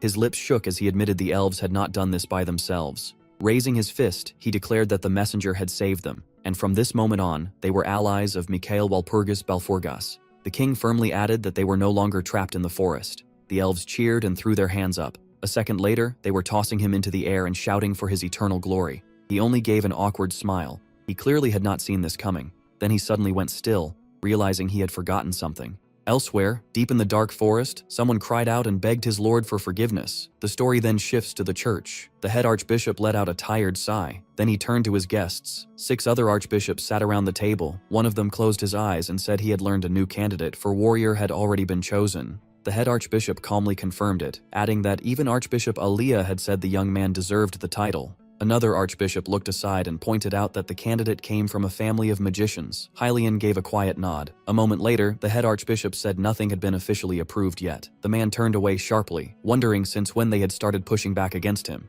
He frowned, thinking these old men had grown far too proud. Facing them again, he reminded them that they served God's will and had no right to make such choices on their own. With a hard look, he said their job was simple: to prepare a warrior. Hylian suddenly slammed the table and argued that this was exactly why they had to reject the new candidate. He said in anger that their wish to survive could end up ruining someone's life. The head archbishop watched him in confusion, realizing Hylian was putting on an act. Hylian glared right back. Closing his eyes, the head archbishop said that if the new candidate surpassed the current one, the title would go to him. Then he looked toward the window and added that the first candidate still had more than one path ahead of him. Hylian heard that and sat back down. Looking at the head archbishop, he muttered that they would see in time. The others stayed silent, and the meeting came to an end. The head archbishop fell into thought. He frowned, remembering how strongly that boy had insisted. Now he only needed to endure a little longer. Meanwhile, Jihad said goodbye to Mikhail's group. He smiled and said he wished he could help them somehow. The protagonist grinned and told him that chance would come soon. Until then, he should keep training with a bow if he wanted to beat the king. Jihad looked at him in confusion at that advice. Then he smiled and promised to do his best, and Mikhail smiled back. Suddenly, Jihad asked if he was really going to become a warrior. MC nodded, yes. Looking away, Jihad said he knew he could do it. That made him turn serious. As Jihad looked at the world tree, he said not every religion turns the world into a battlefield over a fake prophecy, but some of them had still made his people prisoners of the forest. Mikhail frowned at those words. He understood better than anyone how many lies the clergy fed to the people. He had even run away himself to avoid obeying the nonsense those old men in robes demanded. Closing his eyes, the protagonist told Jihad not to worry. He knew exactly what he was doing. Jihad smiled and wished him a safe journey. Mikhail waved goodbye and said he believed in Jihad's people too. Then MC suddenly shivered. He looked aside, then turned sharply to Jihad and asked if he remembered what he had said before. Pointing at him, he warned that he must not carry everything alone, because that would only break him. In a serious voice, he said he hoped they had learned something this time. Jihad had saved many people and done countless brave things, but he was still chained to his past. In his previous life, Mikhail had watched that friend with sadness. Jihad had always been fair, yet the weight of the past never left him. Now the protagonist saw that same image of his old friend in Jihad.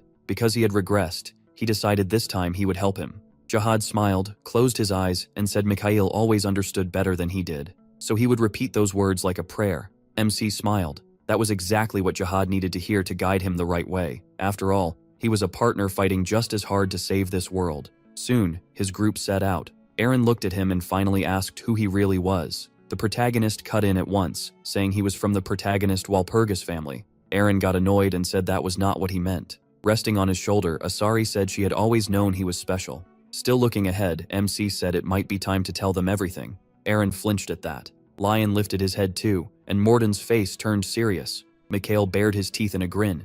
Then he spun around and claimed the reason he could do the impossible was because God's voice was guiding him. All three froze, realizing he was messing with them. He then remembered the first time he met Siegfried, when the man smiled, held out his hand, and asked his name. His bright hair and golden eyes made him look like a hero straight out of a fairy tale. Back then, Mikhail had been fooled by that image. He took the offered hand, not knowing Siegfried was dumber than a beast. The protagonist had warned him again and again about possible traps, but Siegfried never listened. He was smug, more worried about looking impressive than doing things right. A lot of people died because of him, and he never admitted it. Lion crossed his arms and asked if Mikhail was saying he got a revelation in an age when even saints could not. Asari pushed herself up and insisted the boyar was telling the truth. Then Cassandra frowned and asked what kind of revelation he had received. MC looked right at her and grinned, saying it told him to send them all packing. That answer left her shaken and confused. Looking toward the pond, Mikhail said the temple was rotting from the inside. Then he turned away and said the age of the old temple was almost over. He lifted a hand and declared he would send that holy temple away for good.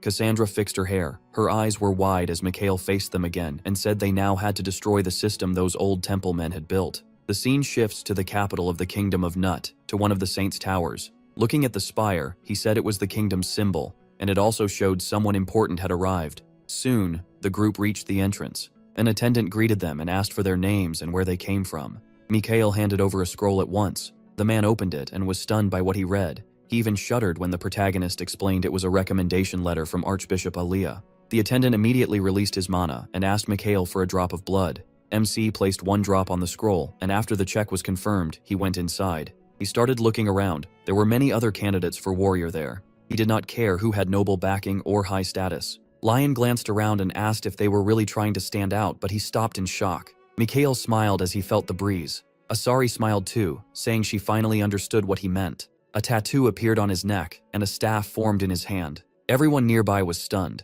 Even the Templar could not hide it. Mikhail was soon wrapped. He looked at the crowd and silently told them to watch closely and remember it well for the old men who sent them. Then the protagonist focused on one man in particular. Morden noticed and followed his gaze. He walked up at once and reported that a suspicious man was hiding in the crowd. A moment later, the man flinched when Mikhail asked if he wanted a few days off. Smiling, MC told Morden he always worked hard and deserved some rest. He could count flies, visit a brothel, or dig up secrets. Morden stared at him in surprise, then slowly started to smile. He bowed and said that in that case, he would accept the vacation. Lion and Cassandra looked a little thrown off by that. Mikhail looked at them and said it was time to move. At that moment, Killian shouted and asked the Templar if he had truly seen divine power. The old man frowned and said it was impossible. Mages could not use divine power. Mana and divine power could not exist in one body. Having both at once was supposed to be nothing but a children's tale. He stared upward in disbelief and said none of this made any sense. The Templar bowed and added that there was more.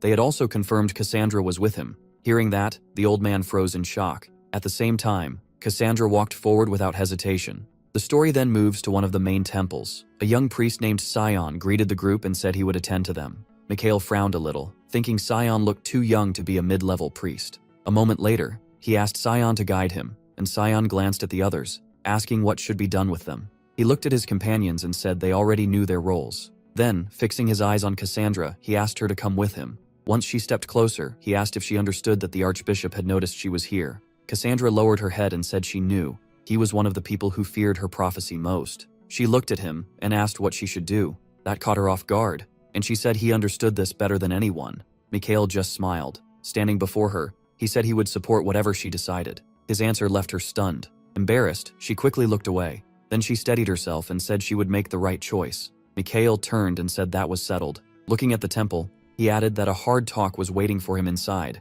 Suddenly, Cassandra reached out and told him to wait. He turned back. His brow tightened when she said she could finally explain why she left the temple. Soon, the temple gates shut. Mikhail's group stayed behind to wait. Standing behind Cassandra, Aaron asked if this was really a good idea, but she said she trusted him. Meanwhile, Ryan looked around and said the place was impressive. As Cassandra passed him, she said she felt the same way the first time she came here. After all, she had spent her whole childhood in the slums. Aaron grew worried and called out to her. A little sadly, Cassandra said the temple had once been her light at the end of the tunnel. Back then, she was always hungry in the slums. One day, a priest came to her. He wiped away her tears, and that moment stayed with her. After that, the clergy took her away from the slums. Hand over her heart, she said she wanted to remember the temple the way it had been back then. It had once meant so much to her. She just hoped at least the building itself had not changed. Lion and Aaron fell silent, unsure what to say. Cassandra smiled and said that if they refused to believe her prophecy, then she would do everything she could to change it. And in that moment, she truly meant it.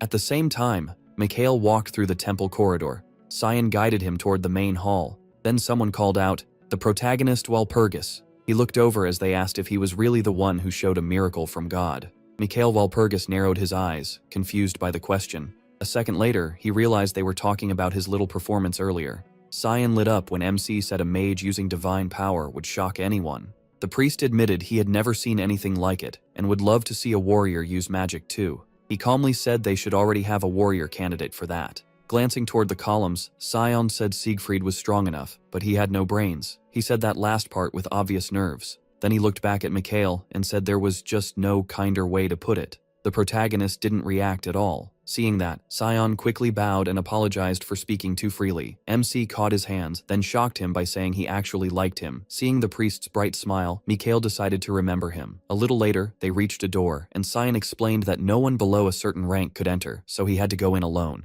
The priest bowed and said he would wait outside. The protagonist put his hand on the door. He wondered what kind of man this Holy Father Gregory would be. The doors slowly opened. Inside, Siegfried turned around at once. Mikhail stepped through and saw him. His eyes went wide. Siegfried stared back, and the knight from the prophecy stood frozen in disbelief. A few minutes earlier, Mikhail had asked the blue-haired girl if all this was because the temple refused to believe her prophecy. She started to answer and said it was not exactly that. Looking ahead, she admitted the real prophecy was a little different from what she had told them. MC fixed his eyes on her and asked what it actually said. Her eyes widened and light flashed inside them. Then she described screams everywhere, with human blood flowing like a river. An image of a lion's paw appeared. She said a lion with a golden mane and a huge charm on his neck stood against the demon. Then she added that the thing around his neck was an upside-down sun. Looking down, she explained that the sun was a symbol of warriors, though it could also mean the warrior would lose. Mikhail thought that kind of meeting did not sound like any warrior the temple would choose. The girl went on, saying that if so, it was a terrible prophecy for a warrior. Then she added that the whole world should know about it. Touching his chin, he repeated, "A lion, with a golden mane." His eyes suddenly widened. Still shocked, he repeated, "Golden mane." His gaze landed on the golden-haired man nearby. The man just looked at him in silence. Mikhail stared, then said his name. A man in white behind Siegfried greeted the protagonist. Then the blonde man spoke up. Mikhail swallowed hard and thought he should curse this guy from head to toe until he collapsed. But facing Siegfried, he forced himself to stay patient. The blonde man asked with concern if he was all right, while he kept repeating in his head, "Be patient." His eyes widened again with real madness in them. He clenched his fist and kept telling himself to stay patient. Hand over his heart, the protagonist bowed and said he was the lowest-ranked person in the temple, and that meeting him was a great honor. The brown-haired man replied that MC clearly knew proper etiquette. Mikhail glanced to the side and asked who this knight was. The church minister said he was a sir from the Order of the Knights of the Golden Lion and also a warrior candidate. He listened in silence as the minister added that only the two of them remained and one would claim that place. The blond man stepped forward. With a smile, he offered his hand and said he was glad to meet him. Mikhail stared at the hand coldly, then shook it and said the feeling was mutual. His gaze dropped. Siegfried smiled as a strong turquoise aura burst around him. The protagonist sensed that Siegfried's divine power was overflowing and figured this was the perfect time to test his skill. With a twisted grin, he decided they should trade magic and activated auto-circulation. Green streams of magic slowly flowed from his hand into Siegfried's. Mikhail quickly realized the power went in easily, but had trouble coming back out. Siegfried gritted his teeth in shock, his face changing at once. Still holding his hand, MC kept the flow going until Siegfried cried out in pain. Then the green-haired girl poked his cheek and warned that he would kill him at this rate. Mikhail closed his eyes and let go of Siegfried's hand. The blond man pulled his hand back, a little shaken. Staring at the protagonist Walpurgis, the priest said he carried pure divine power, maybe even stronger than his own. Then the brown-haired man asked if the protagonist had received a revelation. With his head lowered and eyes shut, MC said yes. The green-haired girl lowered her hands and asked, looking down, whether he ever felt ashamed of lying. At once, Siegfried raised his hand and shouted that it was impossible. Hand on his chest, he blurted out that after the war the deity stopped speaking to people. He added that not even his holiness had received a revelation. Mikhail gave a wild grin and laughed, then asked again if he really had not. The blond boy stared at him in shock, mouth open. He folded his hands and looked up, saying a warrior's very existence was special. A warrior was not meant to simply obey the holy church. The brown-haired man's eyes narrowed as the protagonist went on. A warrior's duty was to serve and follow the deity directly. Siegfried stared at him, stunned. Mikhail said he could tell those words had hurt Siegfried's pride, but that attitude was no different from betraying the deity he served. The blond boy looked down, then he turned away and apologized with his head lowered. Covering his eyes, MC said he understood what Siegfried had meant anyway. Then he turned to the church minister and said he wanted to clear up the part about the revelation, though first, one more thing had to be handled. Narrowing his eyes, he started to speak again about the revelation, then suddenly stiffened. A turquoise-haired girl with animal-like ears was sitting on the floor, staring at him.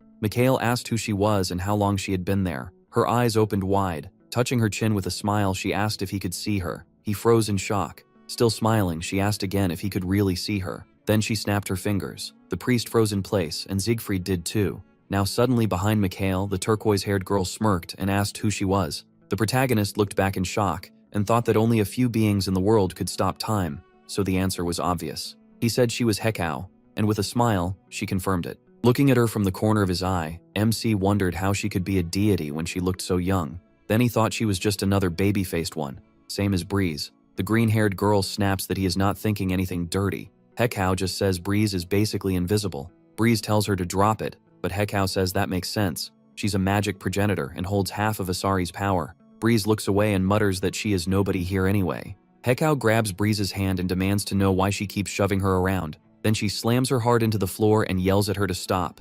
Bedorak drops flat and goes completely still. Coming up behind him with a grin, Hekau says she's happy to meet the heir. Mikhail hesitates, and she confirms he is the one who inherited part of Asari. She keeps staring into his eyes and says there was someone else. But his cold stare cuts her off. Hekau asks why he's looking at her like that, because there isn't even a little respect in his eyes. He lets out a breath and starts to answer. A huge winged eye and a dark man in a cloak flash through his mind. Mikhail says it's because the world tree is dying. The demon god is getting stronger, and she's been doing nothing. If anyone is being disrespectful, it's her. That actually catches Hekau off guard. Then she grins. She says it's funny, then folds her arms and adds that if he's upset she ignored his revelation, she had her own reasons. The protagonist asks if she's serious, and she says yes. Hekau laces her fingers near her mouth. Looking at him, she says her words never would have reached him anyway. Even being close to the main deity, she says, was still not enough. Mikhail points out that she is still a deity. Hekau tells him to save the excuses for later.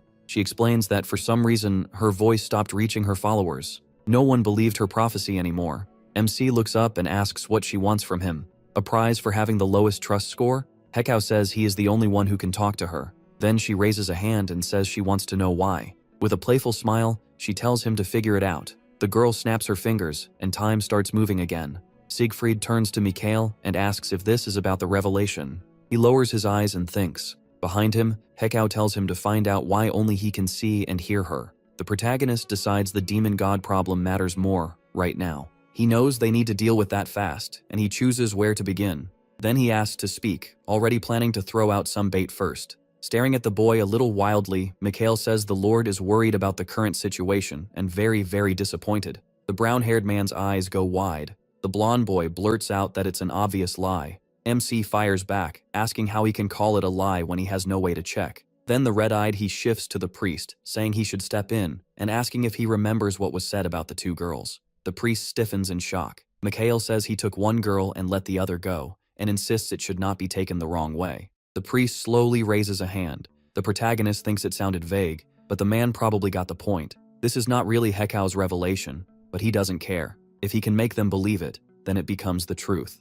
The brown-haired man narrows his eyes and asks to end it here. The priest looks at the two fair-haired boys and says he has high hopes for them. He tells them not to forget that. As Mikhail leaves, the minister turns toward him. The church minister says it's nothing, but MC keeps watching him. Then he asks if everything is all right. The priest looks startled. He smiles and says they can handle it. Seeing the priest still standing there, Mikhail vows that even if they lack power, he will do whatever it takes to succeed. By evening, the estate is quiet. Looking at the strange seal on his hand, the protagonist says even the mark showed up. This is his only chance, so he cannot mess it up. Breeze, resting on his shoulder, points out that there are even more marks now, and Hekao left one too. She says that at this rate, his back will not have a single clean spot left. MC admits that's very possible. Then he says they need to go to Cassandra first. A gray-haired guy reacts in shock. Spotting the knight facing a purple-haired man, he asks who that is. The armored man stares ahead, and the purple-haired man meets him with a cold look. Lion frowns because the boy has been gone too long.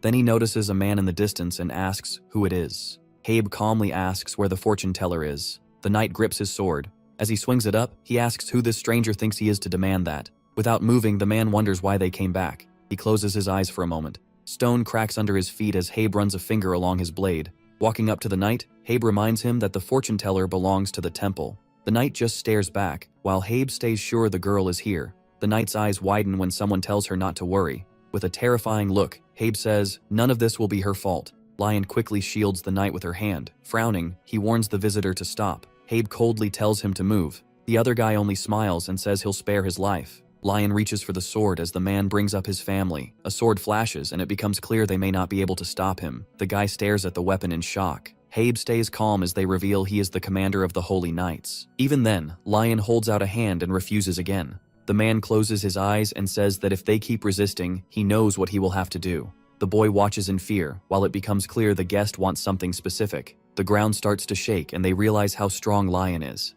Suddenly, Habe draws his weapon and raises a hand. Then he charges. Cassandra panics and begs them to stop.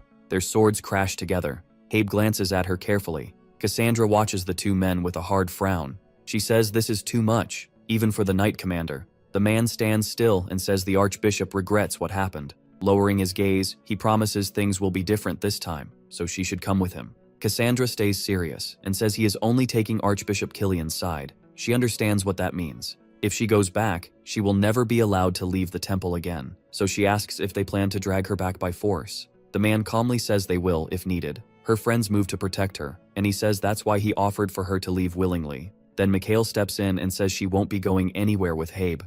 Flames whirl around him. The man looks down, surprised. He watches the fire spin around him. Even Habe looks stunned. When the young man appears with a staff, the visitor realizes it is Mikhail. The protagonist says he promised to protect Lady Cassandra. The man answers that this is temple business. Grinning MC says he should not talk like that to a warrior candidate. Hobby is surprised when he offers to recite the laws for him. Mikhail meets his gaze, sure Habe assumed he knew nothing about the rules around heroes. He explains that not many people know those laws. Then he adds that Cassandra left the temple on her own and told no one. Pointing to himself, the protagonist says she was traveling with a warrior candidate. With a flat look, he says that makes this temple-related duty his business too. Habe tenses when he realizes his actions have no clear excuse. He looks confused as Mikhail says he would be happy to file a complaint with Killian. Then MC lifts a finger and suggests the visitors simply leave. Horrified, Habe decides to stop wasting time with talk. He studies him closely. Then he lowers his head and shuts his eyes. Mikhail frowns when the man suddenly agrees to leave. Cassandra lowers her gaze. She presses both hands to her chest. The knight places his hand over hers. The protagonist stands with his back to them. Turning around, he says they need to talk. Soon everyone is gathered around one table. Mikhail folds his arms and says he wants to confirm something. His eyes sharpen as he addresses Sir Helen. He tells the knight to take off the helmet. Still standing there with arms crossed, Mikhail says this suspicion has been bothering him for a long time. He wonders if MC Walpurgis really knows who this knight is. He keeps staring at him. Worried, Cassandra tries to stop this, but Helen speaks up and says they cannot hide it anymore. He starts removing the helmet, saying the time has come. Blonde hair falls free, and the knight is revealed as Edda, Siegfried's sister. Mikhail Walpurgis looks down, thinking. Cassandra looks at her friend in worry as she is asked why she helped Edda flee the kingdom and why she is traveling with her. Edda lowers her eyes and says that she and her brother are Edda says she and Siegfried were orphans. They grew up in the slums where people treated them like trash. She lowers her eyes, scared by the memory. Cruel adults mock them, and to children like them, the world felt heartless. Edda shudders as she remembers it. Back then, they believed they were in fate's hands. They kept running, but there was no easy way out. Mikhail listens as Edda explains that she and her brother were trapped in that life until they met someone who finally stepped in, while her brother tried to shield her through tears. That man was Archbishop Killian. Now, it all starts to make sense to Edda. Siegfried's divine power was never normal. From the moment they were taken in, their lives changed. The Holy Temple became their new home, but that wasn't the end of it. Looking down, Edda says things started getting strange at the same time. She watched with growing worry as Siegfried was raised up as a warrior candidate. After that, a selfish side of him started to show. He grew cold and stopped listening to anyone. Edda looks away and names the first thing he did after becoming a candidate. He attacked the prophet, leaving Cassandra hanging her head in sadness. Mikhail asks carefully if Siegfried was also the one who killed the people chasing Cassandra. That brings up another doubt. Did Siegfried really do it by his own will? Edda sadly says Killian took advantage of how vague prophecies can be. He showed Siegfried people who had suffered because of prophecy and used his sense of justice against him. Mikhail admits he never expected Killian to be directly tied to Cassandra's disappearance.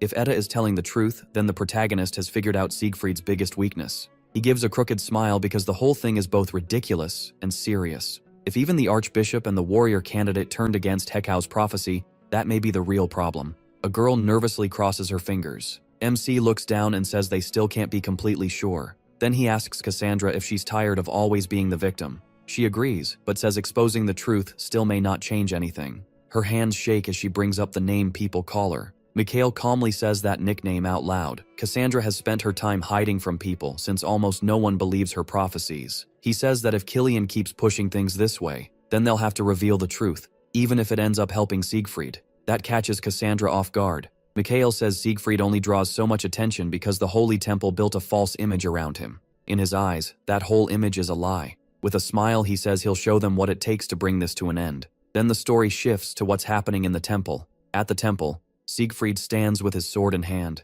He looks down, unsure whether he can really carry the role of a warrior. When someone speaks to him, he turns and sees his sister there, worried about him. He turns away, saying she doesn't understand anything. Tears fill Edda's eyes. Siegfried sadly asks since when she started looking at him like that. He lowers his head and realizes all the warmth he once felt for her is gone. Then he looks up. Edda stands before him without emotion, and he realizes he's become numb. He swings his sword, unable to understand why. Staring at the blade, Siegfried tells himself none of this is his fault. He can't understand why the only family he has left won't understand him. Killian walks up behind him. Siegfried notices right away. With a smile, Killian asks if he's interrupting. Siegfried says he was almost done and asks why he came. Killian closes his eyes and says there's something he needs to know. At the mention of the new warrior candidate, Siegfried looks away. Killian keeps talking, completely serious. Siegfried is stunned to hear that Mikhail, the prophet, and his own sister are working together. His sword slips from his hand and hits the floor. Wide-eyed, he asks if they really came with the protagonist. He presses Killian, asking if his eminence knew. Killian says he was going to report it soon. Siegfried asks what they should do now, and the Archbishop answers that God helps those who act, so they must do their part. Siegfried frowns, not sure what he means. Meanwhile, Cassandra remembers that no one ever believed her prophecy. Mikhail sees the real problem as Killian's control over the story and decides they need to make him look better by comparison, with help from the priest. Suddenly, Siegfried glances aside. Something near the gateway catches his attention. A dark space waits there. He senses someone nearby but keeps it to himself. Time passes, and a week later the group is sitting in an office. Lion asks what Mikhail plans to do since it sounds like the other side made up their minds long ago. MC looks up. In recent years, the church had been split by fierce arguments among priests and archbishops. They fought over who was right, what made a true hero, and who should become the temple's symbol. A lot of them backed Siegfried. Killian openly supported him too. It made sense. Siegfried was one of the holy knights, and the temple had already built him up with a strong public image. The prize before them was like a crown. Lion rubs his head and complains that they've been stuck in the temple for a whole week. He pushes back his chair and says he thought Mikhail already had a plan. Pointing at the table, he adds that more than half the votes are on Siegfried's side. When he calls that way of thinking ridiculous, Lion frowns and asks what he means. The protagonist explains that those numbers don't include the archbishops who stayed out of choosing a warrior. Some of the highest-ranking people in the temple are still neutral, so until they know for sure, Lion, clearly annoyed, says that still means Siegfried is more likely to win. Mikhail looks down and says that may be true on paper, but numbers can be wrong. His reasons for becoming a warrior candidate were never simple. One of them was the murder of an archbishop. Later, people learned that death was tied to a devil. Mikhail remembers that this was when everyone suddenly rushed to pick a warrior, so he decides to get to the bottom of it. To stop that murder and catch the real culprit, he had to remain in the temple for a week. Cassandra looks back when someone mentions her request. She says she checked everything because she thought he would agree. MC glances at her, knowing this man couldn't turn her down. He was one of the few who believed her to the very end. Then someone knocks, and the door opens. Cassandra puts a hand to her chest. Mikhail smiles at the hooded visitor standing in the doorway. The woman's eyes widen. The guest sighs, raises a hand, and apologizes for appearing in such a different way. Cassandra tells him it's fine. The priest lowers his gaze, disappointed.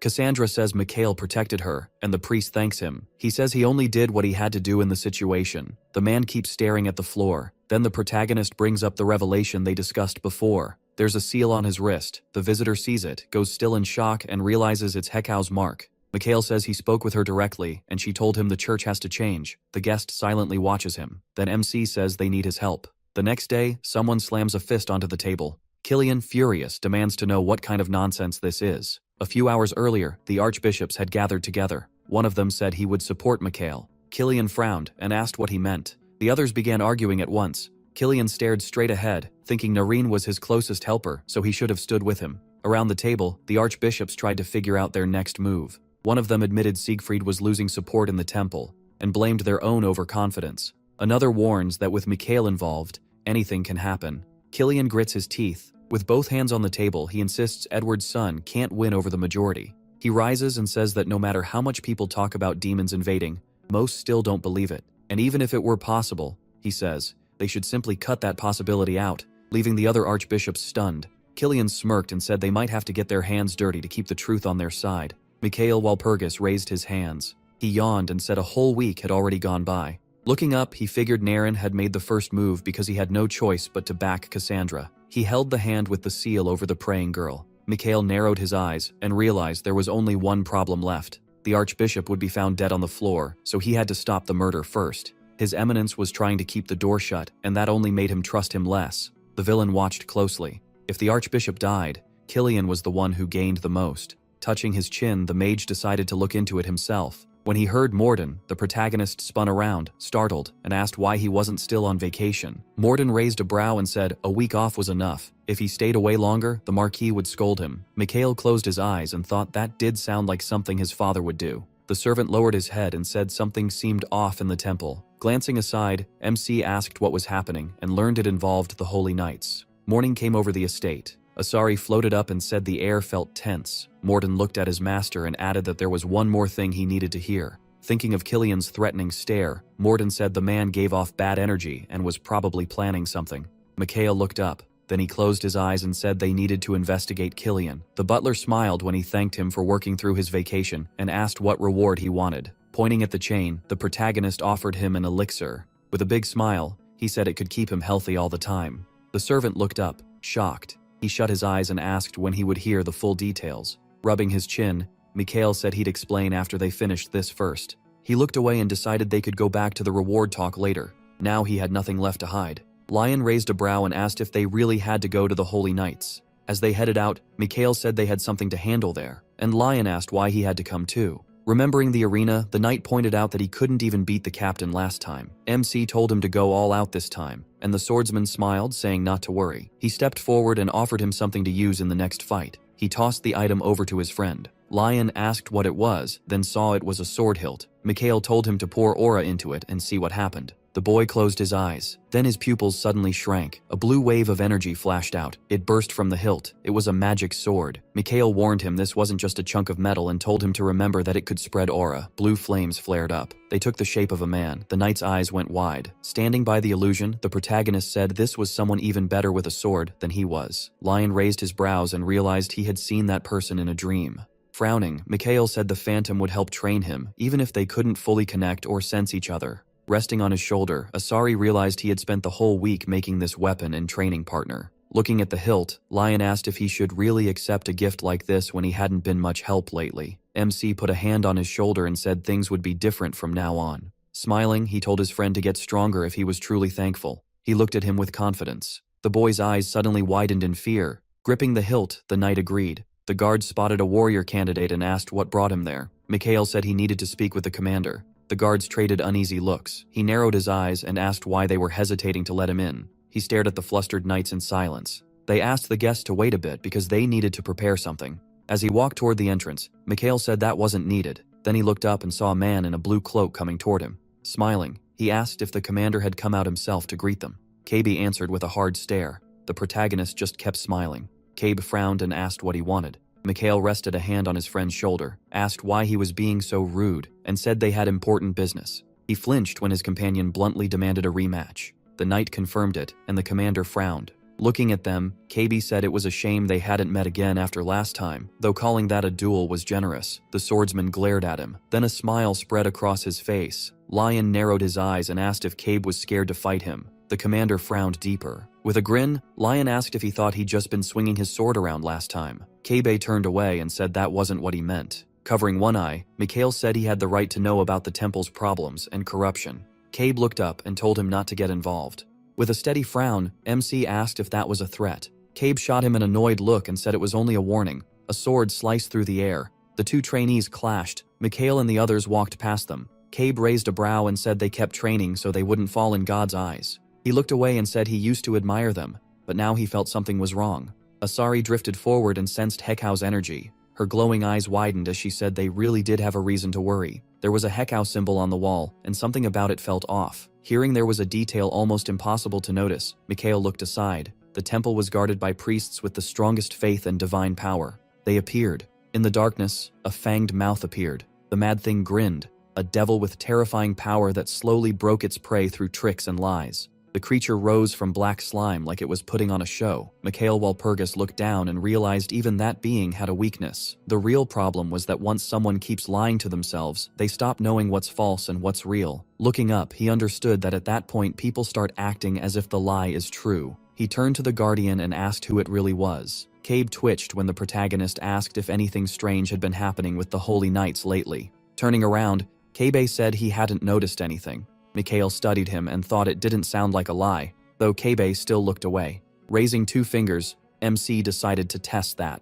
He touched them to the bridge of his nose. His eyes turned black as he used a detection skill. The world around him went dark. He sensed a swordsman training nearby. The canteen was empty. Another knight stood under the building's windows. Then the tree roots shifted. Mikhail's eyes widened when he felt something strange. Lowering his hand, he realized what it meant. Standing alone in the middle of the castle grounds, he understood there was something hidden in the basement. His expression hardened as he asked if anything unusual was going on down there. Without turning back, Cabe said yes. Mikhail looked at him, pointing downward. He asked about the lower level. With a stern look, Walpurgis asked for permission to inspect the basement. Fear flashed across Cabe's face. The protagonist narrowed his eyes. He knew he'd caught something. He thought the commander had to know what his men were doing, but he still held back from judging too fast. Mikhail said there had to be something down there, but Cabe turned away and denied it. So MC said, that settled it. Nothing was stopping him from checking the basement. Cabe pressed a hand to his chest and said he couldn't allow that. Frowning, Cabe said he'd go too since it was better with an escort,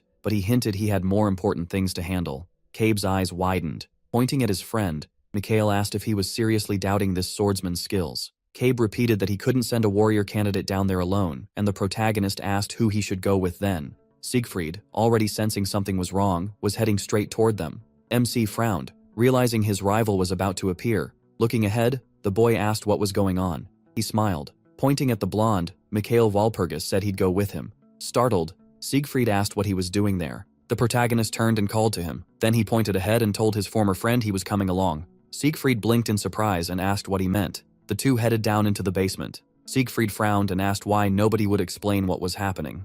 As they went down the stairs, Mikhail said there was something in the basement, and Siegfried reminded him the place was supposed to be abandoned. Asari touched her chin and said that made it even stranger. MC stopped. Siegfried frowned and reminded him that he had recently been called overconfident. Looking down, Mikhail asked what was wrong with that. Siegfried raised a hand and asked why some total stranger had called him that. The boy stepped forward. He lifted his head. With a grin, he turned and asked if Siegfried really believed everything the temple did was right. The archbishops all had their own sacred duties, and they claimed they couldn't go against God's will, but to him, that was just a weak excuse. Mikhail asked if his rival had ever thought about how his choices hurt the people close to him. Siegfried looked down, tense, and said he always thought things through and acted with care. He raised a brow and asked if that was why they exiled the prophet. The boy tried to answer, but the protagonist Walpurgis cut him off and told him to shut up. He asked what kind of justice or mercy they could preach after throwing that girl away. The knight lowered his head. He pictured Killian warning that Cassandra's prophecy would only throw people into chaos.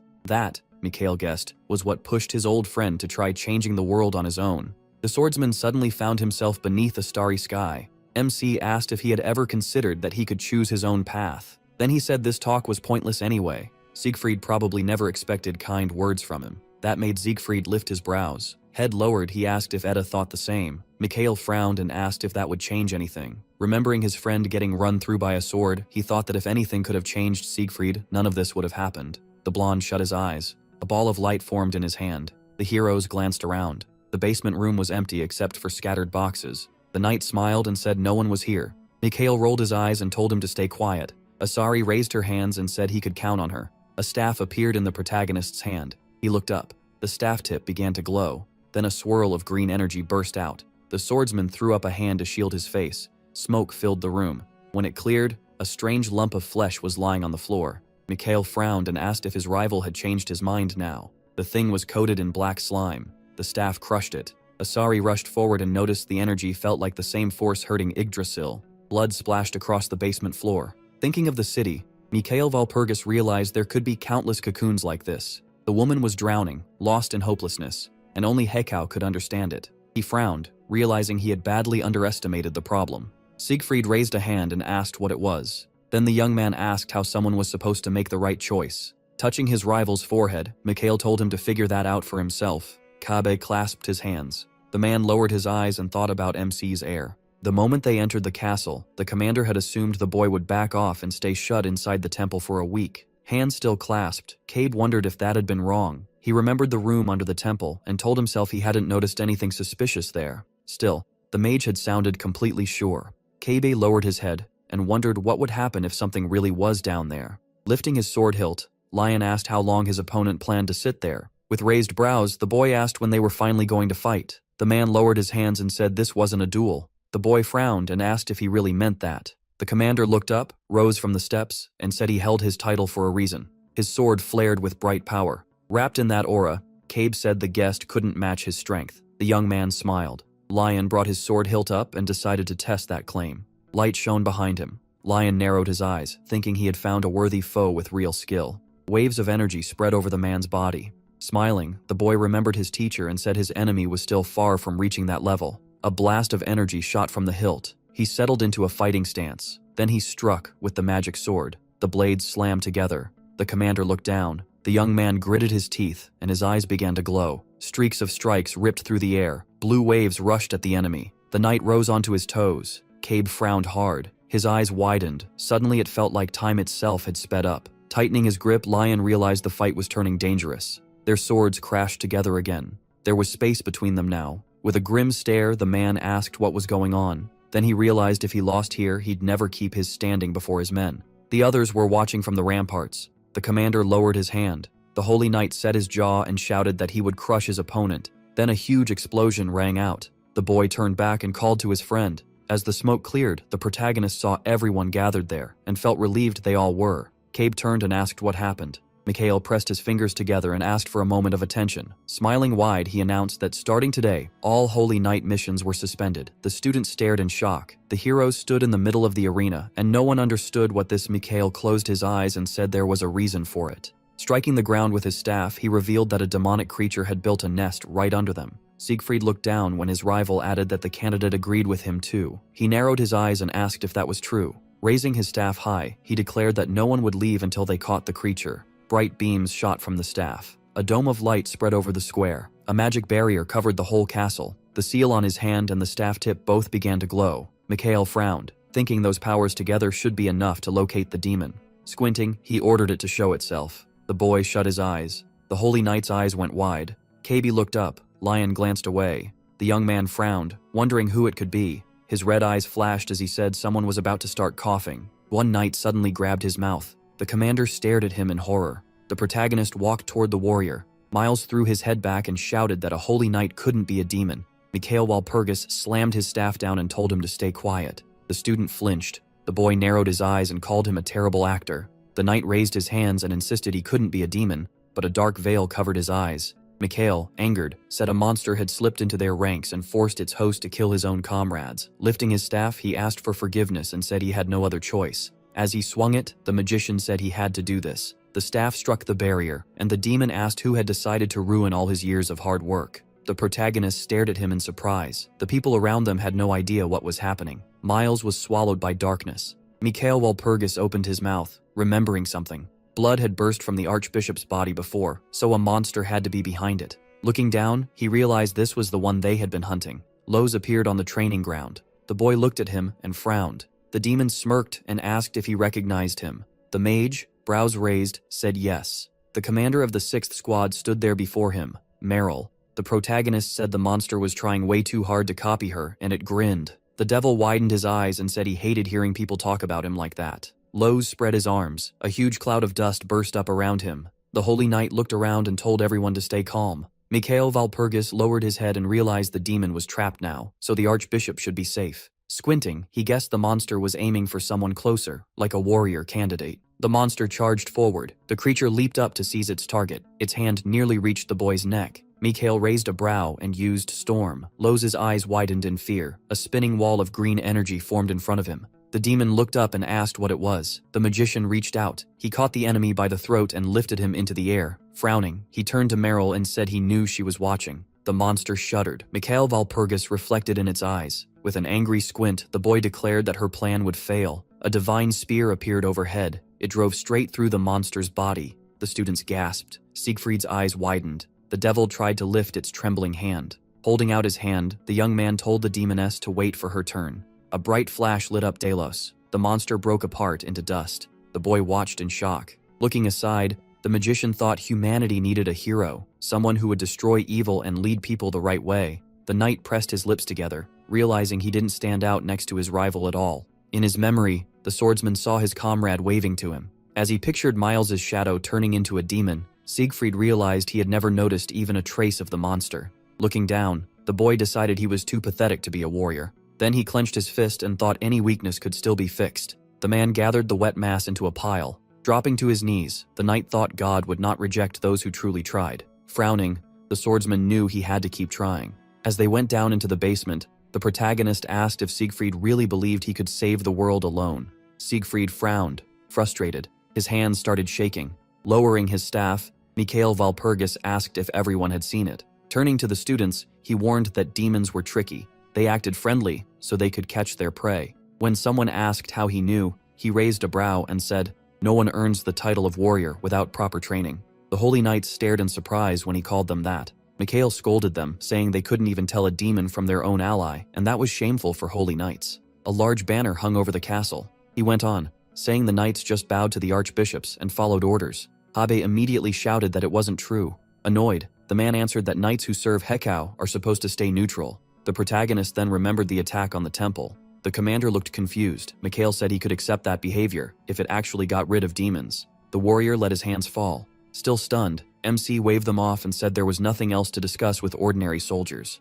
Then he turned back and asked if the second warrior candidate agreed. Siegfried froze and opened his mouth. After lowering his head, Siegfried admitted that he did. Mikhail glanced away. Suddenly, Siegfried tried to protest. He turned back and asked what he wanted to say. Siegfried answered that he wanted to test his own strength. With firm resolve, he challenged the protagonist to a duel. Mikhail looked at him suspiciously. Siegfried raised his sword. MC narrowed his eyes and mocked him, asking if he really wanted to compare whose sword was better. He warned him not to regret it later because pride had a price. He then asked what price he meant. The mage pointed at the Holy Spirit pendant hanging from Siegfried's neck. Siegfried touched his chest. He looked away, thinking it over. Then, with confidence, Siegfried agreed. Mikael realized Siegfried had already used Seth's absolute protection. There was a faded mark on his neck. Standing across from him, the protagonist figured there was nothing to fear. He smirked. Sure, he knew Siegfried better than anyone. Mikael could already picture him dropping to his knees once his confidence broke. A crown fell from a high cliff. Sitting on the edge,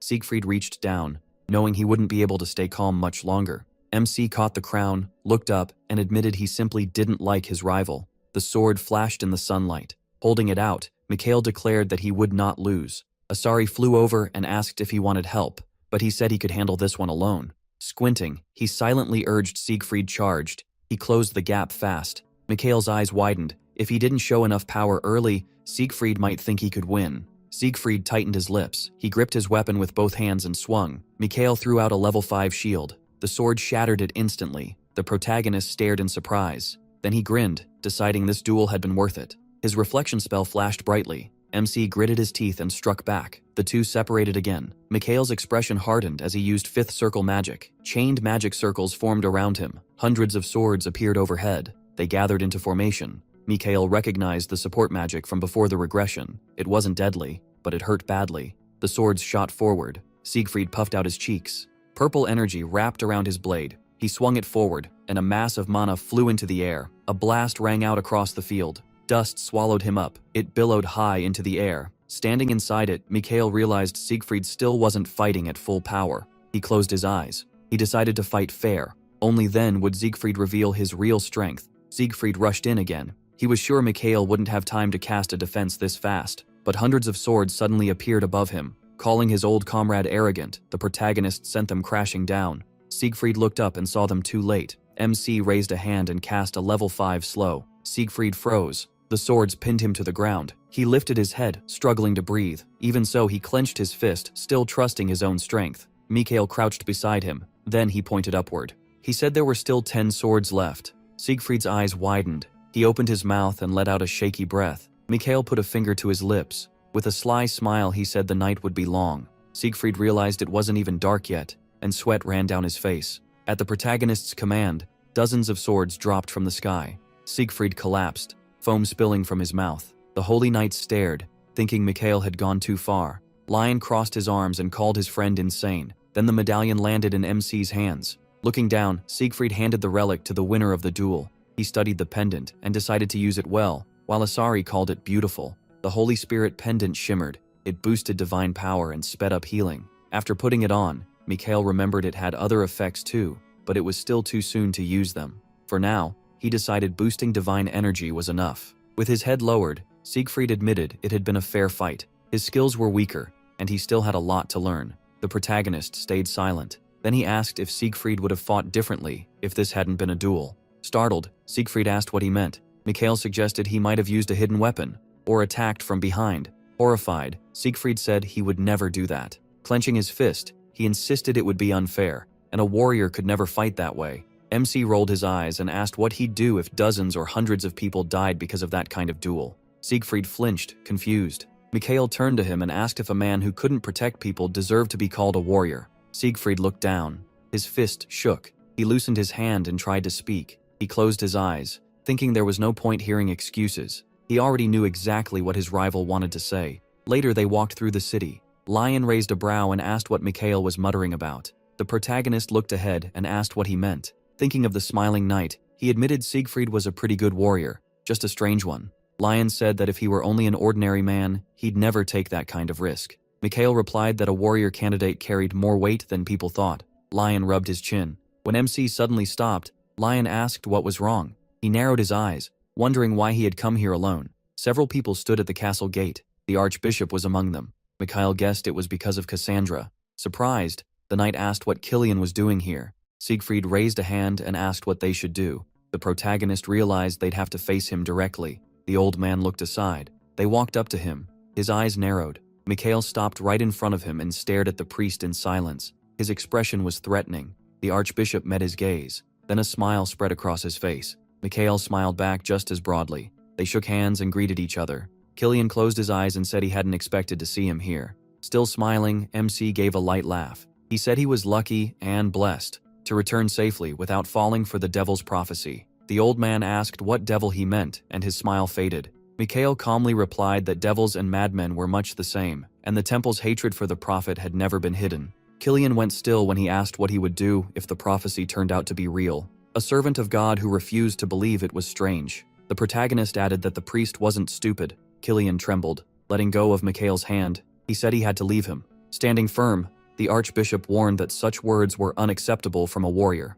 MC only smiled and said it had nothing to do with him. Lifting one finger, he reminded him they weren't the ones choosing a warrior. Wise Hekau was. With his hands behind his back, the old man replied that he still had to live long enough to see that. Then he left. A dark aura lingered in the air. Asari gasped, covered her mouth, and asked what that smell was. Mikhail turned aside and felt a sickening odor coming from one of the clergy. That priest walked ahead with 2 attendants. Asari asked if it was really what she thought, and he said he understood perfectly. The demon stretched out a hand, and his body dissolved. This creature was the demon killer, a monster surrounded by rumors before the regression. But there was one strange truth. He was one of the twins, and his brother stood right beside him. Veins bulged on Killian's face. The archbishop frowned and asked how this happened. His subordinate stood before him as the old man said all work had been stopped because of the incident. Then he slapped the holy knight. A crystal goblet hit the floor and shattered. Looking down, the man blamed everything on Mikhail Walpurgis's heir. The boy ran off. When the priest turned, he saw another subordinate. Heron put a hand to his chest and reminded him that Killian had called for him. With his eyes shut, the archbishop announced that the holy knight was suspended starting today, with no end date. The high priest's eyes were red, then they suddenly turned blue. Lowering his head, the old man said a mage from the Mikhail Walpurgis family was wrecking all their plans, then asked what his fellow priest's instincts told him. The boy raised a brow and asked if he meant his visions. With a smile, he said, God still hadn't shown him the future. The man grabbed his head and muttered that at least the visions were real. Maybe God was just being careful. Still smiling, the young man thought of Cassandra. Seated at the table, the priest decided not to waste more time and dismissed him. Heron turned and left. After a short pause, he thought about how little time had passed, and yet so much had changed. The high priest frowned and admitted that it annoyed him. Morning light fell over the main temple. Morden lifted his hands and asked if there were more demons. The protagonist said yes. Thinking of that lump of flesh, Mikhail remembered the demon had already tried to seize the world tree and guessed this was another attempt. The man reached his hands through the prison bars. Closing his eyes, the butler asked the young master not to give up on him when trouble came.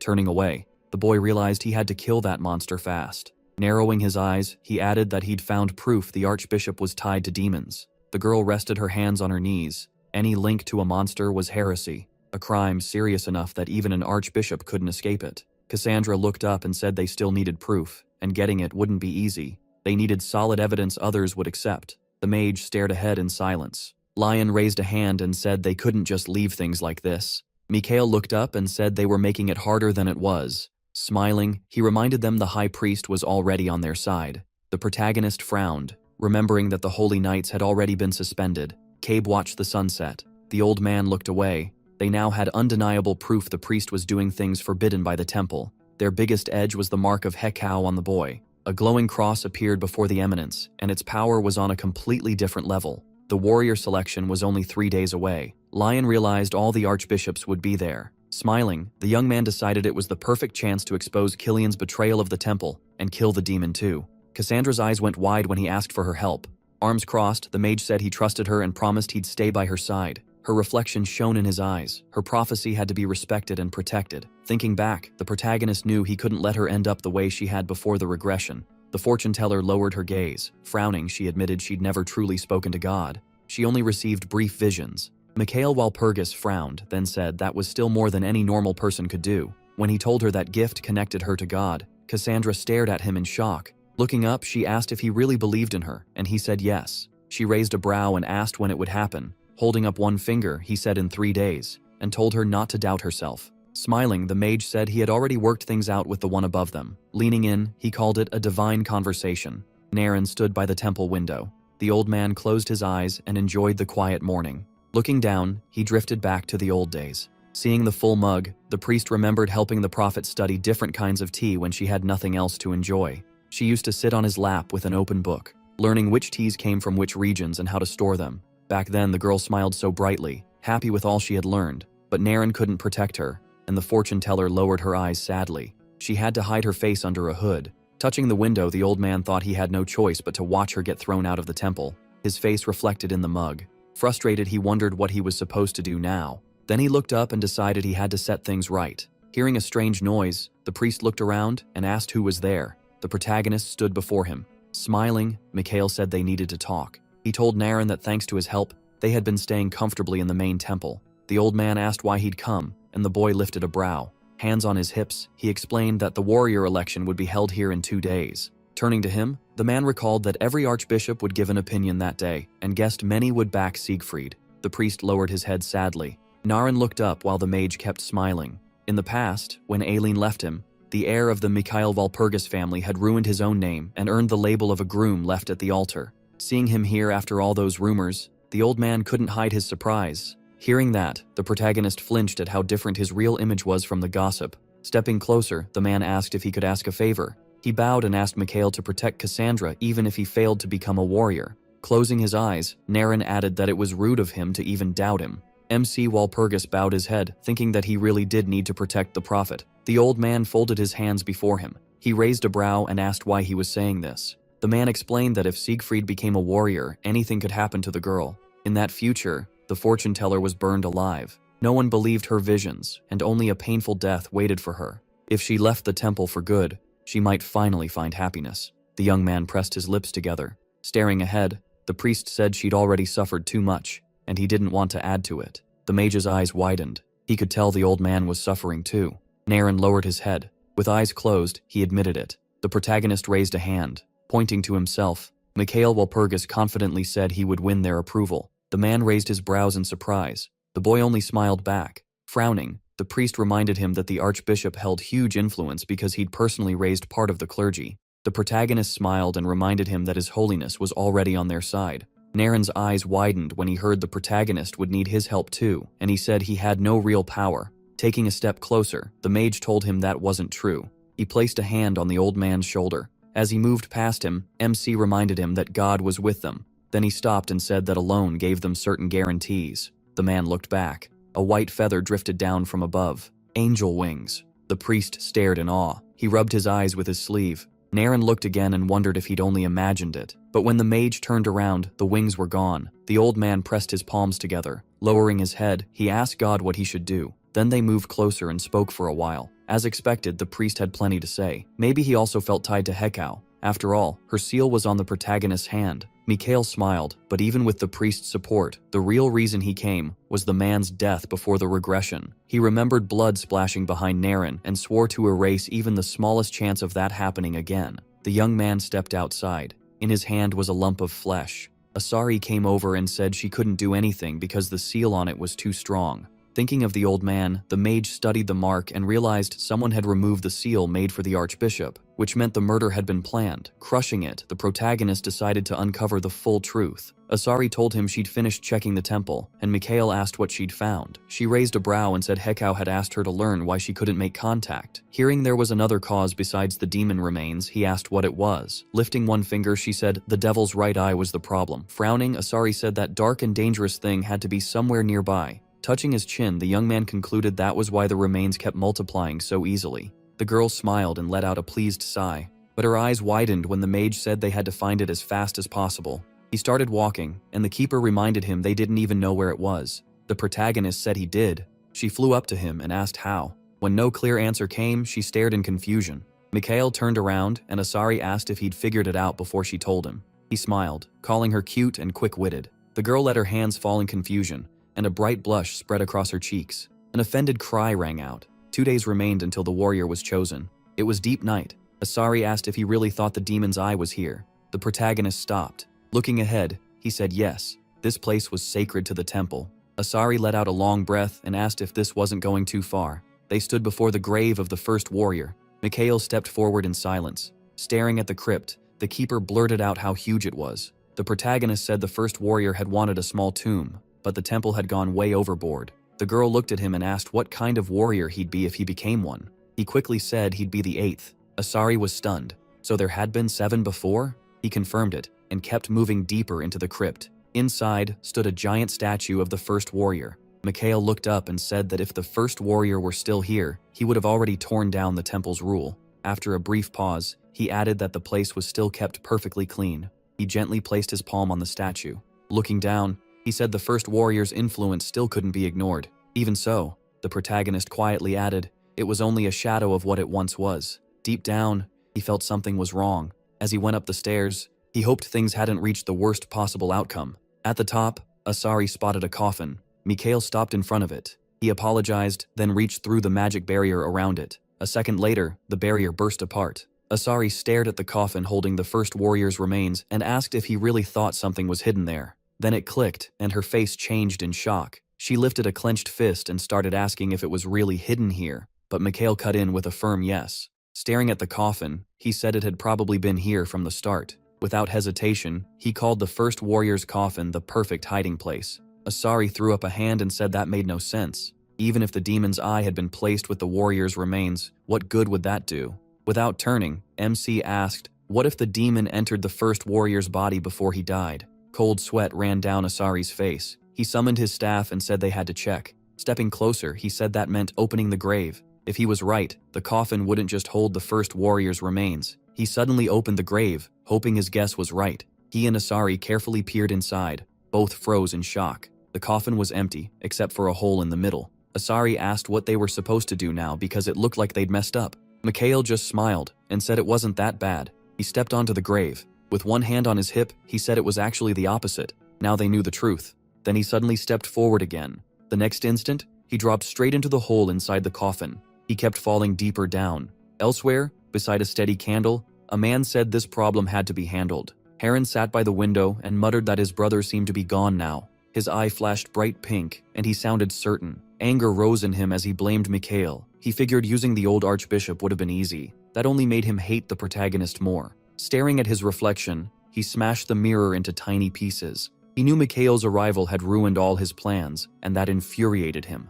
Looking at the broken glass, Heron asked how he was supposed to destroy him. His eyes had gone wild. Then that strange feeling about the grave hit him, and he whipped around. A huge grin spread across his face. He raised both hands and burst into mad laughter. Then Heron grabbed his head and looked down. "Just think," he shouted. Glancing at the candle, he laughed at how easily the protagonist had handled it. Then he leaned in and blew the candle out. Meanwhile, Mikhail and Asura moved carefully through the dark. They tried to make out what was around them. A man on a throne drove his sword into the floor and said he was glad MC had finally come. With one eye burning, he added that he had been waiting for him.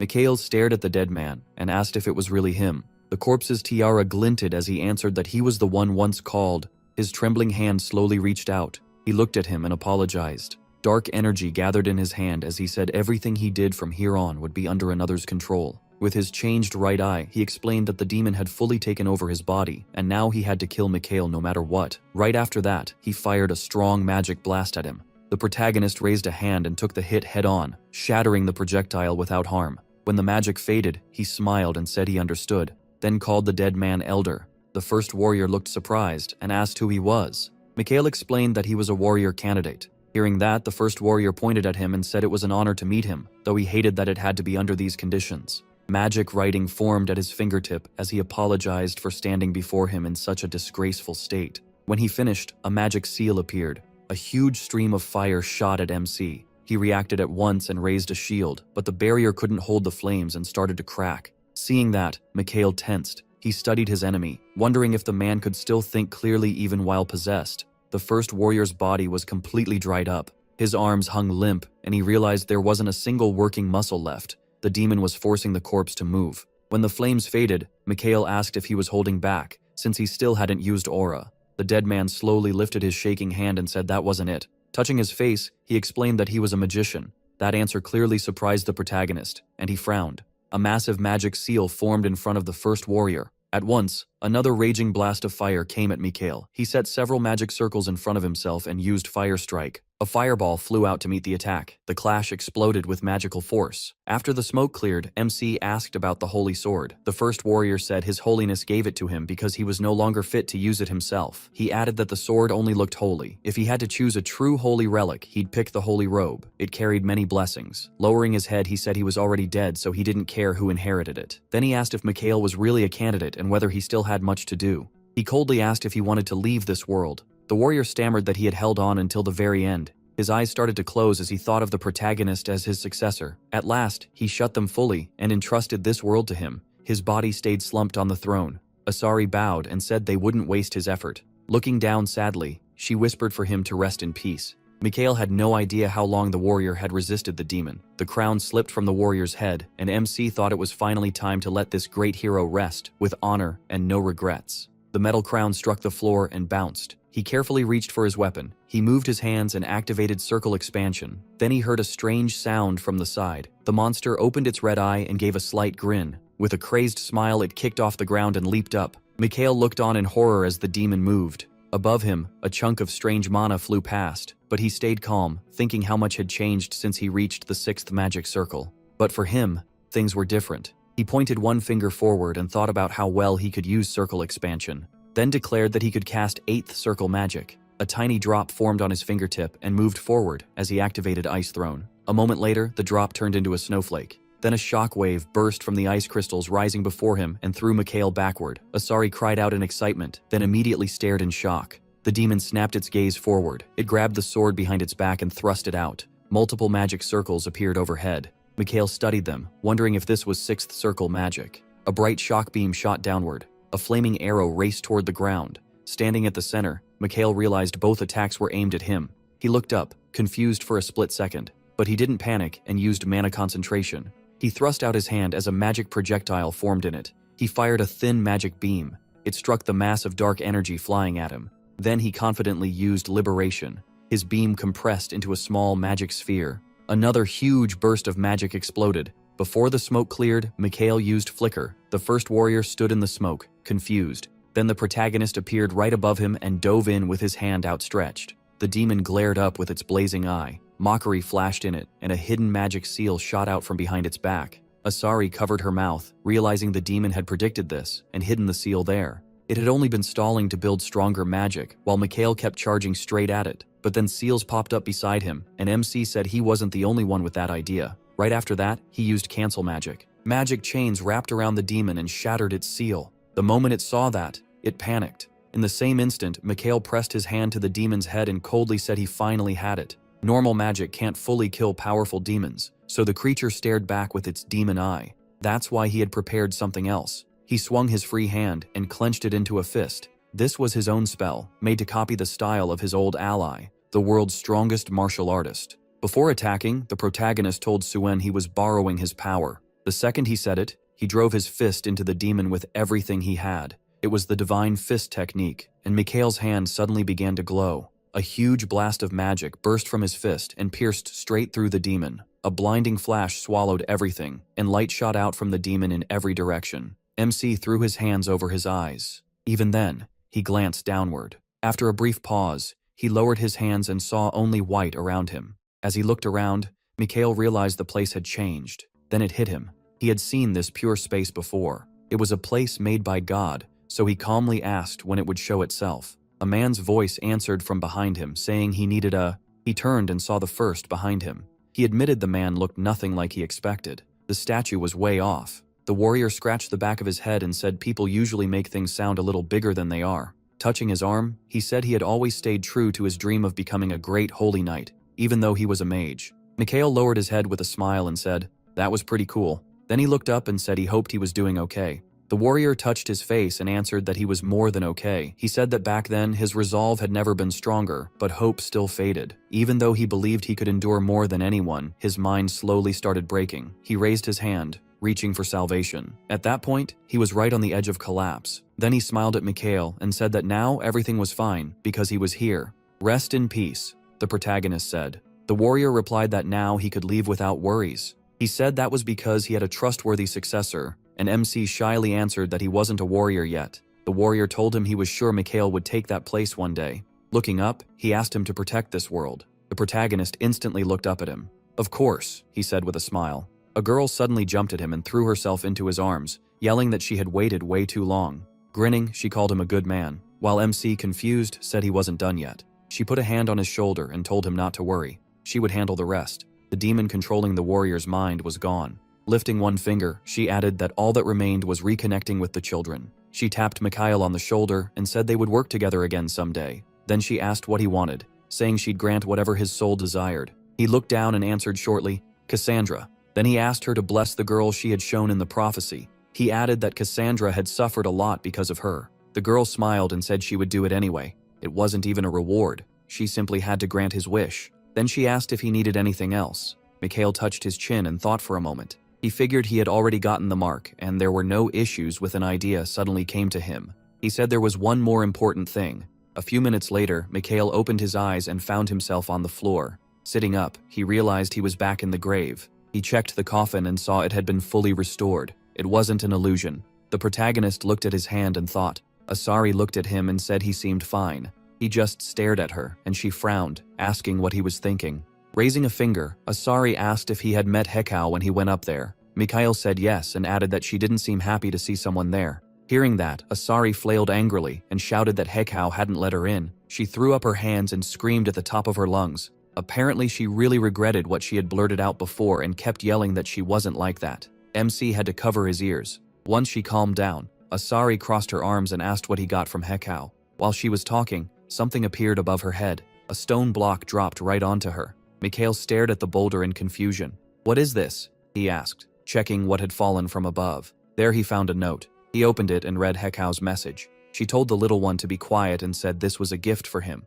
When he finished reading, he untied his belt. The holy mantle, the saint's cloak, fell right into his hands. Asura popped out from under the rock and asked if he had really gotten that from the cat goddess. "No," Mikhail said firmly as he put on the mantle. The moment he wore the holy mantle, it felt like lightning shot through his whole body. Asura stared in shock and asked what was happening. His eyes sharpened and he said, "Stigmata." Before Mikhail returned, Hekau had looked up and asked about stigmata. The protagonist reached out his hand and said he now had the Lord's finest blessing and mark. Smiling at his hand, he said that out of everything he could have received, this was the best. Hekau looked surprised and said she hadn't expected that answer at all because this was actually pretty funny. Then she smirked and said she was interested in it too, since she had never seen anything like it. One person had been offered it before, but he turned it down. The first warrior gave an awkward laugh and said he wasn't sure he could take a piece of the Lord and still remain himself. Hekau stepped closer and teasingly told Mikhail things might be different for him. Her eyes shone as she added that he was already partway to becoming a demigod. MC looked back at the goddess. He remembered that moment. Even if only briefly, he had reached the 10th magic circle because of it.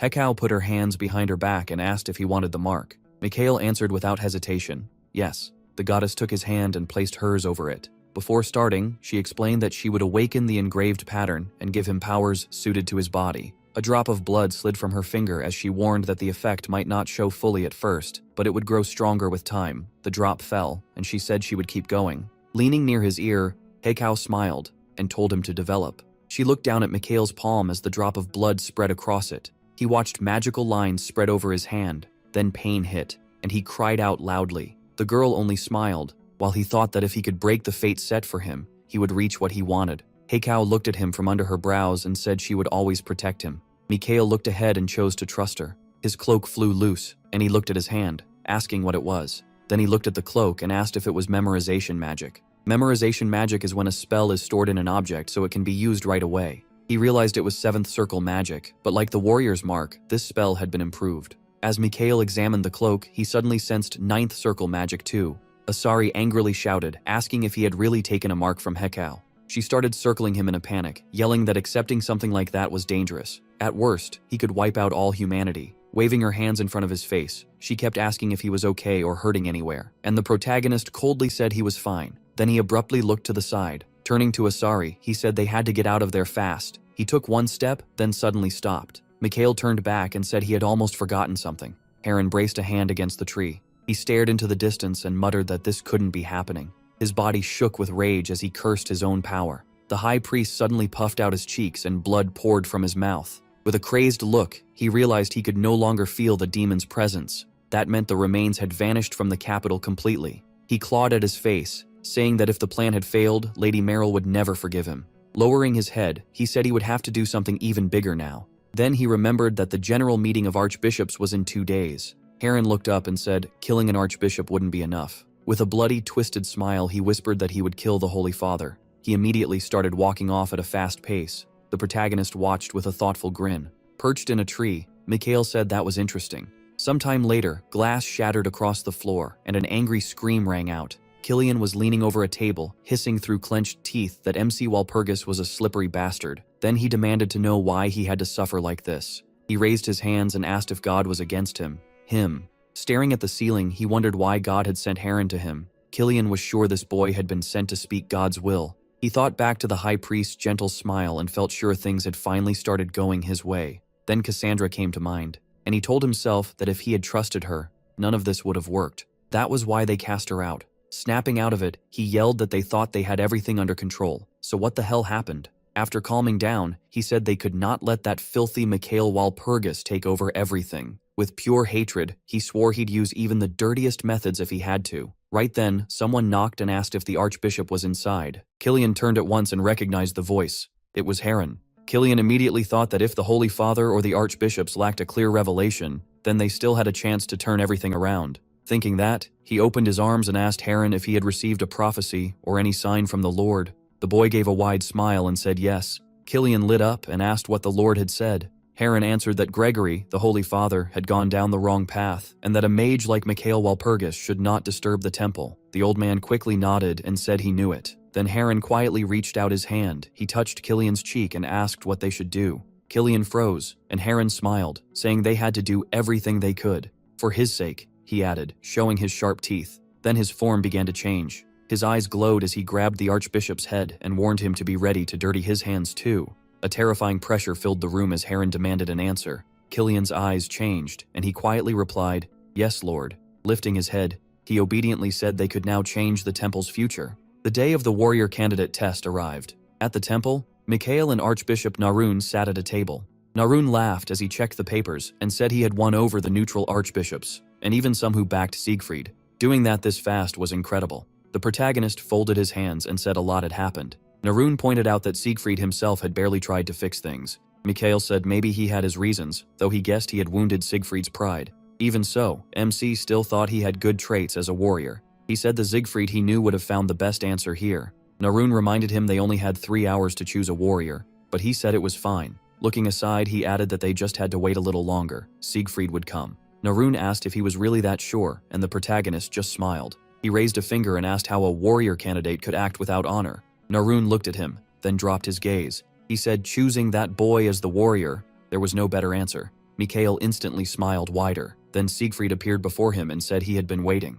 MC crossed his arms and asked if he had thought about what he said. Siegfried looked down and admitted he had lost sleep over it. Clenching his fist, he said he was not the only one who felt that way. He explained that Habe had denied it too, just like he had, but later admitted he was wrong. Habe felt awful and apologized to Mikhail Walpurgis and the Prophet. The other knights did the same. Some still denied it, and some were angry, but Siegfried said this could not keep going now that the truth was out. There was a demon right under their noses, and it was likely planning more than just taking over the knights. Mikhail said that made sense, and Siegfried remembered his words. He also thought back to something Killian once told him. He remembered the Archbishop saying the warrior's path was the right one. Siegfried had believed that was what God wanted, so he never questioned it. Everyone around him had supported that choice. But sadly, Siegfried said only one person had ever told him he was wrong. "It was you," he told Mikhail. He remembered turning to him in shock when he first heard those words. Now he bowed and asked him to tell him what to do. Looking up, confused, he asked what came next. Until now, Siegfried had been trapped. When he was a child, he found a book in a trash heap, A Warrior in Fairy Tales, and ever since, the title of warrior had trapped him. He worked endlessly because he did not want to let down the Archbishop who saved him. But now he had to admit it. The one he had called unworthy of being a warrior, Mikhail, had acted more like a true warrior than he had. Siegfried lowered his head and cried out, begging the protagonist to tell him. Then he looked up and calmly asked what he should do now. Mikhail stared at the boy in front of him. After a short pause, he looked up and asked if Siegfried really wanted instructions. Had he already forgotten what MC told him from the start? Siegfried lowered his eyes and said he had lived under false ideas for too long. Because of that, he lost the only person close to him. Covering his face, he quietly admitted he had no clue how to fix his life. He looked at him and asked, annoyed, if he was really just going to stand there and whine. Siegfried lifted his head, confused, and asked what, but before he could finish, a fist came flying at him. Mikhail drove a hard punch into his stomach. Siegfried cried out in pain. The hit sent him flying back several meters.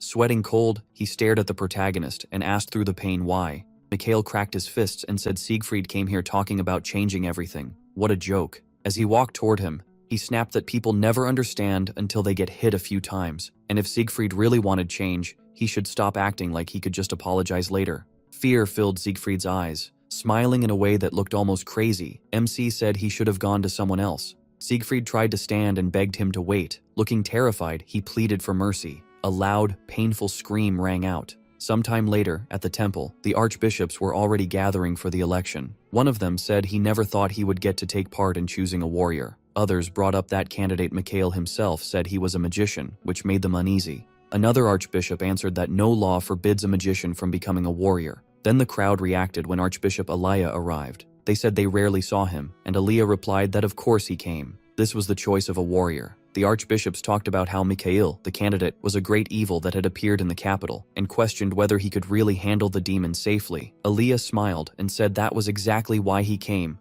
to support the young man. Then a voice behind him asked if it was really Elia. He turned and saw Archbishop Kilian.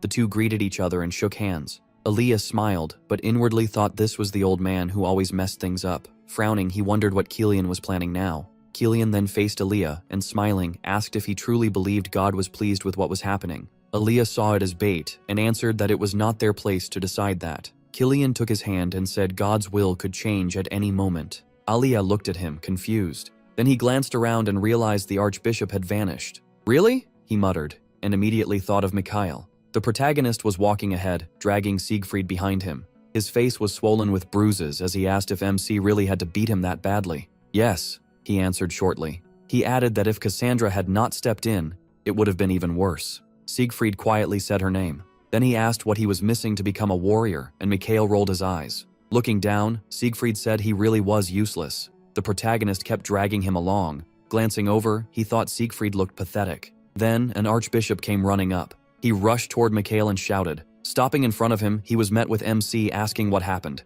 Elia shouted that they had a problem. In the empty temple, a dark figure stood waiting. It was old Kilian. He said he had started hearing God's voice, even though he had never received a revelation before. Then a voice spoke inside his head, telling him it had always been there. The veins on his hands turned blue as the voice declared it was time for a trial, and he would be the judge. A girl stepped out and ordered the archbishop to stop. It was the prophet Cassandra. Without any fear, she told him not to cross the line. The old man frowned. "So that's it," he muttered and stepped toward her. Then a sword flashed. Edda stood in front of Cassandra and asked if he really didn't get it. Without looking away from Kilian, she asked if he was only pretending not to understand. The question caught him off guard, and Edda thought Mikhail had been right. She drifted back to a memory from one evening when they were alone. Back then, he said with a smile that Archbishop Kilian was bound to make a move. That memory stunned Edda. Coming back to the present, she wondered how the protagonist knew, then told the archbishop to make his choice before it was too late. Kilian froze, like her words had cornered him. Then the old man burst out laughing.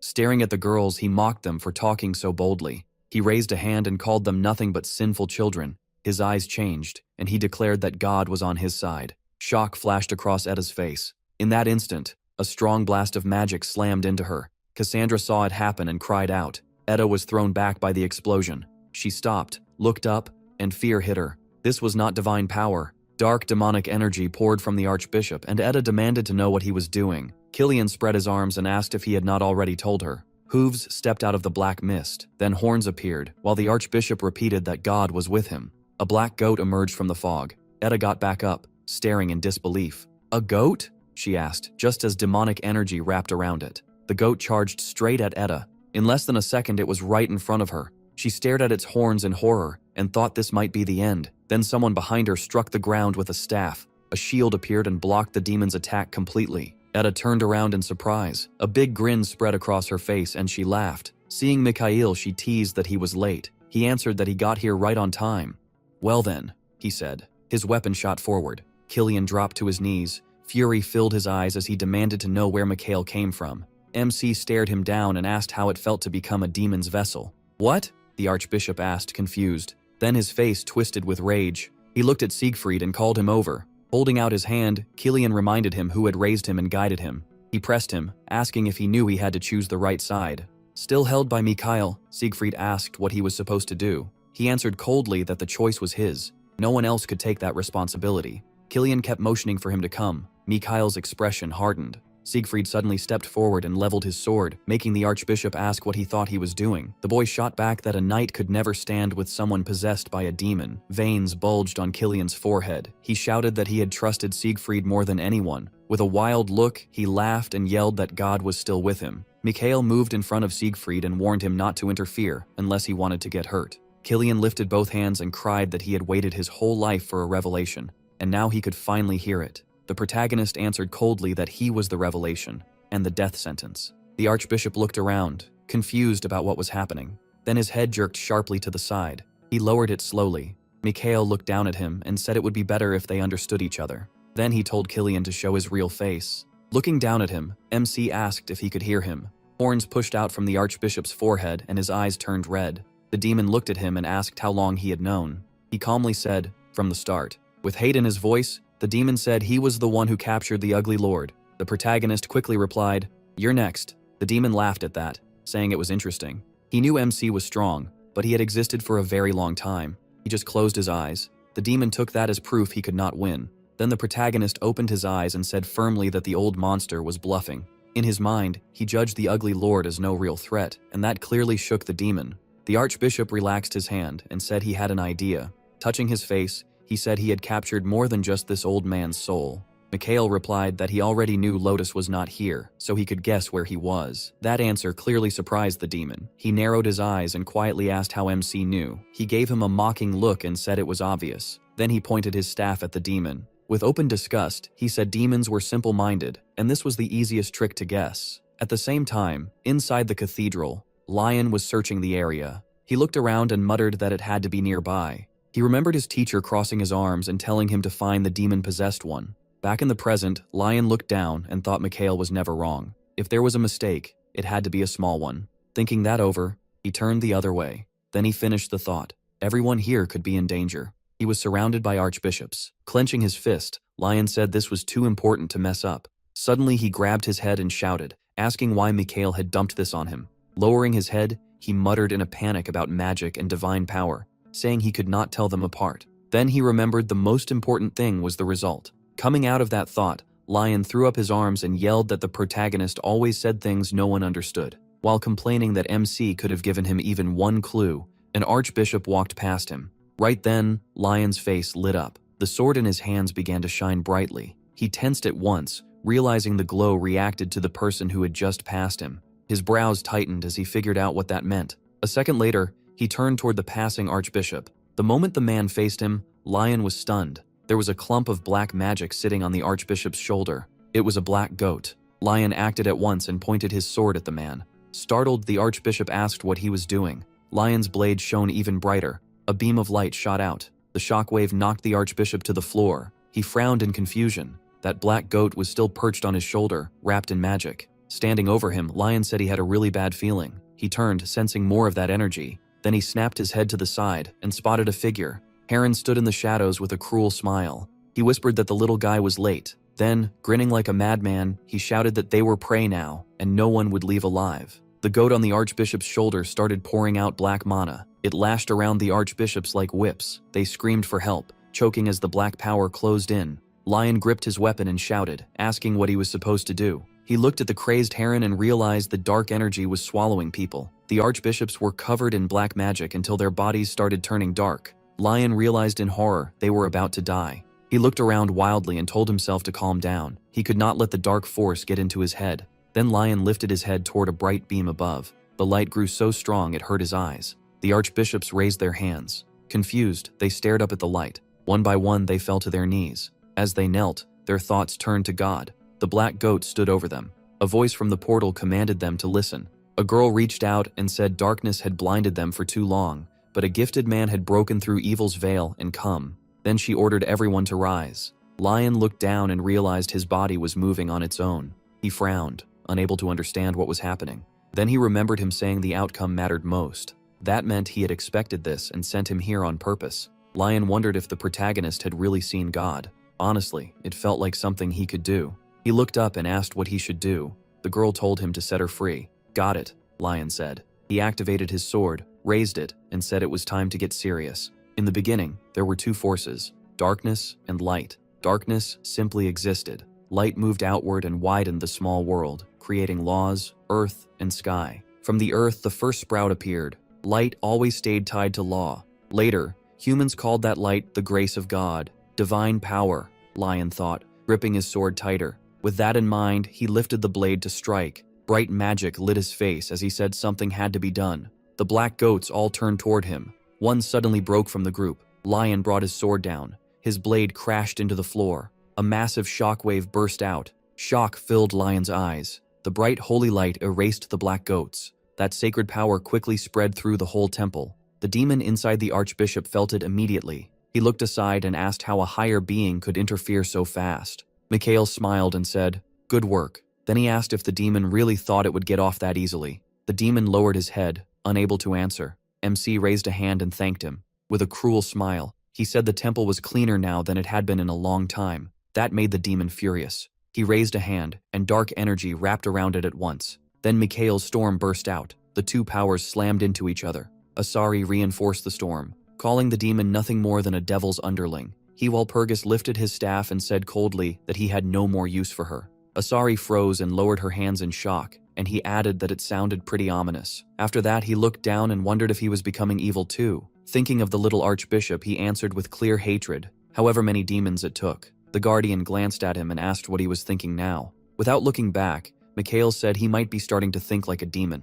That caught the girl off guard. Then she smiled. After a brief pause, she turned to the demon and told the protagonist not to give him too much credit. "Hey," the old man growled through clenched teeth. He threw out both arms and unleashed a huge wave of dark power. It shot at Mikhail Walpurgis, but he blocked it with a divine barrier. Staring at the demon with open contempt, he warned him not to even think about escaping. The demon lowered his head. "Run away." His hands shook as he pointed at MC and ordered him to shut up. Then he spread his arms and screamed that he would kill every last one of them. Demonic energy swallowed his body and hands. Mikhail watched and thought the demon had completely lost himself, but not his power to destroy. A hand suddenly reached toward him from behind, reminding him where they were. Hekau appeared at his back and said this was a holy temple, where God's power does not waver and faith fills the hall. She looked at the demon and asked if he really thought that applied to him. Mikhail gave a small grin. After a short pause, he struck the floor with his staff and spoke. Divine power flared around him as he declared that the demon had already missed his chance.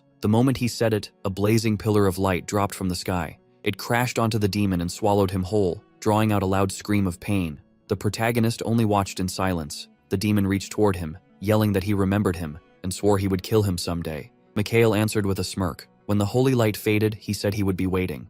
The priests and archbishops stared up at the divine light overhead. Shock filled their faces as grace and holiness spread through the temple. Priests and worshippers dropped to their knees and folded their hands in prayer. All of them were overcome with blessing. God, absent from the temple for so long, had finally returned. Meanwhile, in a dark throne room, blood splashed across the floor. The demon girl covered her mouth and spoke about the soul she had worked so hard to claim. She stopped, lowered her hand, and let out a heavy breath. This was Meryl, the sixth demon commander. Grinding her teeth, she cursed Mikhail in rage. He had appeared out of nowhere, ruined her plans, and even beaten her warriors. No matter how gifted a mage was, some demons were not easy to bring down. She pictured Hekau standing behind MC and figured she had to be involved. Pushing that thought aside, Meryl said she needed answers. As soon as she spoke, a massive black goat appeared beside her and spat out the Lotus demon. He hit the floor screaming. Meryl called to him, and the moment Lotus heard her voice, he panicked. He spun around to speak, but she cut him off and said maybe she should have killed him back at the temple.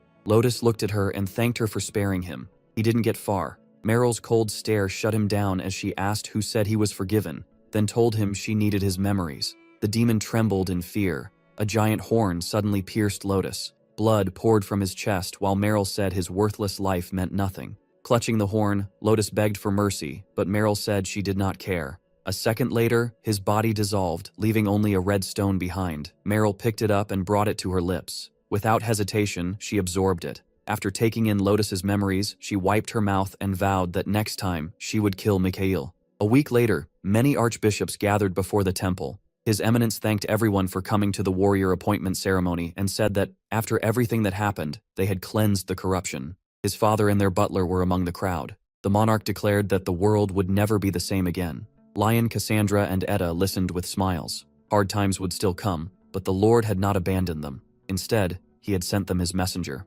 Mikhail Walpurgis. Watching the ceremony, Asari said in surprise that they had put it all together fast. A few days earlier, the protagonist had met Siegfried, who said he was thinking about stepping down as a candidate. The protagonist asked, annoyed, "What now?" Siegfried lowered his head and asked if he was really fit for this. He barely even knew how to act in battle. He said he had thrown away his old life and everything he went through to get here. After hearing him out, Mikhail Walpurgis asked about his sister. Looking at his hand, Siegfried said she could not see any of this. MC folded his arms and asked why he came. Did he actually want to say something? Something like that, Siegfried answered without lifting his head. After a pause, he quietly said he didn't like him. He stared at him, then asked if anyone could like an arrogant, self-obsessed idiot. Well, he muttered. Seeing the confusion in Siegfried, Mikhail realized he would have to face reality fast. Maybe memories from before his regression were affecting him, but he really had changed. The protagonist saw the sadness on his face. Cassandra was happy now, but he alone seemed left behind while everyone else had changed.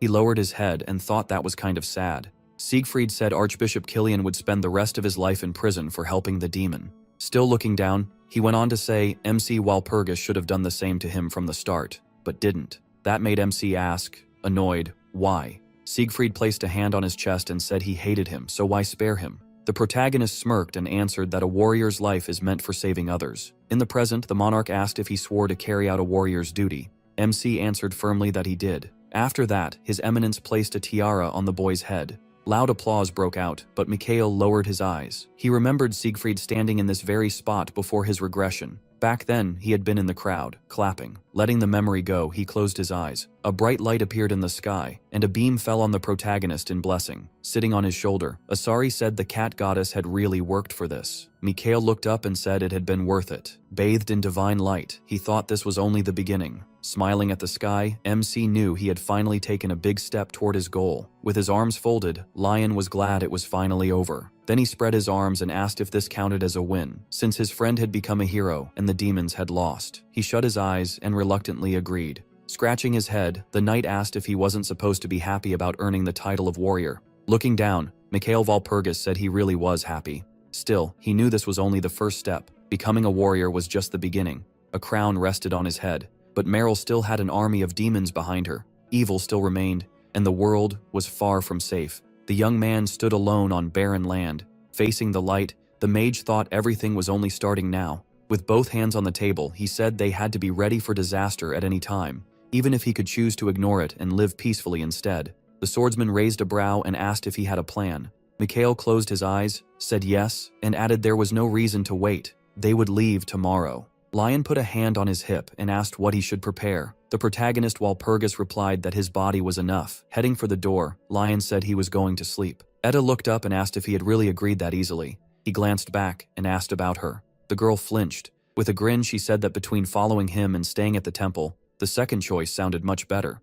Besides, she needed to keep watch over her brother. Mikhail nodded and asked her to tell him if anything happened. Closing her eyes, the blonde promised she would. Hearing his friend's voice, the mage looked away. Cassandra sat on the steps, waiting to hear what she should do. Mikhail smiled and said she should stay here. Disappointed, she frowned and asked if it was because she was a prophet. Looking down, she assumed her limited powers made her useless. MC Walpurgis raised a hand and said that was not true at all. He just did not want anyone looking down on her. Her eyes lit up. Until now, anyone who spoke with God had been treated with contempt. Hekau reached out to the guy, and he hoped he could become a better version of himself. Clutching her dress, Cassandra cried out that prophecies were only seen as following fate. Because of that, people rejected them without even realizing it, and that was why they turned away from the fortune teller. The prophet gripped the hem of her dress tighter. Mikhail watched her, tense. Then he lowered his head and said that wasn't true. Prophecies reveal things no one could have known before. Tears in her eyes, she asked what he meant.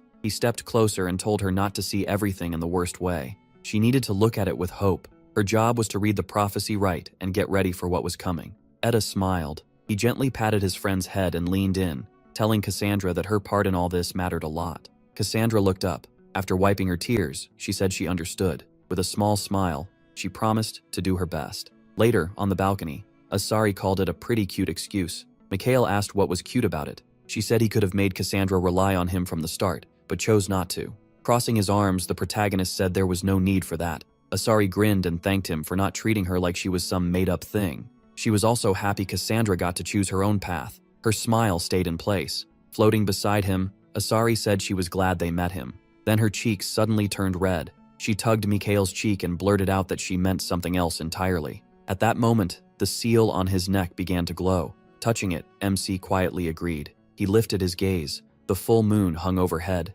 It mattered to him because it was tied to the training and experience he got from his teacher. Morning started to break. Clouds covered the moon. Before the regression, whenever it appeared, Mikhail would remember the magic lessons he learned from his mentor. He always watched it closely. Then a voice called out, and he turned. Morden stepped onto the balcony. He asked how his break had been, and the butler said it was interesting enough. With his hands behind his back, Morden said he had seen and thought about a lot during that time, enough to make a decision. Smiling, Mikhail asked what answer he had reached. The man closed his eyes. In the moonlight, Morden began by saying, there used to be a magic school that took the moon as its symbol. It saw humans as vessels for mana, and once every few hundred years, monsters born in human form would appear, each one leaving its mark on history. Morden explained that those beings were made for magic, with mana flowing through their bodies in special ways. Looking at Mikhail, he added that followers of the Moon School tried to force themselves into becoming creatures like that. They broke their own bodies and healed them over and over,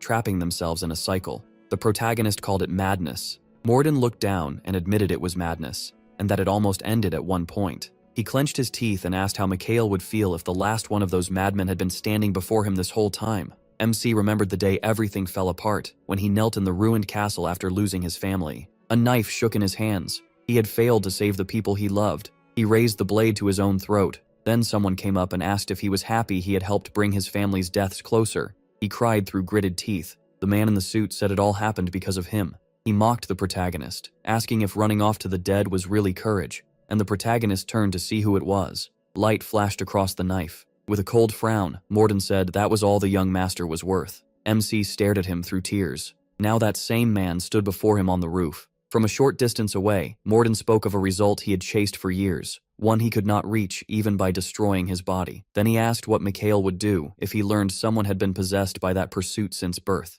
He frowned and answered with a question of his own. What would Morden do if there really were a way to reach that result? The man's eyes went wide. He realized his guess had been right. Spreading his arms, the protagonist reminded him that he had been born with this gift. Looking up, he thought the whole thing was unfair. He raised a finger and said he had not only a special body but a gifted mind too. Pointing to his head, Mikhail asked why his body took in mana so easily. Morden looked up. MC went on, asking why he could make several magic circles when most people struggled with even one. Stunned, Morden asked if he had figured all that out by himself. The butler lowered his head. He remembered that Mikhail had only been studying magic for 3 years. Closing his eyes, he said it did not matter whether it was talent or not. Some people are simply born able to do what others never can, no matter how hard they try. Morden asked if that was not ridiculous. The protagonist looked up at the sky. Then he said the world was full of contradictions, and their bodies were just bags of bones in the end. Morden watched him carefully. Mikhail said he liked looking people in the eye,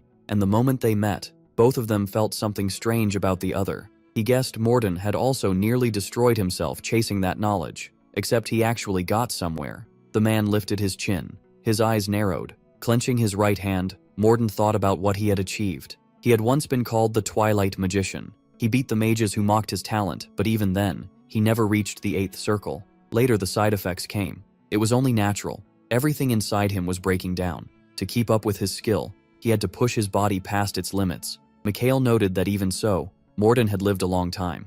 With a faint smile, Morden said he gave up on that path in time. Touching his chest, he explained that he let go of his dream of the 8th circle and only used magic when he had to. Closing his eyes, Morden said his body had already reached its limit and there was nothing he could do. Mikhail looked at him and said there was a way to fix it. The butler's eyes widened. He raised his hands and insisted his body was beyond saving, but MC calmly repeated himself. Morden held his hands out and said no one knew his body better than he did. Then his brows jumped in shock when he reached out and said that with God's help, nothing was impossible. He placed a hand on Morden's head and told him to get some sleep. Morden stared at him, confused. Smiling, Mikhail cast a sleep spell. The butler's eyes opened wide, then they turned fully white. Catching him as he went limp, the protagonist said his personality really had not changed. Looking down, he said it was time to begin. Holding Morden upright, he carried him to the bed. As Mikhail raised his hand, a fresh, cool feeling ran through him. He decided to become someone who could reshape the body again. Asari asked what that meant. Morden lay on the bed, his body covered in scars. Looking down, MC thought that being able to resonate with mana was a blessing.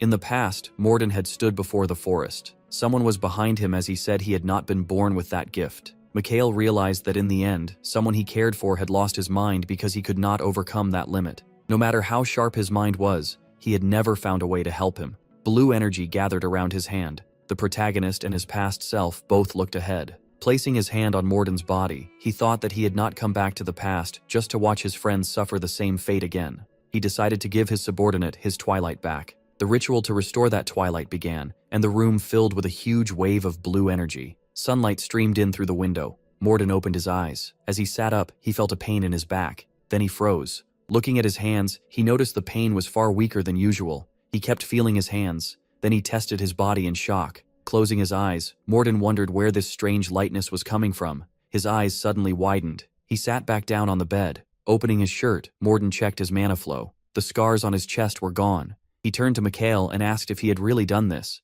MC said yes, but warned him to take it slow at first since his body was not used to it yet. Morden buttoned his shirt. A bottle of pills floated through the air. He caught it, and Mikhail told him to take one each day and learn the right way to train. Staring at the bottle, Morden asked what it was. Turning away, he said they were fruits from the world tree. Morden's eyes flew open. He jumped and asked how that could be possible. Dropping to all fours, he stared at the bottle and asked how Mikhail could hand over something so precious, so easily. The protagonist said if it could help bring back 8th circle magic, then no cost was too high. Morden looked up in disbelief. Then he lowered his head and said he did not have the ability for that. To him, magic circles were like ranks. Grabbing the edge of the wall, he compared it to climbing higher, something fixed from birth, something no one could break through. Young Morden looked up, tense. People kept climbing the steep wall. He pulled himself upward, still trying to reach the top. Morden's eyes shone. Staring at the tower, he thought he still could not reach the 8th circle, even with that brutal method.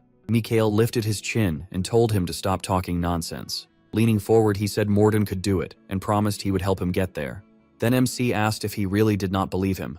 Morden's eyes widened. The old man lowered his head, not knowing what to say. His old memories broke apart in his mind. Morden narrowed his eyes and asked if the young master truly meant to help him. Mikhail shut his eyes and gave a small nod. Since there was no point waiting, they headed into the forest to learn autonomous circulation. Pointing at Morden's hand, he said he wouldn't teach his own method. He'd teach the one that fit Morden best. A blue aura wrapped around the hand. Morden asked what it was, and Mikhail said it was the idea he mentioned earlier. The servant wondered how he came up with it. The protagonist smiled and said it came from many generations of his family. That made Morden raise his brows. MC then added that the old training method was flawed, but still far from useless. The old man looked up. Then he pressed his lips together and let out a quiet laugh. With his eyes closed, Morden admitted it was actually very good. The group sat on their horses in front of the temple. Lion kept admiring the armor. The shine bouncing off it seemed to pull all his attention. Mikhail asked if he really liked it that much, and Lion cheerfully declared that armor was the most important thing.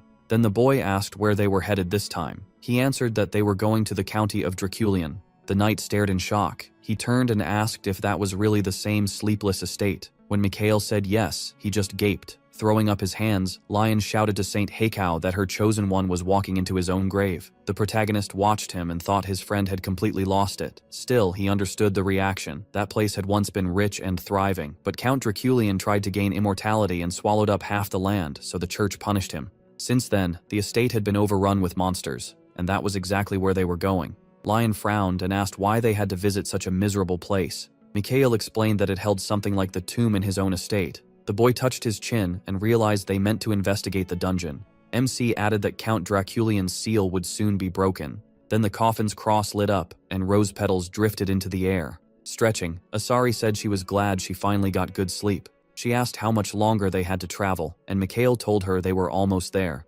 Something off to the side caught her eye. White steam was pouring from Morden's mouth. The butler was using magic to lift the horse into the air. He frowned and opened his mouth wide. Lion was asleep, tied to the horse. Asari stared at them in confusion and called them insane. A few days earlier, the group had been riding through the forest. Eyes wide with worry, Morden asked if Draculian's seal was sleeping, since the coffin trapping that monster couldn't be opened from the inside. Mikhail kept riding and asked if that was really what the gods said. Lion raised a brow and asked if there was any way to kill a creature called immortal. He confirmed there was and said he wasn't going in without a plan. Lion shut his eyes and nodded. Mikhail squinted and said his friend hated taking risks and always thought through every detail first. Morden covered his mouth and called him a genius. Watching them, the protagonist thought they were putting too much faith in him. When they asked for the plan, he smiled. He even looked pleased with himself. That smile made Lion tense up, and he asked what kind of expression that was. Mikhail explained that he did have a plan, but it needed a few conditions first. Lion's eyes widened in panic. He said he didn't know what MC needed, wasn't ready for any task, and whatever it was should wait. Smiling even more, he reminded him that the sooner they did it, the sooner they'd be done. Lion saw the hand coming toward him and begged him not to scare him. Mikhail cast sleep magic and the boy started slipping off his horse, so they tied him to the saddle. Morden, brows raised, asked what they were doing, and the protagonist suggested leaving Lion like that. Looking down, Morden noticed the spell wasn't simple at all and guessed MC had put him into a controlled trance. The knight stayed asleep. After getting off his horse, he realized even Morden had trouble understanding the spell. Frowning, the butler asked who he took him for and said he'd analyzed even 8th circle magic. Mikhail turned away and asked if he wanted to try studying this spell too. The protagonist looked back, annoyed they didn't have 8th circle magic to compare with, and suggested making it a bet instead. Surprised, Morden asked what exactly they were betting on. As the horse calmly chewed grass, MC proposed that if Morden lost, he'd carry it with magic the rest of the trip. Holding up 2 fingers, he added that he'd do it himself if he lost. That instantly got the old man's attention, and he agreed. Now he was the one carrying the horse over his head. Morden asked how he twisted the spell so well that it couldn't be sensed, and he thought to himself that spell mixing belonged to the 9th circle. Magic circles floated all around. Asari pointed aside and told her friend to deal with that first. Then she turned her head and said she couldn't really help, because she knew almost nothing about the tomb. Mikhail raised a brow and asked if she truly knew nothing. Hand on her chin, Asari explained that the other tombs weren't made in a normal way. They didn't have the shape or size you'd expect from a dungeon. They moved through the castle. Asari said Azar's tomb was filled with strange spaces and trials. Closing her eyes, she added that the protagonist had been lucky the first tomb was easier. She explained it wasn't the kind of place where failure meant horrible suffering. Then Asari said each tomb had its own guardian protecting the dead inside. Mikhail remembered that before his regression, Draculian had only been violated because of fear of aging and death. A red coffin gleamed against a black one. Something tugged at him.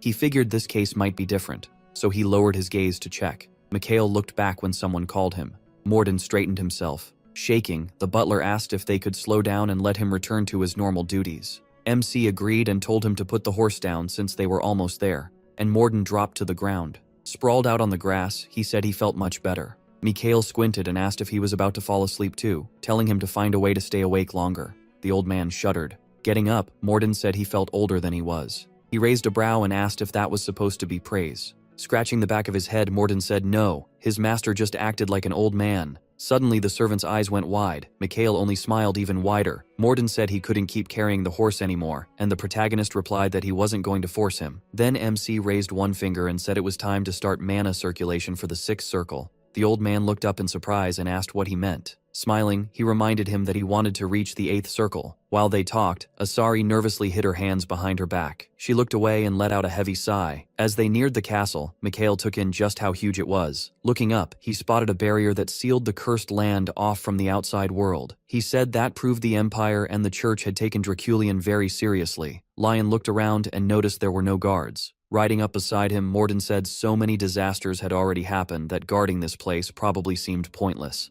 Mikhail placed a hand on the fortress wall. Standing there, he guessed this place had a hard time responding to anything outside its set rules. He thought the barrier should have lasted for centuries. A glowing mark appeared over the magic sphere, and the protagonist noted that the man who sealed the castle was the Holy Church's finest knight and clearly spared no expense. Squinting, he thought no one should have been able to break this seal. Asari covered her mouth and said it smelled awful here. Looking away, she added that the bad smell wasn't just coming from the castle. Mikhail looked around, and Asari said the place smelled more like a cattle pen. With his eyes closed, MC called that an interesting way to put it. From his horse behind them, Lion asked if they were really just going to walk in. He pointed ahead and said they had to do something first. The boy turned in surprise. In the middle of the forest, the group decided to clean themselves up first. The horses stomped the ground impatiently. A woman stood by a counter. People still moved through the town. Looking around, Lion was shocked that anyone still lived here. Mikhail explained that not everyone had taken part in that battle. The disaster had been so awful that many locals died, leaving the cemetery packed with graves. Someone laid a rose by a coffin, people stood by the graves in tears, and only half the estate had survived. With no lords or knights left, the common people had to protect themselves, and Lion looked away in disgust.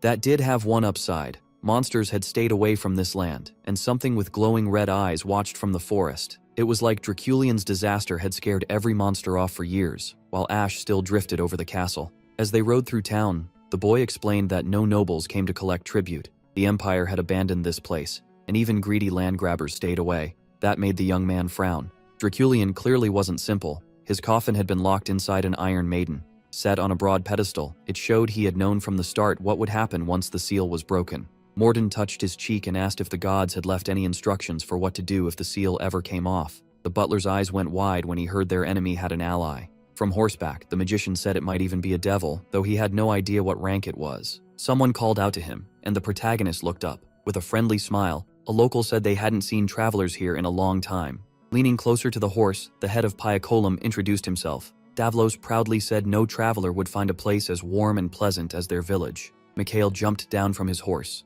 He lifted a brow. Then a smile spread across his face. Shaking Davlos's hand, he said they were only looking for a place to rest, and the village head offered to guide them himself. With his arms folded, Lion noticed that odd smile on his friend again. Davlos turned and told them to follow him. As they walked, he realized they had come here on purpose, not by chance, and asked what brought them. The young man glanced down. Then, with his eyes closed, he mentioned Draculian. Davlos stopped cold. Turning back, the villager asked if they had come because of that. The magician only smiled and said he had his own reason for getting involved. Davlos's eyes widened, and he said he understood. Moonlight shone through the house windows. The group gathered inside a room. The protagonist half closed one eye and asked his friend what he thought. Morden said demons loved using charms. It was the easiest hunt when the fish swam right onto the hook. Lion stared at him, surprised. The boy raised a hand and asked if they had just been called fish. Mikhail folded his arms and admitted Morden had a point. When the knight asked what they meant, the boy explained that whoever was pulling the strings had probably already started their plan. The swordsman's eyes widened, and he asked if a devil was tied to this village. The boy raised both hands and said demons were linked to more than just this place. Holding up 6 fingers, he reminded them there were 6 villages nearby and asked if that number meant anything. Lion frowned as he remembered there was a 7th point, with the core right in the center village. A huge crystal stood in the square, and the other 6 villages were arranged around Piacolum. Together, it looked like one giant magic circle, with a purple crystal in each village. The boy slammed his fist on the table. Grinding his teeth, he said some bastard had set the whole thing up. Arms crossed, the protagonist told him to calm down. Anger wouldn't fix this. Morden looked over and asked what they should do next. The swordsman stared at him, confused. Mikhail raised a brow and said there was someone he needed to meet first. The group moved down the street. Then they suddenly stopped. The boy's face hardened. A man in armor sat by the fortress wall. He held a spear. Red light flashed through his helmet slit. The butler muttered that he looked like a demon, but the young man said he wasn't exactly one. The stranger stood and said he was glad they had finally arrived. Lion's eyes widened when he noticed the spear. The knight tightened his grip. At the same time, he leveled the weapon at them. The servant snapped his fingers. The spear tip struck the protective barrier. The old man lifted a hand and asked why anyone would attack on a first meeting. He pointed downward. A force slammed the stranger to his knees. The knight slowly forced his head back up. His red eyes glimmered. Dark energy started spilling from his helmet. The magician frowned and told his friend to stop. A black aura wrapped around the man. He kept staring ahead. Eyes closed, the protagonist told him to stop too. The stranger shifted into a fighting stance and demanded to know who they were, and Mikhail answered that they had come to talk. The boy reached into his inner pocket and introduced himself. The knight watched closely. Pulling out the relic, the protagonist said the gods themselves had recognized him as a warrior. Then he added that they needed answers about what was happening here. The man lowered his head. He dropped to the ground, laughing, and said the church had sent them too late. Putting the relic away, the mage said there were reasons for that, and he wasn't here to run or hide. When asked why he was guarding the barrier, the knight looked down and laughed. Glancing at Mikhail, he said they couldn't exist in the same world. Part of his chest armor hit the ground. The warrior grabbed his spear, then he drove it into his own chest. Lion gasped. The spear burst out his back, and blood sprayed everywhere. Frowning, the boy told him to stop. A hole went straight through his chest, and then it healed a second later. Pressing a hand to his chest, the knight called himself immortal. The warrior swung his sword. Mikhail told him to lower it, but Lion said this man was almost no different from Draculian. MC shut that down at once. Looking at the man, he realized the knight knew exactly what future awaited him. The stranger lifted his head and told him to try killing him, but the young man refused. He said he couldn't call someone a monster when that person still wanted to be human, and the knight trembled. Reaching for the helmet, the magician said he knew who this was. He pulled it off and called the man by name. Tepes froze in shock. The protagonist narrowed his eyes. Long ago, the impaler had stood in a vast desert, known as the Immortal King from a lost future. Light gleamed off his armor. His father had tried to stop Draculian's crimes and died for it, so when they learned the man before them was Draculian's only blood relative, Lion and Morden just stared in shock. The knight lowered his head and asked what they planned to do with him. Mikhail looked down and said Tepes might not like it, but he wanted him to work with them. Tepes looked up, stunned. The full moon hung overhead. When he heard they wanted his help to finally lay his father to rest, the impaler's eyes went wide. He looked down, laughed, and said he had no choice. The boy gave him a hard look. Grabbing his spear, the knight said he had something to say too. He stood up and asked them to come with him. The group entered the castle grounds. The young man stopped, surprised to find a hole there, and Tepes explained smugglers had used this path long ago. Looking up, the magician noticed this area was polluted. Tepes then asked why he trusted Draculian's own son, and the protagonist glanced back. He turned away and stayed quiet for a moment. Then Mikhail said a son shouldn't carry the guilt of his father's crimes. When Tepes heard they had come to solve the polluted zone, he stared at them in surprise. The boy narrowed his eyes. Ruins stretched out before him. Lion said it looked far worse in person than any rumor had made it sound. Frowning, the man said his father had once been a good ruler, and the people had followed him. Stunned, the boy asked if he meant Draculian, and Tepes said yes. Looking up, Tepes said it hadn't always been like this. He had grown up surrounded by love and care, with his father as the only one close to him. The people of the city had smiled at them too, especially after his mother died. Now that city was only ruins. The impaler frowned as he remembered those days. Heading toward the fortress, he said they needed to go this way. The group moved toward the forest. Looking down, the man said his father changed after the dungeon was opened. The young man guessed Draculian had failed to find treasure there, and Tepes confirmed it, saying they had bigger problems at the time. Mikhail gave him a curious look and asked what he meant. Tepes explained that his father had gone insane after entering the dungeon. That caught the protagonist off guard. The king never let anyone inside, not even his own son. The knight came to a stop. Looking back, he said they had arrived. Lion stared, amazed. A huge portal stood open before them. Smiling, Mikhail asked if this was really the dungeon. Remembering his old team, he finally understood why they had never made it here before, and why Draculian had gone mad. Perched on her friend's shoulder, Asari said she couldn't explain the details. The young man guessed the crypt keeper might not be evil by nature, just someone who chose the wrong path, and the girl's eyes widened in fear. She quickly looked away. Seeing that, the boy frowned and asked what his friend planned to do. The magician rolled up his sleeves. Reaching forward, he decided to analyze the dungeon. His hand sank into the portal's strange surface. Blue waves of energy spread around the group. The main character woke up on the ground. As he got up, Mikhail was surprised he had somehow fallen asleep. Then his pupils shrank. Nothing was around him but rocks. The pollution source was gone, and the land looked clear again. Looking up, the boy wondered if they had really done it. A voice behind him said they had. He turned and saw his team. Sitting beside him, the priestess said it was over. They had really done it. Smiling, she told him she never could have saved her sister without him. With her eyes closed, she thanked him, and the magician smiled back. Then suddenly, his expression changed as he opened his mouth. Mikhail tasted something sweet in his mouth and immediately understood what was going on. Seeing him stand, the priestess asked what happened, but he just looked ahead and said he had to find a way back. He was smiling. The girl quietly watched him. Then she smiled too and said she understood. She raised a brow and said he had worked hard. Her body started turning into black mist. Mikhail looked away and said it was time to finish this. Floating above him, the stranger told him to enjoy the illusion a little longer, but he said it was too painful. He raised an eyebrow and asked if she agreed. A symbol shaped like an eye appeared. With her eyes closed, the keeper of the dungeon and its treasure introduced herself. A golden aura floated behind her. Mikhail lowered his eyes and apologized, but the person he wanted was gone. As she came down to the ground, Nephthys explained that God never wanted his child to see these dreams, and she was sorry. Looking at her, the protagonist guessed she knew what he needed.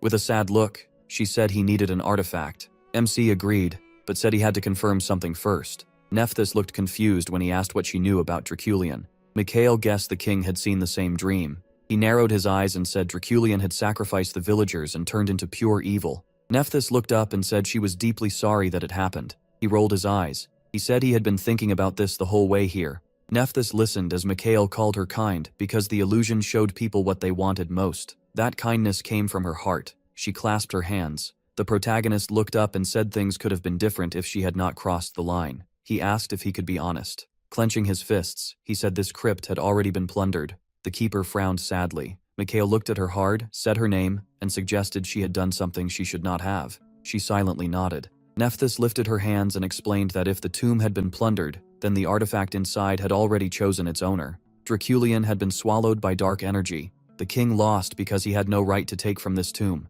The girl reached out, trying to save him. Looking down, Nephthys called him wise and said she was surprised he understood so fast. Mikhail raised a hand and said the artifact's special nature was no secret, and its power could not be felt here. Standing in the desert, he asked if she understood what her actions caused. The city was destroyed, and tens of thousands of innocent people died. There could only be one reason for that. Nephthys lowered her head and asked for forgiveness. Mikhail frowned and guessed Draculian had attacked the crypt many times. He held out his hand. It went limp right away. At first it was a test, but later it became an addiction. In a field of flowers, the king spread his arms. To him, this was a chance to bring back the illusion he had lost long ago. His eyes were bloodshot. Seen that way, immortality was not his true goal. MC narrowed his eyes and realized Draculian wanted to make the illusion into reality. Nephthys lowered her head and asked if she would be punished, but Mikhail said there was no need. He raised his hand and said he had beaten Draculian. Smiling, he added that he still needed to take something with him. The keeper closed her eyes and understood what he wanted. He pointed down and said he wanted to take this crypt. The next moment, he woke up in the forest. Lion leaned over him and asked if he was all right. Mikhail said yes. Teeps was surprised they had not been more ruthless. Getting up, the protagonist said that had always been possible. Asari flew up and asked if he got anything. MC closed his eyes and said the artifact was not there. His reward was something else. Yellow flowers spread under the blue sky. Morden raised his brows and asked what he meant. Mikhail said that the crypt now belonged to the butler, looked up and said that would be useful later, then realized the young master had taken Draculian's territory. He confirmed it. The impaler walked up and asked what had really been inside the dungeon. The protagonist looked back. Without turning, he said Draculian had probably been trapped there for a very long time in the past. The knight stared in shock. Then he understood and gave a slow nod. Mikhail said what the king had done was horrible and impossible to defend. Gripping his spear, Teeps decided he would punish his father himself. MC turned to him and said he had a small favor to ask. Smiling, he asked Teeps to become Draculian for a while. The impaler widened his eyes in confusion. An old man sat on the throne. Davlos frowned and reported that a suspicious traveler had shown up and did not seem trustworthy. The man bowed his head, his eyes covered by a bandage. Thinking about the strangers in the village, the headman said they looked like they had come straight from the church. A stranger asked if the traveler had been asking about Draculian, and Davlos said yes. The old man tapped the throne's handle with his finger. Looking up, Davlos said that if they really were from the church, then the trouble probably went far beyond the wall. The man rested a hand on the throne. Then he stood and told his subject not to worry. There was nothing to fear. The blindfolded man ordered him to calm any villagers who were scared. Davlos widened his eyes and promised to do so. Then the hall doors slammed shut. The stranger scratched his beard and thought this was getting ugly. He guessed the church people were trying to uncover something. The candle flames shook in the wind. Touching the bridge of his nose, the old man decided the two twins were probably not a problem. Still, he smirked. If even part of the truth came out, he would have to kill them. The village chief burst in, calling for the elder. The stranger told him not to rush in like that, but the villager said things were bad. Hearing that Draculian had returned, the old man shuddered. A knight moved down the street. The man shook in fear at the sight. Pretending to be his father, Teeps marched forward with a spear in hand. A blue aura swirled around his helmet. People ran in every direction, screaming that the demon had come back. The terrified guards raised their weapons and tried to stop the impaler. He lifted his hand, then swung the spear. The shockwave kicked dust into the air. A spark raced across the ground, and a massive crater opened behind the guards. The knight thrust his hand upward and caught his spear. Teeps looked back and promised he would return soon. Then he walked off. One guard grabbed his head, shaking with terror. The impaler lowered his gaze. Smiling, Mikhail thanked him for the help. Sitting on the ground, Teeps asked if that would be enough. After taking off his helmet, he said the villagers were badly scared. He told him not to worry, then asked what the most useful gift a person has is. Looking around, Teeps guessed it was will. Mikhail spread his arms and grinned. No, it's the power to lie and persuade, to make people do what you want them to do. Frowning, the impaler asked if that was why Draculian had been brought back. The protagonist raised a finger and said they needed the villagers to believe these lands were not as safe as they thought. Then he added that the one behind all this would come to them on his own. The next day, a gray sky hung over the village. Davlos threw up his hands and asked what everyone was talking about. A frightened villager cried that Draculian had returned and had been seen in a nearby settlement. The heroes watched from around a corner. Lion frowned, realizing the immortal king still terrified these people. Davlos looked helplessly at the others, unable to control the crowd. Mikhail frowned and realized it was time to move. The villagers turned when someone told them not to worry. An elder had stepped into the square. MC narrowed his eyes when he saw him. The old man smiled and told everyone to stay calm. What attacked the village yesterday was not the real Draculian. A villager argued that the monster looked exactly like the king, so the elder asked if he had been drinking. Then the elder knelt and said something had poisoned the man's mind. He put a hand on the ground and added that if it had really been Draculian, there would be piles of corpses everywhere. Looking up, he asked if anyone saw that here. The crowd stared in shock as he said peace and goodness could not last forever, and evil forces wanted these lands. Mikhail laughed with a wide grin. The elder raised his hand and declared that chaos brings no peace, so they had to unite and punish the cursed one. There was a red eye drawn on his bandage. The villagers looked at him, confused. Davlos's eyes went wide, then his eyelids drooped. Morden raised his brows and asked what was happening. Mikhail frowned, realizing the old man was using mind control. The man gave a nasty grin. If you want to ruin people, mind control is one of the worst ways. They had become puppets. He frowned in disgust. There is never a good reason to steal someone's will. He pressed his lips together, thinking it was truly cruel. The butler peeked around the corner and asked if the young master really wanted to begin now. The protagonist clapped his hands and thanked the elder for the interesting story. Hearing that, the old man flinched. Mikhail smiled and said he understood now. At the elder's level, even a normal dog wouldn't just bark, it would reveal the truth. The old man looked up and asked if this was the wanderer who came to their village. Still smiling, the protagonist said yes. The elder looked away and said he had no right to meddle in their business. Mikhail reached into his bag and said that wasn't quite true because Draculian was involved. Davlo's eyes went wide. The villagers watched closely. The staff struck the ground, and blue magic wrapped around MC. A giant magic circle rose behind him as he declared that he'd been chosen as a warrior. Breaking mental control was incredibly hard. The victim clawed at his own throat, and every second of delay could mean hundreds of deaths. Even before the regression, this had always been a huge problem. Mikhail tightened his fist, knowing he had to end this fast. He swung his staff. Blood burst from the old man's mouth, and his eyes narrowed. He slammed the villain to the ground. As people rushed in, they shouted that he was a fake. Mikhail just grinned. While beating the man, he ordered the demon to let him go. The elder lifted a hand toward him. Someone under mind control can't fight the puppeteer. The victim's eyes widened in terror. In front of him was a smiling mass of dark energy, like the devil itself had taken over the old man. The man's face was scraped and bloody. Mikhail clenched his fist and ordered the demon out of his body. The elder pushed himself up and claimed there was no demon inside him. The protagonist hit him again. The villager threw up his hands and asked if the wanderer meant to kill him. MC said that even if he really was a devil, he wouldn't die from this. The old man opened his mouth wide and cursed him. Mikhail kicked him in the face and told him to repent. Then he said he had bad news. Draculin was about to return. But the demon controlling this honored elder had come first, and the villagers stared in shock. As the bloodied man lay there, he said Draculin might spare him. When the villagers asked what to do, he kept beating the elder and said they first had to leave. He raised one finger and said they needed to get to the village right away. The crystals at the center of each settlement began to glow. The elder lowered his head and let out a sigh. He was tied to a wooden post. When Mikhail came over, he saw the old man was back to his senses. The elder asked why people followed him. The protagonist said he didn't need to know. Then the old man asked why he'd been kept alive, and MC only smiled. The sage gritted his teeth. Long ago, when Draculin lost his wife and fell into despair, he had clouded his mind. Back then, the elder had walked up to the king and whispered in his ear. The demon couldn't attack the tomb directly, but it could possess a person. The old man raised a brow and asked how Mikhail knew that for sure. The elder reminded him that Draculin had slaughtered many of the demon's servants. He closed his eyes. He held out a hand, and the sage said he couldn't do anything anymore.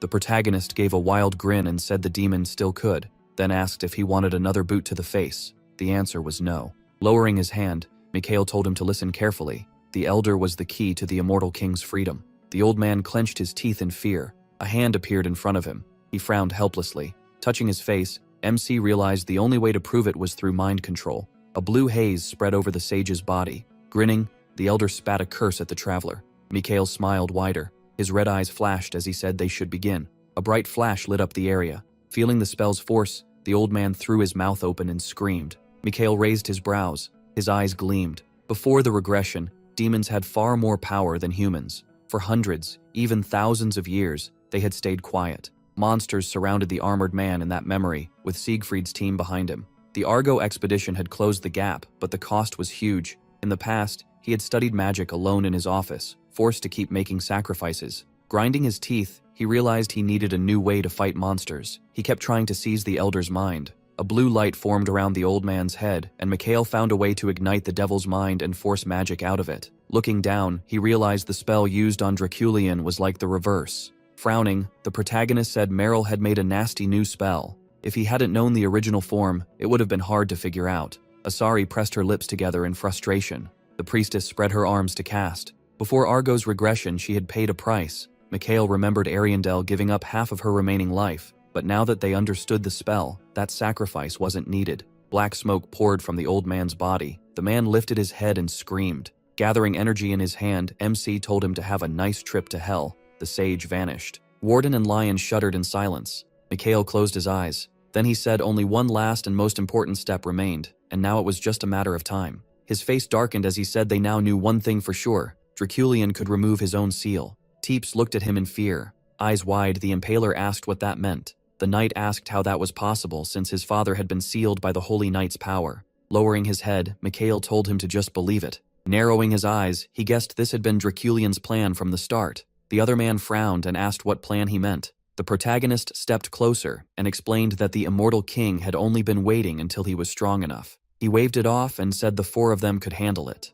Teeps went still. Mikhail narrowed his eyes. He looked back and said, Teeps didn't have to come if it was too much for him. The Impaler lowered his head and said he was fine. He just needed time to sort it out. MC covered one eye. With a hard frown, the knight said this was his family's problem. Mikhail closed his eyes, agreed, and said they should go. Dark clouds hung over the city. The heroes walked down the street toward Draculian's castle. The man looked up and said he hadn't been here in a long time. Squinting, he remembered this was where his father turned him into an immortal monster. In the past, the king had reached out to his son and said cruel things that cut deep. Teeps drew in a sharp breath, his father's grin reflected in his eyes. Mikhail looked back as the Impaler said Draculian always claimed he never wanted to hurt him. He narrowed his eyes, thinking that was common for parents, then asked if his friend could handle it. The knight looked down at his hand gripping the shaft, and the protagonist asked if he could really raise that weapon against his own father. Straightening up, the man said he'd regret it if he couldn't. Teeps put his hands on the gate and said it was better to help your parents, no matter what, than live with pain and resentment. Frowning hard, the Impaler pushed the gate. It creaked open. Roses filled the place. Whoever lived here wanted beauty. An iron maiden stood in the center. Beautiful flowers grew beside it. Papers covered in magic symbols hung on chains. Leaning toward him, Morden asked if he'd be okay, and Mikhail said he could handle it. Looking ahead, MC guessed Draculin probably didn't want to leave his coffin, but they couldn't ignore it. A staff appeared in his hand. When he said they might have to destroy the castle, the knight stared in fear, then lowered his head and agreed. Mikhail headed for the coffin and decided to begin. He leveled his staff. Light gathered at the tip. Then chains dropped from above and cut off the spell. The coffin started to glow, and a voice from inside told the intruder to be quiet. The coffin lid opened. The immortal king stretched out his hand. With burning eyes, he demanded to know who dared enter his home. Mikhail smiled. His wild eyes widened with delight. He was glad the coffin had opened.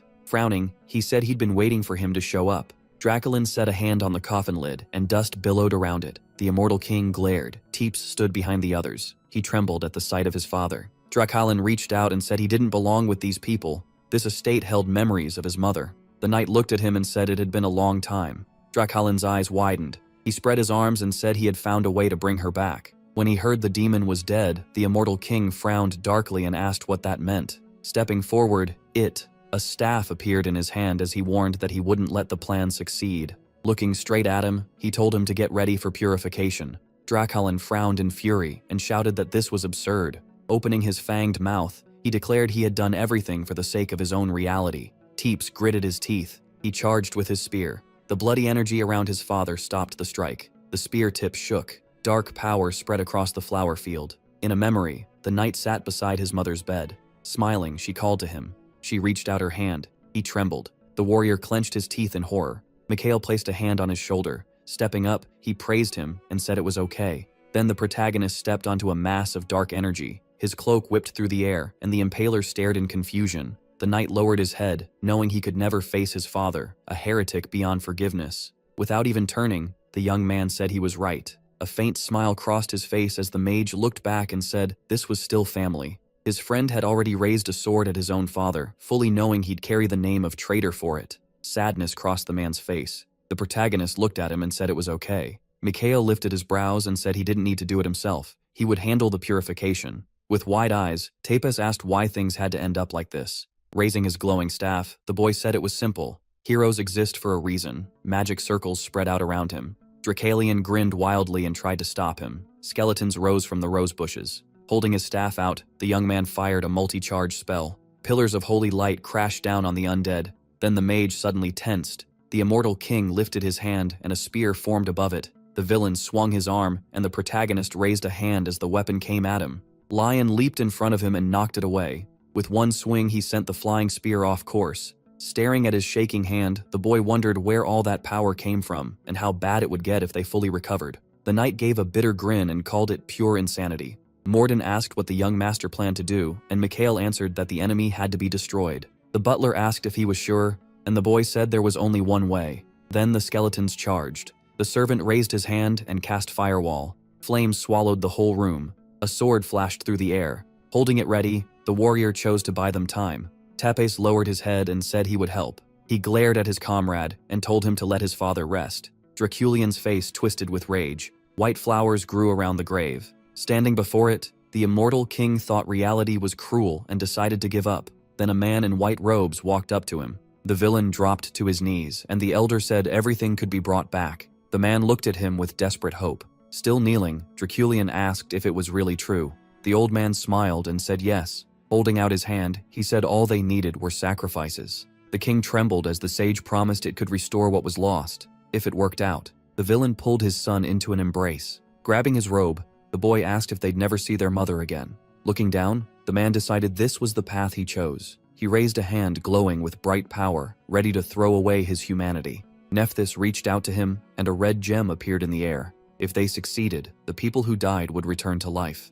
The king narrowed his eyes and decided that was enough. Now his pupils shrank. Opening his mouth wide, the villain demanded to know why his son kept resisting when they could still build the world they wanted. Draculion asked if he truly didn't want his mother back. Thebes answered with silence. The immortal king yelled that it was possible. They already had half of the lives they needed, only the other half remained. The impaler tightened his grip on the spear. With an angry grin, the knight asked why his father still understood nothing. He shouted that his father had been used, and the demon only wanted a monster puppet for its own goal. Hearing that no one would grant his wish, the villain froze. He clenched his teeth, thinking this couldn't be real. Reaching out, Draculion wondered if all his effort had meant nothing. In his memory, the elder gave a cruel grin, then warned him he might be trapped by illusions. The immortal king claimed they were trying to fool him. Lion frowned. Gathering energy in his hand, the villain decided this wasn't his son at all, but a phantom. Draculion frowned darkly and called it a test of his faith. The protagonist rose into the air. Wrapped in light, Mikhail told the enemy to stop. He looked completely sure of himself. The immortal king stared in fear, reminded of the white mage who looked just like him. The church cape fluttered behind him. Lowering his head, the young man used righteous light. A flash burst from his chest, and the villain ground his teeth in rage. Clenching both fists, he shouted that this was his domain. Bloody blades formed in his hands, then flew up and grew larger. Looking up, the young man realized only 3 minutes were left. In the memory, the elder opened his mouth and screamed. The mage's eyes widened. He remembered the immortality spell and realized he had 3 minutes to trigger the reverse order. Asari held out her hands and asked how hard she should hit. The protagonist told her not to hold back. Bloody spears shot forward, and green waves of energy rushed to meet them. A huge whirlwind filled the room and trapped the stunned Draculion inside. Mikhail raised his brows and said he wasn't the only one with new powers. The immortal king stretched out a hand and declared that time was on his side. Summoning red energy, the villain asked how much pain people could endure. The young man answered that 1 minute remained. The man frowned, confused, and asked what that meant.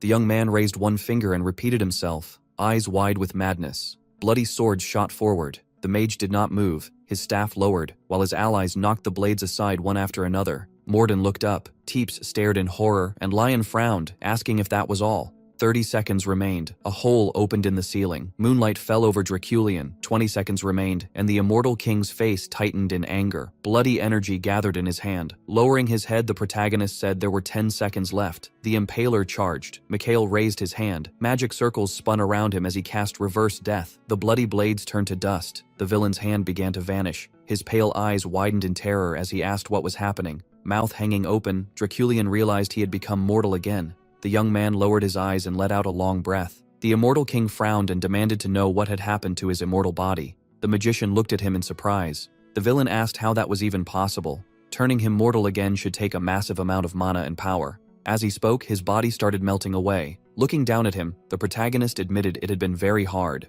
Remembering the giant entrance to the dungeon, Mikhail explained that he had obtained a divine artifact. He held out his hand and added that he now controlled the crypt itself. Draculian looked up and shouted that the artifact was his, and no one could defy the master of the tomb. Lowering his glowing staff, the boy said power built on empathy would never match that object. Raising his brows, the young man told the enemy to go ask Asura about that. The immortal king opened his mouth in horror. His body hit the floor. The villain rolled onto his back. Looking up through the hole in the ceiling, Draculian realized it had all been pointless. Closing his eyes, the immortal king felt bitter that after everything, he had only chosen to run. Then someone lifted his head. Teeps sat beside his father. The villain asked what he had done, and the impaler, head lowered, told him not to run anymore. Pressing his lips together, the man said he only wanted to take it all back. Leaning closer, the knight asked what had blinded him so badly that he would commit such evil. Then he demanded to know why his father had forced that sacrifice on him. Rain began to fall. It dripped through the hole into the castle. Sitting in the rain, Teeps asked if his father had really been trying to protect his family. Head lowered, the impaler said all he had needed was to talk to him. Asari looked over her friend's shoulder, thinking that sounded harsh. The knight stood in the long shadow that had been ignored too long. His parents once led him by the hand. Draculian had been a good father before his wife died. Then the glass holding that family broke apart. The man raised his hand and said he hated the immortality his father had given him. Covering his face, Teeps said he would always curse that gift, because his life had become nothing but pain and regret. The immortal king narrowed his eyes. They shimmered faintly. With rain running down his face, the impaler said he would keep living. The villain stared at him in surprise. Frowning, the knight said he would move forward and leave it all behind, no matter how heavy the burden was. Looking up, the old man called to his son. Then he suddenly trembled. A family portrait hung on the wall, showing a happy family. Draculian's mouth tightened. Then the immortal king gave a small smile and asked if it was true. The protagonist looked over when he called him. The scoundrel pushed his hand into his own chest. He pulled out a stone and gave it to Mikhail. Closing his eyes, the man said he had no more use for the artifact. Taking the gem, the boy asked if it was finally time to go. Raising his hand, Draculian said he should have done that long ago. But before meeting his wife again, he had to answer for his crimes. White clouds drifted across the sky. The immortal king placed a hand on his son's chest. With a gentle smile, the scoundrel asked for forgiveness. Squinting, Teep said goodbye. Draculian's body crumbled into dust. The impaler lowered his hand as the young man walked over. The magician looked up, and the knight